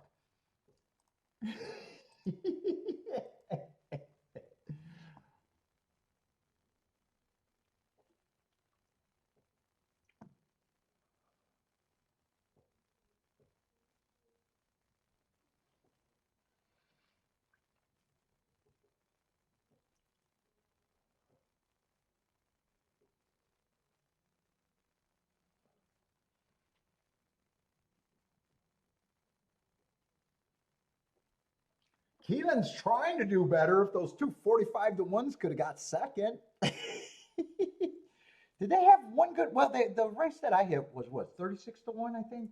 38 to 1, something like that. That went down a little bit. It was the only race that I didn't say I was poking at either today.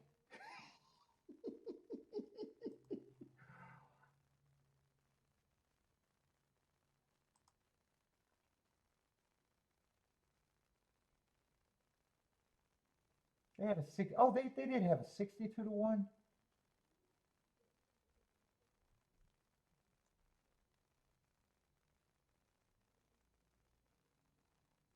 I don't remember that race.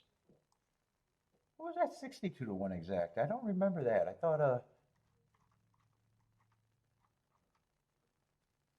what was the 410 result? What was that? The 6th race? I don't remember that race. Oh, that's the race where I needed one to get second. I needed one to get second there. You got third. That's right. That's the one. I don't want to remember that one.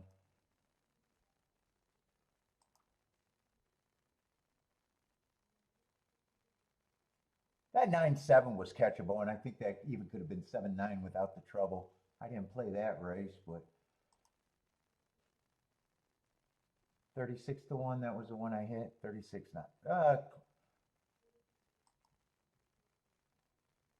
25 to 1. 19 to 1. And a 7 to 1.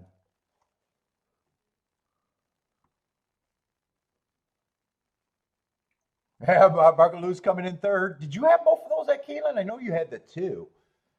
I know you had the two at 45 to 1.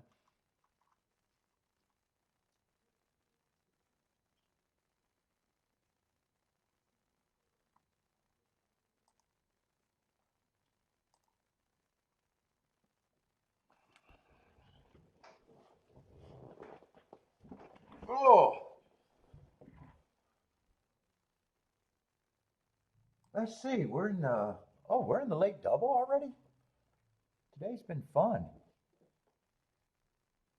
Yeah, with the 6-horse race though.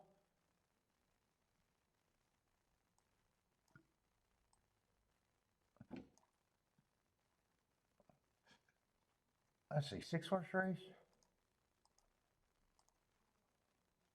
Whoop! I need to get rid of all the rows. Hide all row. Oh no, no. What am I doing? I can't figure out my shit now. There we go. 6-horse field. Got a year off horse at 9 to 2.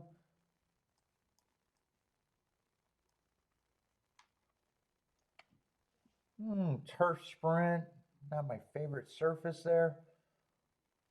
The first turf race, or the only other turf sprint, I think they did go wire to wire, kind of merry-go-round looking in a way. I don't know if that's, I'm calling it a bias. I'm just noted that they went wire to wire.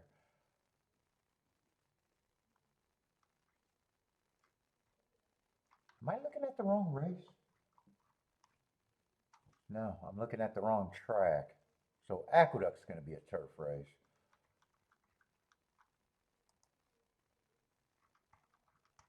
What are we in the 8th race? Oh, this is going to be a dirt sprint.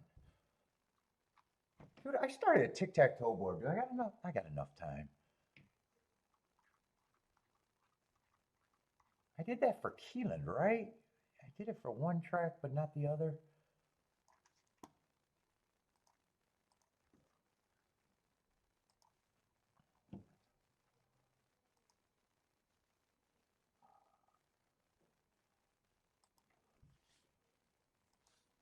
Looks like I got the first 3 results. Let's see, 7, big favorite.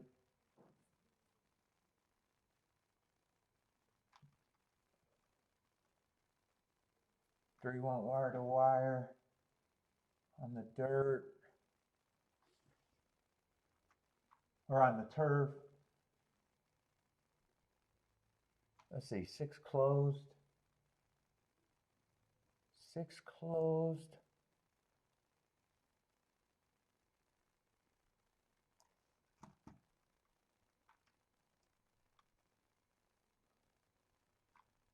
Turf route. That was the first time starter closing. Deep stock, not a close.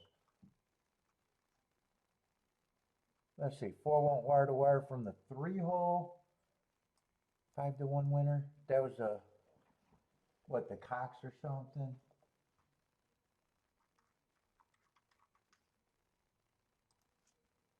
Yeah, so right now just speed and stalkers so far on the dirt sprints. Only 2 races.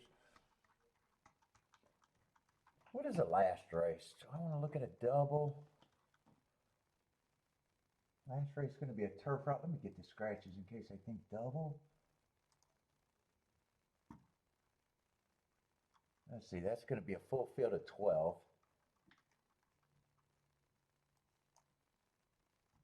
Scratches are all the eligibles.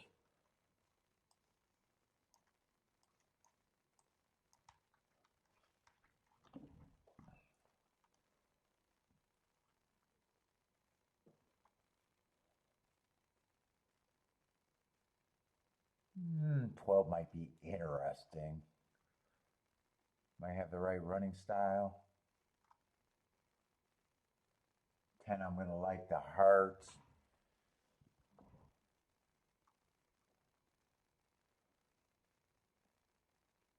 Nine might be interesting.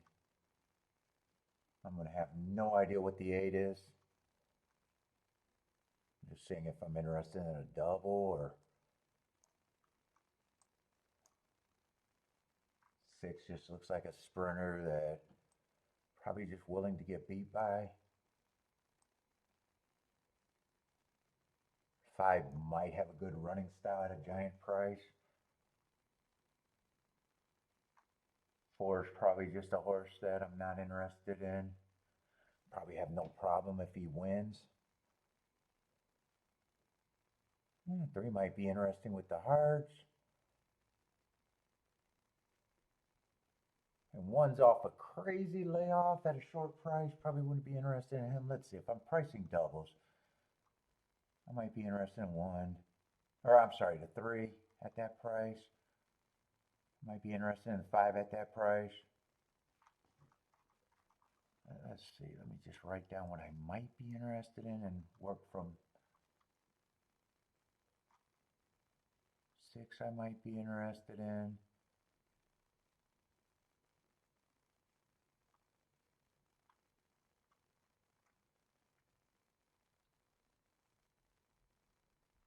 Nine got the right running style.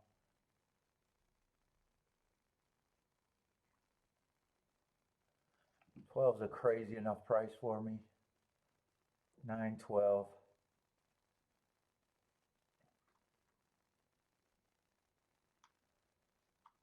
9, 12, and 6, but I don't think I'd be using them. I'm not sure if I'm doing this, but that might be what I might think at a glance. Let's see what we got here, though. Can't hit the double without hitting this race.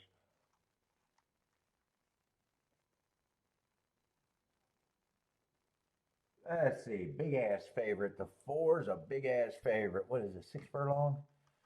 $80,000 claimers.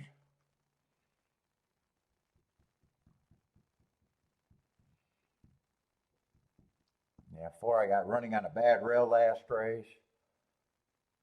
Speeder Stalker.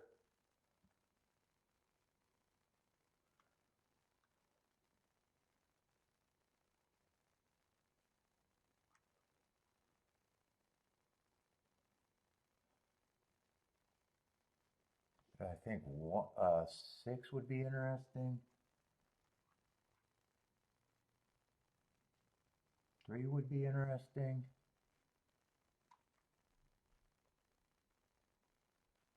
1 feels like he has to improve.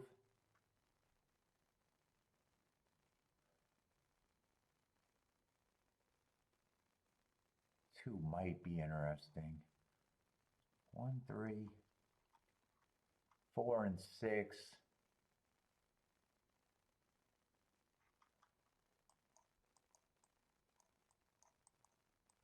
Obviously, I'm not playing that.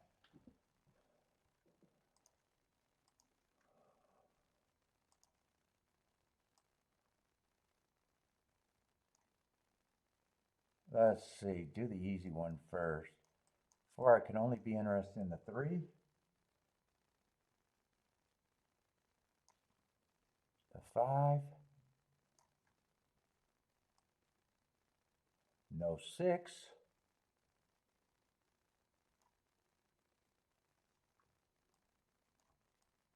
The 9. Oh, and even the 12. So that means the other ones, I definitely don't want to be 5 deep. Yeah, I'm going to have to cut that. Let's see, that's not supposed to be the 3, that's supposed to be the 2.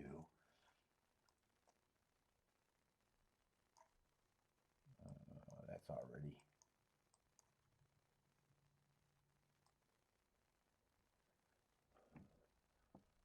Two to 3 is huge. 2 to 4 or 2 to 5 is huge. 2 to 6 is decent. 2 to 9 is big. 2 to yeah, everything could be played to 2. Yeah, I already don't like that. I gotta.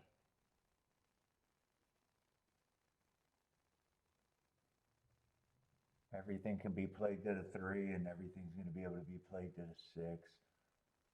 All right, I gotta decide. There's no way I want to be 3 times 1, 2, 3, 4, 15, 60, 17. No way I want a $19 base bet.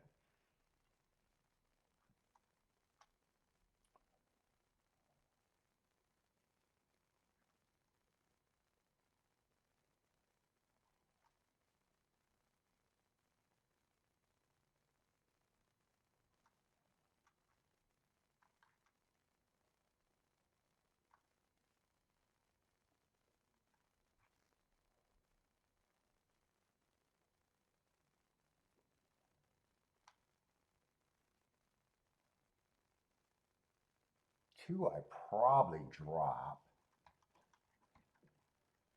2, I probably drop in the double.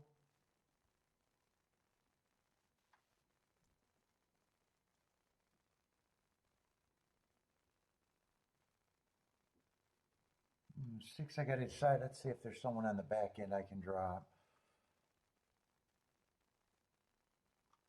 3 and 5, you don't want to drop them because those are the best things for me. 9, 6, or 12. 6 might be a front runner. I got no problem if he wins Chad Brown. There's a Chad Brown tax. 9, I think, is good for me. I think I dropped a 6.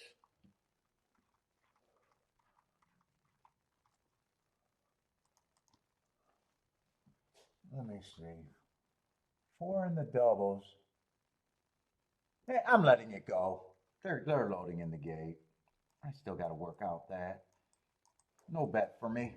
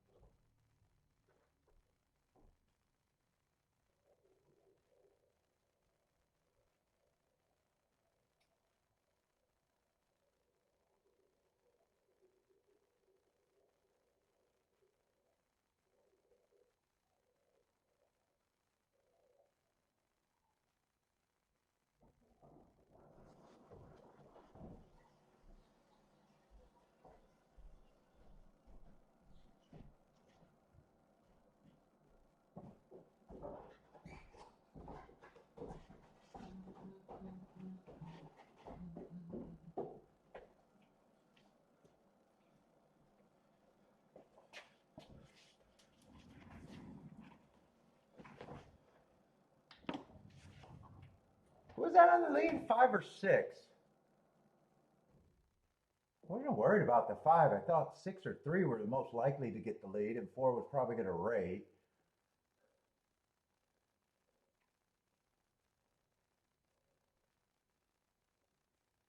I don't mind dropping the 2 on the first half of the double.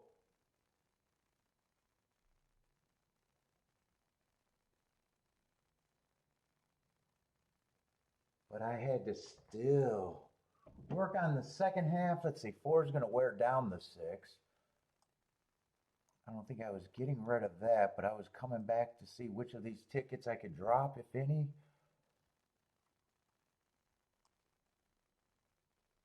Yeah, 4-3 is 73 to 1.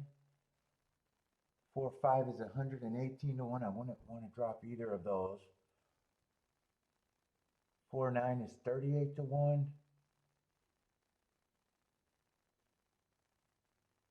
And 4-12 is 28 to 1. So if I worked on that, I would have had to press these two. I wouldn't have dropped any of them, but I would have had to press those two.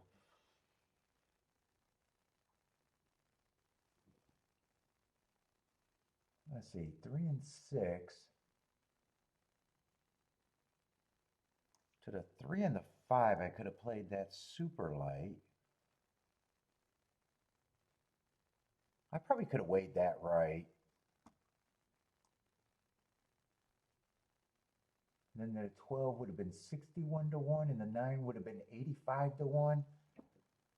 So I would have just had to play this lighter than this and press that. Well, we'll see if it worked out. I was running out of time and was like, I got frustrated and was on the clock. Definitely could have made that work though, if I'm right in the second leg.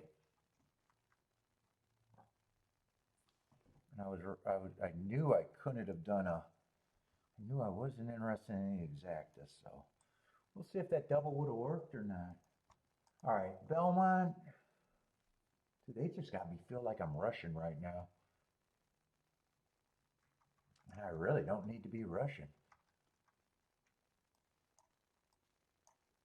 Let's see, we got this race. Not a lot of time. Oh, this is the last race at the Duck. Oh, they only got 8 today. Yeah. All right. So only 2 more races left? I was thinking there was at least 2 more races at I thought there was probably another race at the Duck today. No big deal.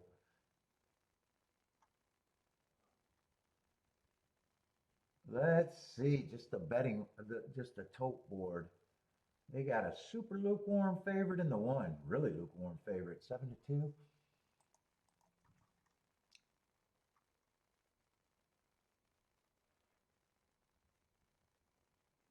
Could speed or stalk.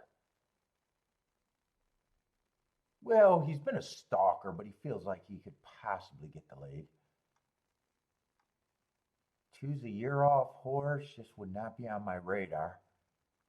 If he wins, just nice job. Wouldn't be interested.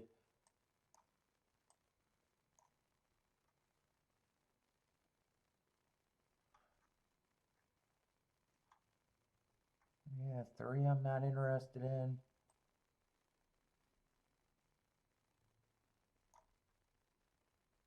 4 I don't mind the Heart last race.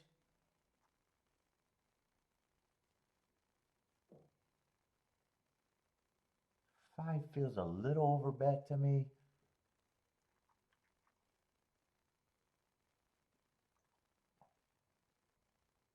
6 I might think, if he runs,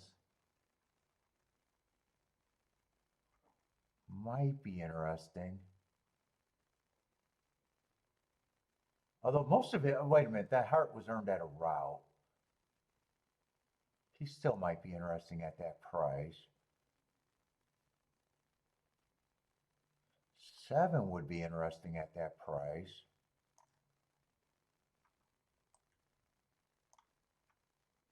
8 I probably think is a little overlay. He would benefit if the cheap, I think there's a lot of cheap speed in this race. 8 I don't have a real problem with. 9 feels like he could benefit, but I don't have enough races that have good marks. But he just feels like he could benefit. And he's probably at the right price. I'm not interested in this race. I'm going to let this race go away too.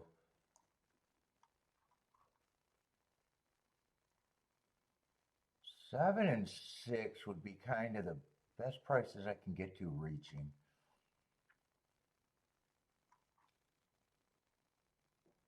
I'd have to decide if I'd use the 9.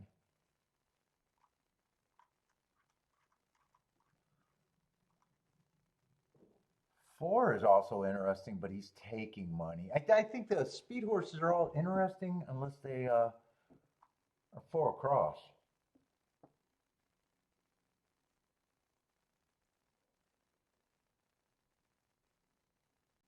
And 2, even though I don't like year off horses, he doesn't have to be much to beat these horses, but he's another thing that just stinks it up. 1 I'd probably have as the favorite. And 8's probably 1 and 8 probably survives the longest, or probably who I think are like the reasonable safe ones, but I got no action here. I think that's a tough race that might be good and might not be anything. If the 2 runs, this race is not going to be anything for me because I'm against the 2. So if he gets first or second, I know if I was interested in this race, this would be nothing.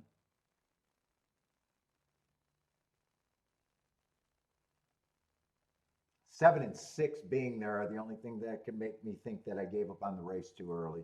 7 and 6 are the only 2 things that, if they're there, I gave up on the race too early.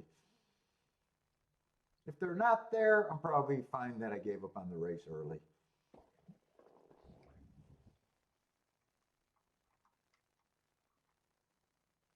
Let's see, Rex likes the 2. Is that at the Duck?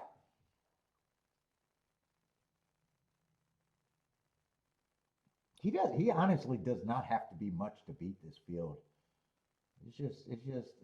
Probably 7 to 1 is probably a tempting price.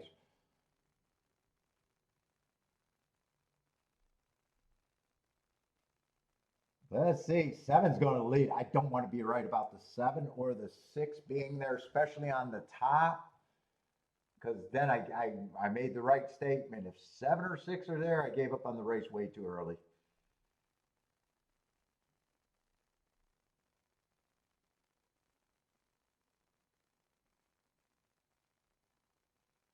And 7 looks like he's going to be there unless he just hits the fucking wall. And that's a horse I don't want to be right about.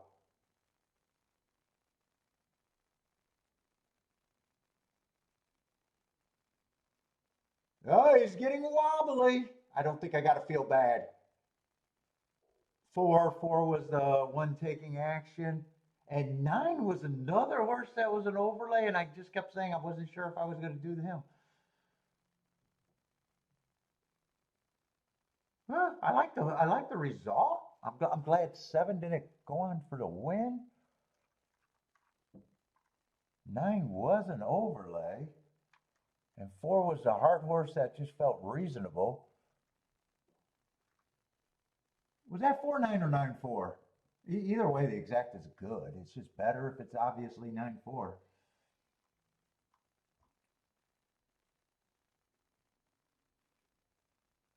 That is the better exacta by a lot, 9-4.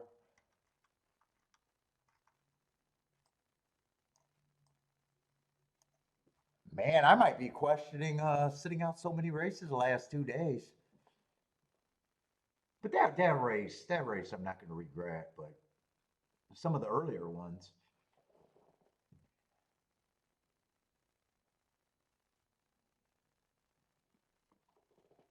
Let's see, 9-4-5-7 was the result.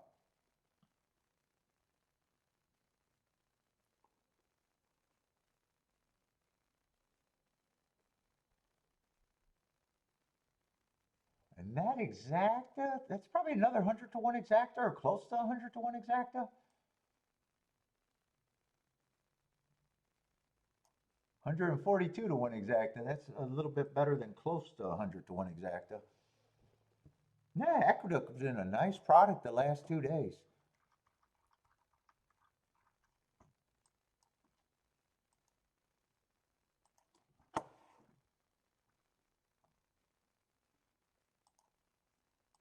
Let me just save that. Did I? Hold up. I only played 4 races today. I hit at Keeneland.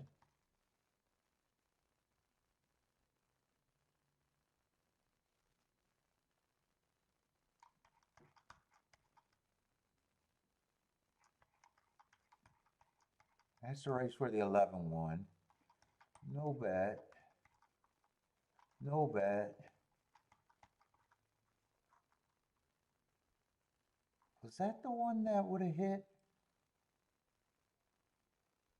4th race? I think that was the race that would have hit.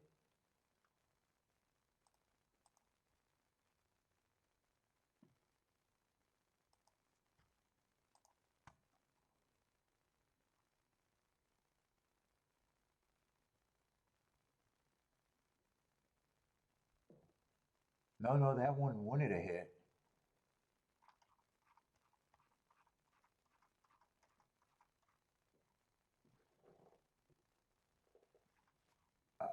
No bet there.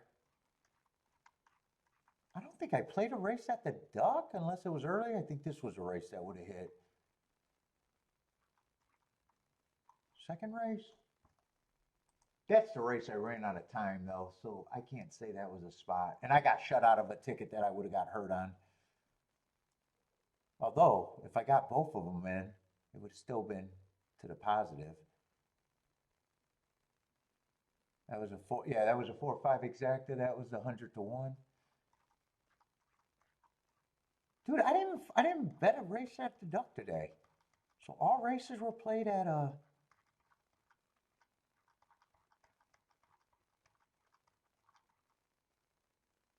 Keeneland?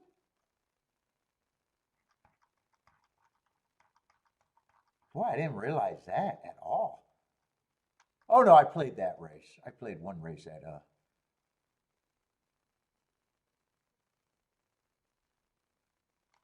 how bad was I there? Was that the race that I was nowhere on the thing, or was that the race where I was the 1st and 3rd? No, that's the race where the 11 won and the 6 got 2nd. That was an underplayed race. Yeah, so I played one race at Aqueduct that was underplayed. So the other 3 races were at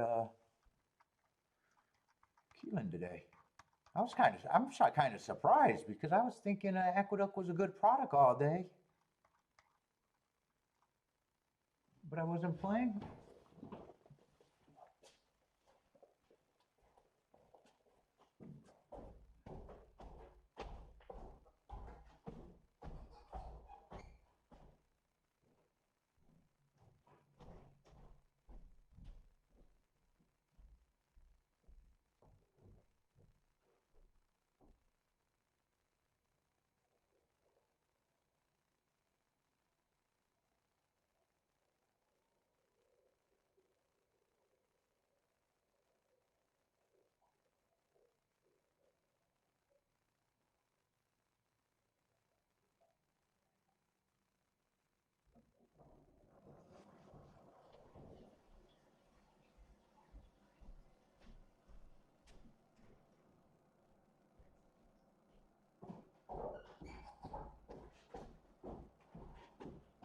let's see. This last race at Keeneland, that's right. Eight's a horse that I don't know what he is. I would have been ignoring him in the doubles. I didn't do this double. But I think I could have played that, but got frustrated and ran out of time.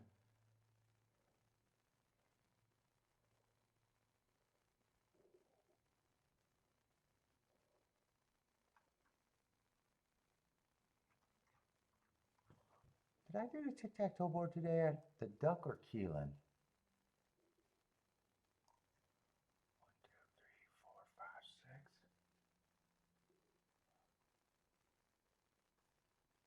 Let's get these updated.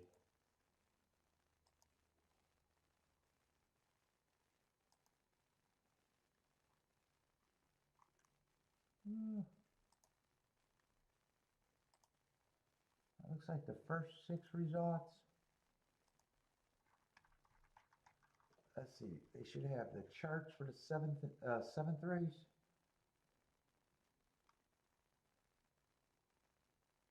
That was a race where the turf route race where the 7 closed. Yeah, he did close. And he was a favorite. And the next race was 4 grinded down, so 4 stalked in that race. That would have been, I think, a sprint. Yeah, so the 2 route races ran off the pace. That's kind of what's expected on the outside.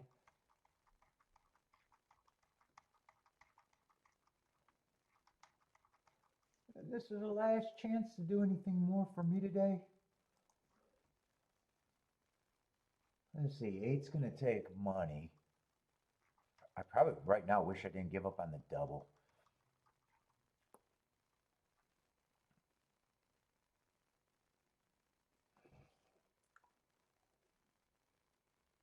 Wow, one I wasn't expecting to be 10-1.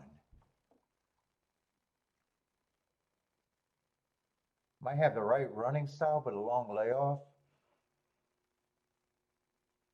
2, I'm probably thinking is a front runner, and I'm just anti-speed. 3's a front runner, but he was good for me with the hearts.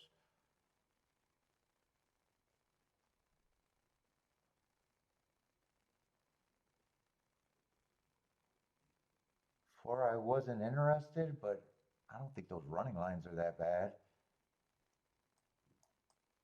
5, I think, could have a running style. Would have been using him in the double. That would have been a good double. 6, I had to throw out the double because that was the lowest payout. So I don't mind him taking money.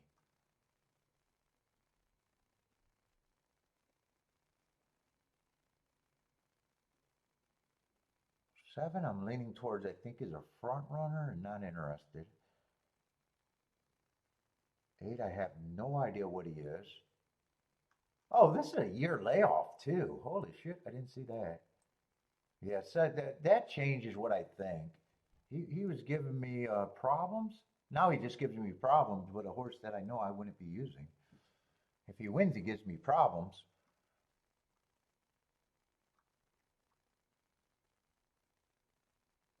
9, I think, got a good running style.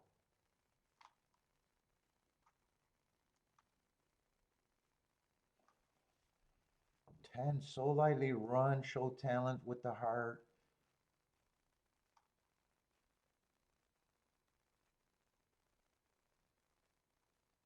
11 wouldn't shock me, but I'm going back and forth on running styles. He has been known to come off the pace. And 12 was a horse that I think I like this race trying to get alive in the double, but I don't like the race by itself. I think I would have been happy with those races in the double. But man, if I'm making a betting line this race, I'm going to try to make a betting line, but it feels like I don't want this problem.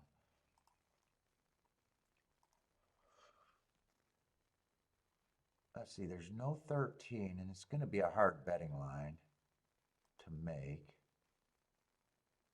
I'm going to be hard on the front speed. 3, I like the hearts. I'm anti-speed. I wouldn't mind having him in the double, but it doesn't feel like he'd make the exacta. I have no interest in him outside of the double. I think he should be that price, but he was good with the 4. I think he should be that price.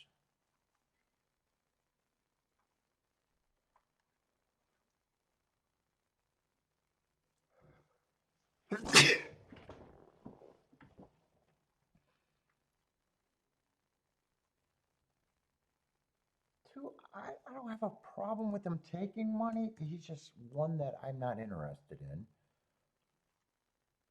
One, I'm surprised he's that price. I'm probably still going to think he's a bit of an overlay. Long layoff, though. Yeah, he's either an overlay or the right price, but either way, he gets a little respect.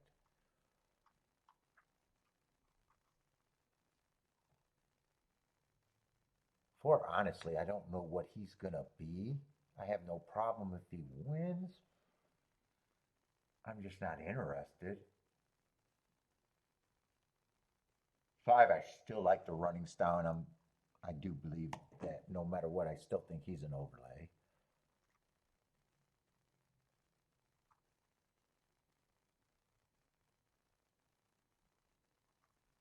6, I still think is a contender with that heart.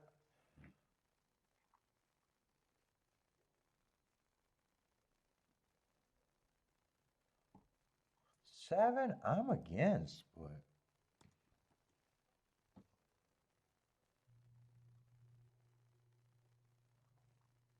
8, I'd just be daring him to beat me off of that layoff. 9's going to get points. 10, I have no problem if he runs.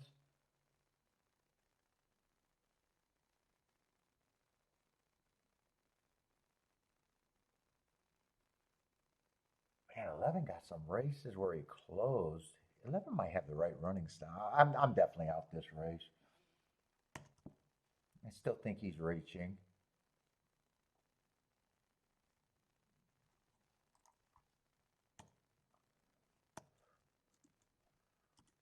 No.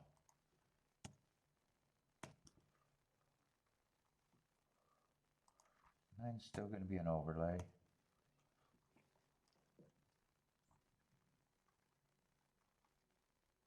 10 can have points.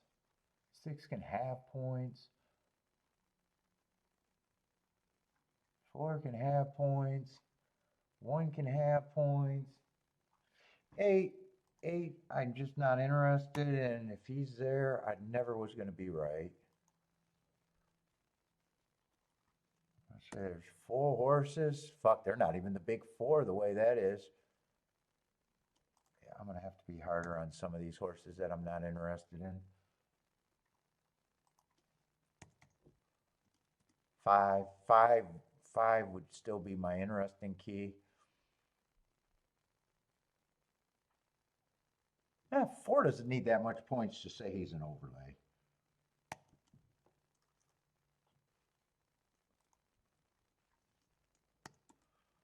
Yeah. Yeah, so I got a bunch of horses. The most I could give a horse is 15%. I think the double was way more interesting because I thought I could get alive in the double. I wouldn't mind being alive to this horses at this time, but I have no interest doing anything else. Yep, I'm done.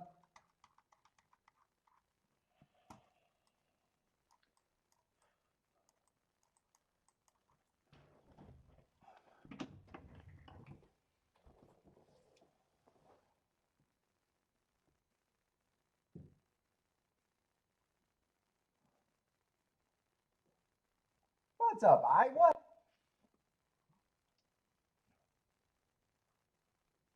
Only 9 watching? No, that can't be right. Is that right? That can't be right.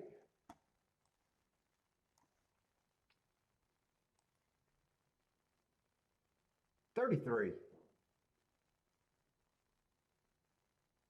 I was going to say 9 would be disappointing.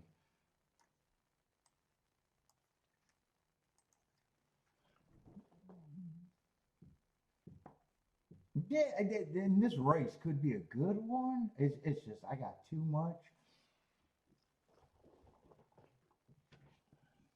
One ends up being an overlay on my thing. 4 is an overlay. 5 to me is still the most interesting overlay.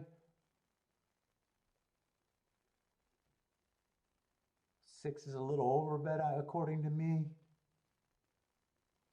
7's still an overlay at that price. I just got a very small chance of him being there, the way I see it. 8, I'm just not interested in the 8.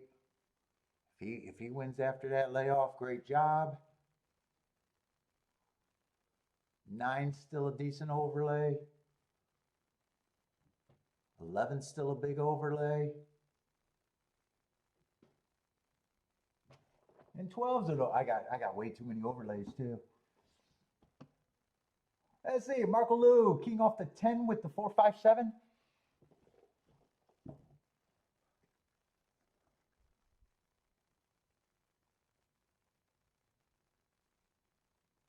Ooh, you got to the 7? You got to the 5. I'm rooting for the 5. 5's the horse. Let's see, I would have to key off the 5, maybe the 11. But there's too many overlays. There's way too many overlays. It's easier when I only have 1 or 2.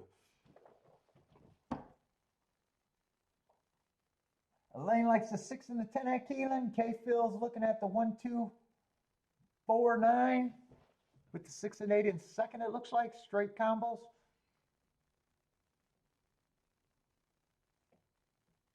Is that Iowa East Side is the full name? I finally figured that out. My eyes are bad.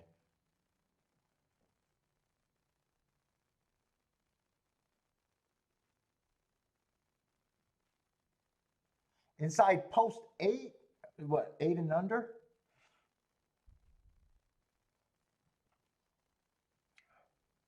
Let's see, 1 for 4 today, so 2 for 8 this week.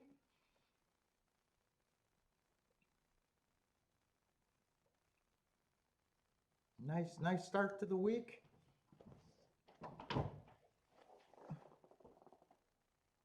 Let's see, Lloyd's jumping in with a 2, 6, 8, 9 in a box. I'm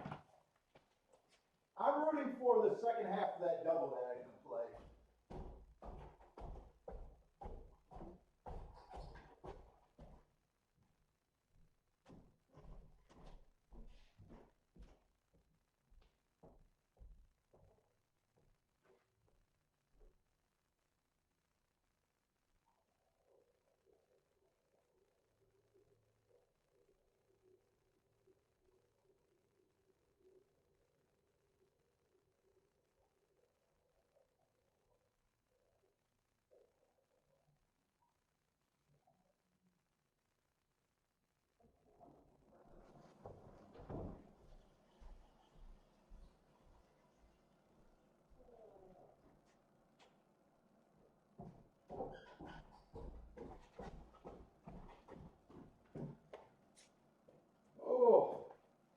Let's see, and how many horses do I have that are at that 15%?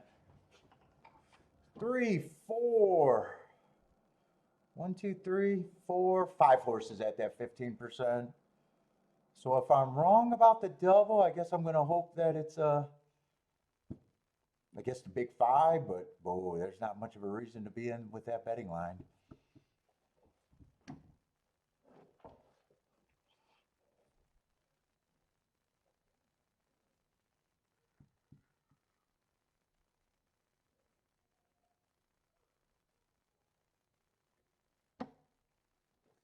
There's not much of a reason to start making tickets when you're that wide on that betting line.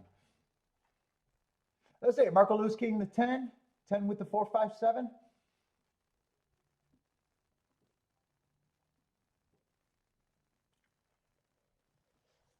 Ooh.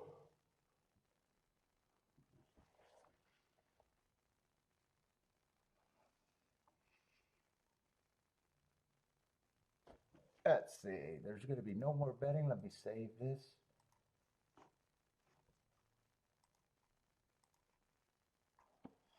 And last race of the day.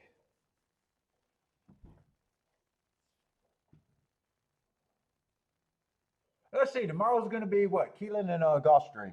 Keeneland and Gulfstream, I think, for the rest of the week.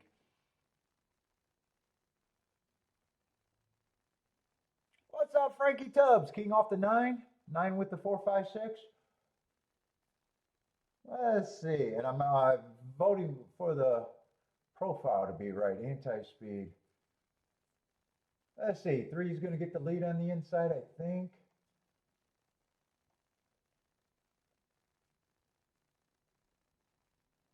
10 is pressing. 2 is going to stalk. 12's in 4th, maybe about 3 lengths off.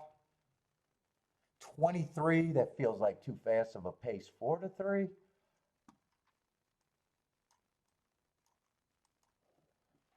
But actually, I'd want him to win for one of the better doubles that I could have played.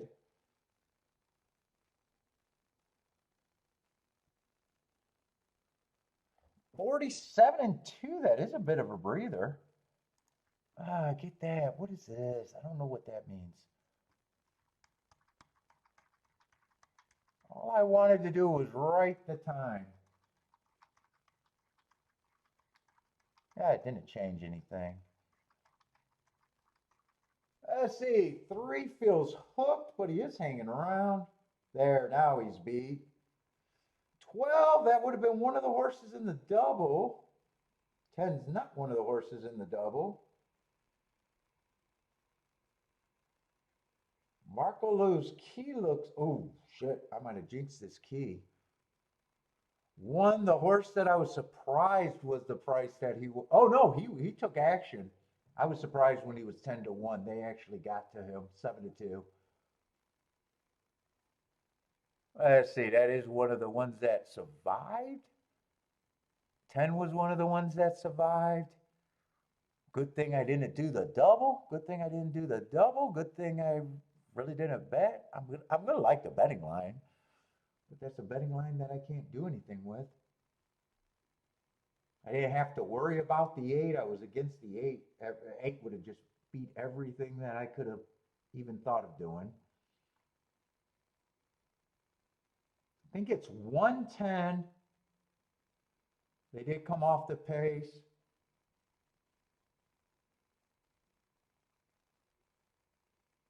$110-2.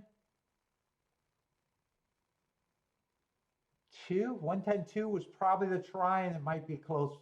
2 horses were challenging for 4th, the 12 and someone else. I'm not sure who the 4th place. 110-2. And they did fix the price on the 1. I thought he was still holding at about 10 to 1. I'm not even going to circle him. I don't need to circle him. Whenever it reverts, it just puts me in a loop.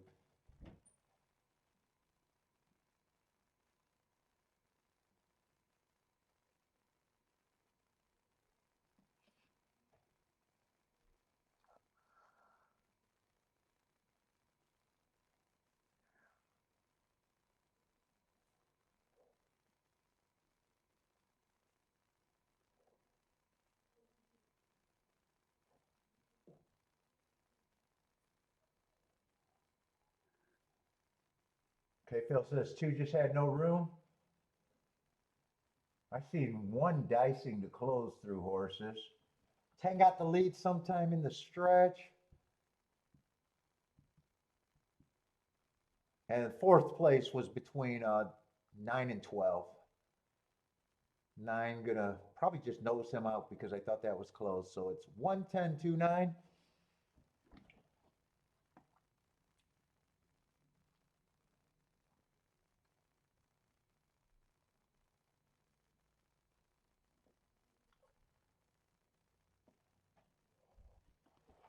One, 10,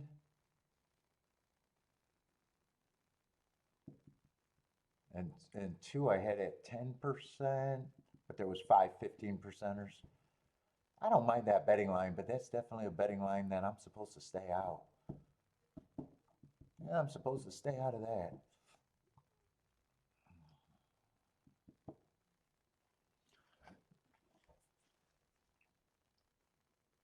Let's see, 110 should be a solid exact in that group. I don't know when one became 7 to 2 though. Yeah, 110 is going to be 46 to 1. Figured it had to be solid in that group. You could have made a case for a lot of horses, or I could have made a case for a lot of horses.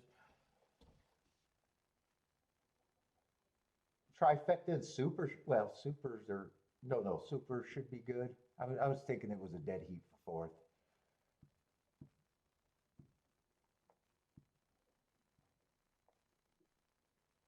You got a what did I say? 40 something to 1 exacta, so 8 to 1 is not going to hurt to try. 48 to 1 exacta, and then the try is going to be solid. Super should be good.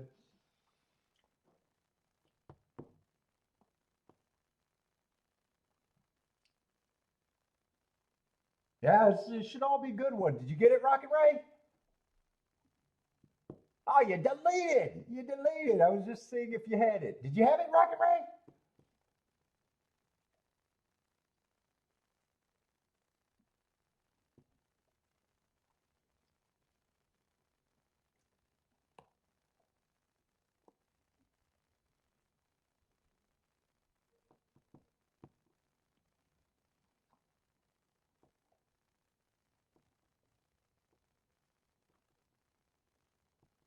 Where was it? 468. I'm going to watch that replay again.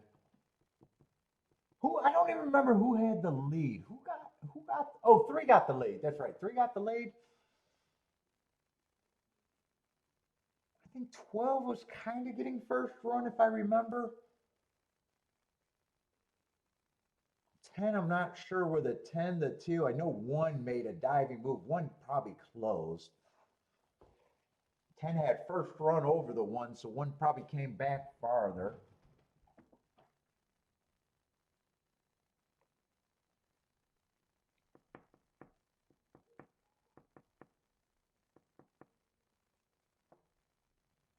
Super high five paid 15, almost 16 grand.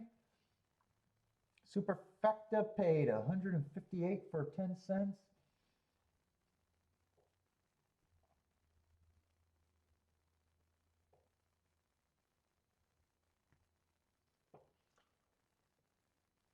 Yep, Steve, Gulfstream and Keeneland for probably the rest of the week. I didn't download Sunday yet. I'll probably finish up Keeneland. I think Sunday's probably Keeneland's closing day, or maybe Saturday. I think Keeneland has to close this week, right?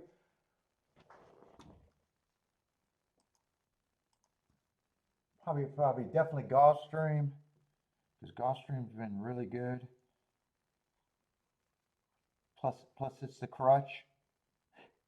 I like my crutch, and I know Binder sent me a text saying I'm going to play tomorrow, so don't mark up the form. I already started it, but I didn't have to finish it. So I appreciate the help from Binder.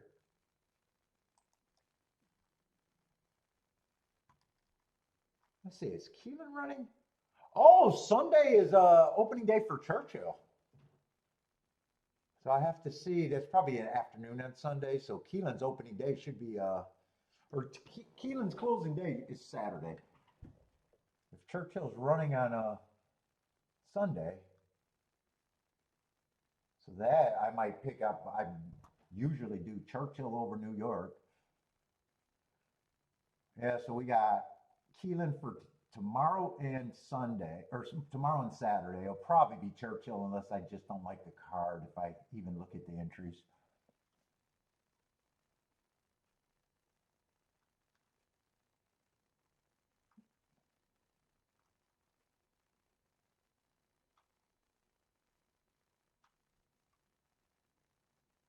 Well, Keeneland's going to be in the books for this meet. So good year at Keeneland.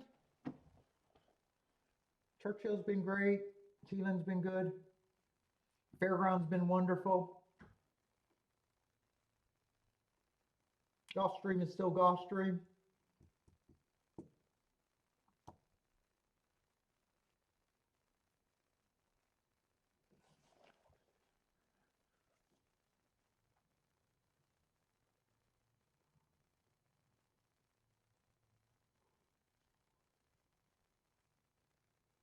Oh, they're showing a replay and I'm not even focusing. It says one definitely closed.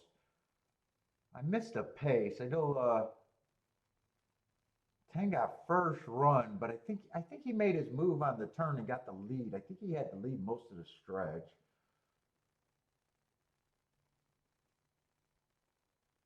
Three kind of turned everyone into a stalker closer.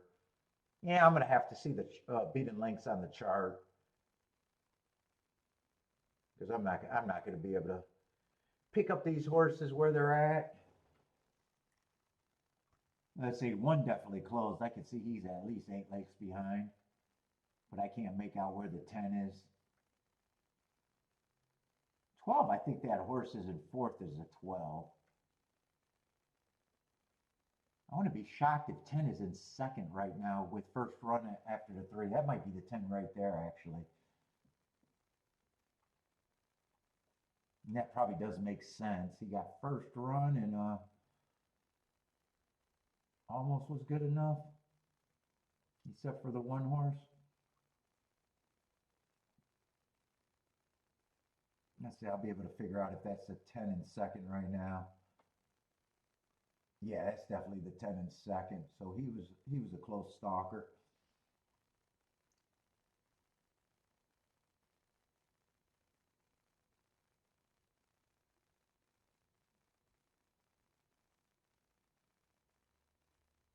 All right, I know how it finished, so I don't like watching the head-ons as much as the pan view. All right, everybody, that's it for me. Good luck if you guys are still betting. We'll be back tomorrow, but I am out of here.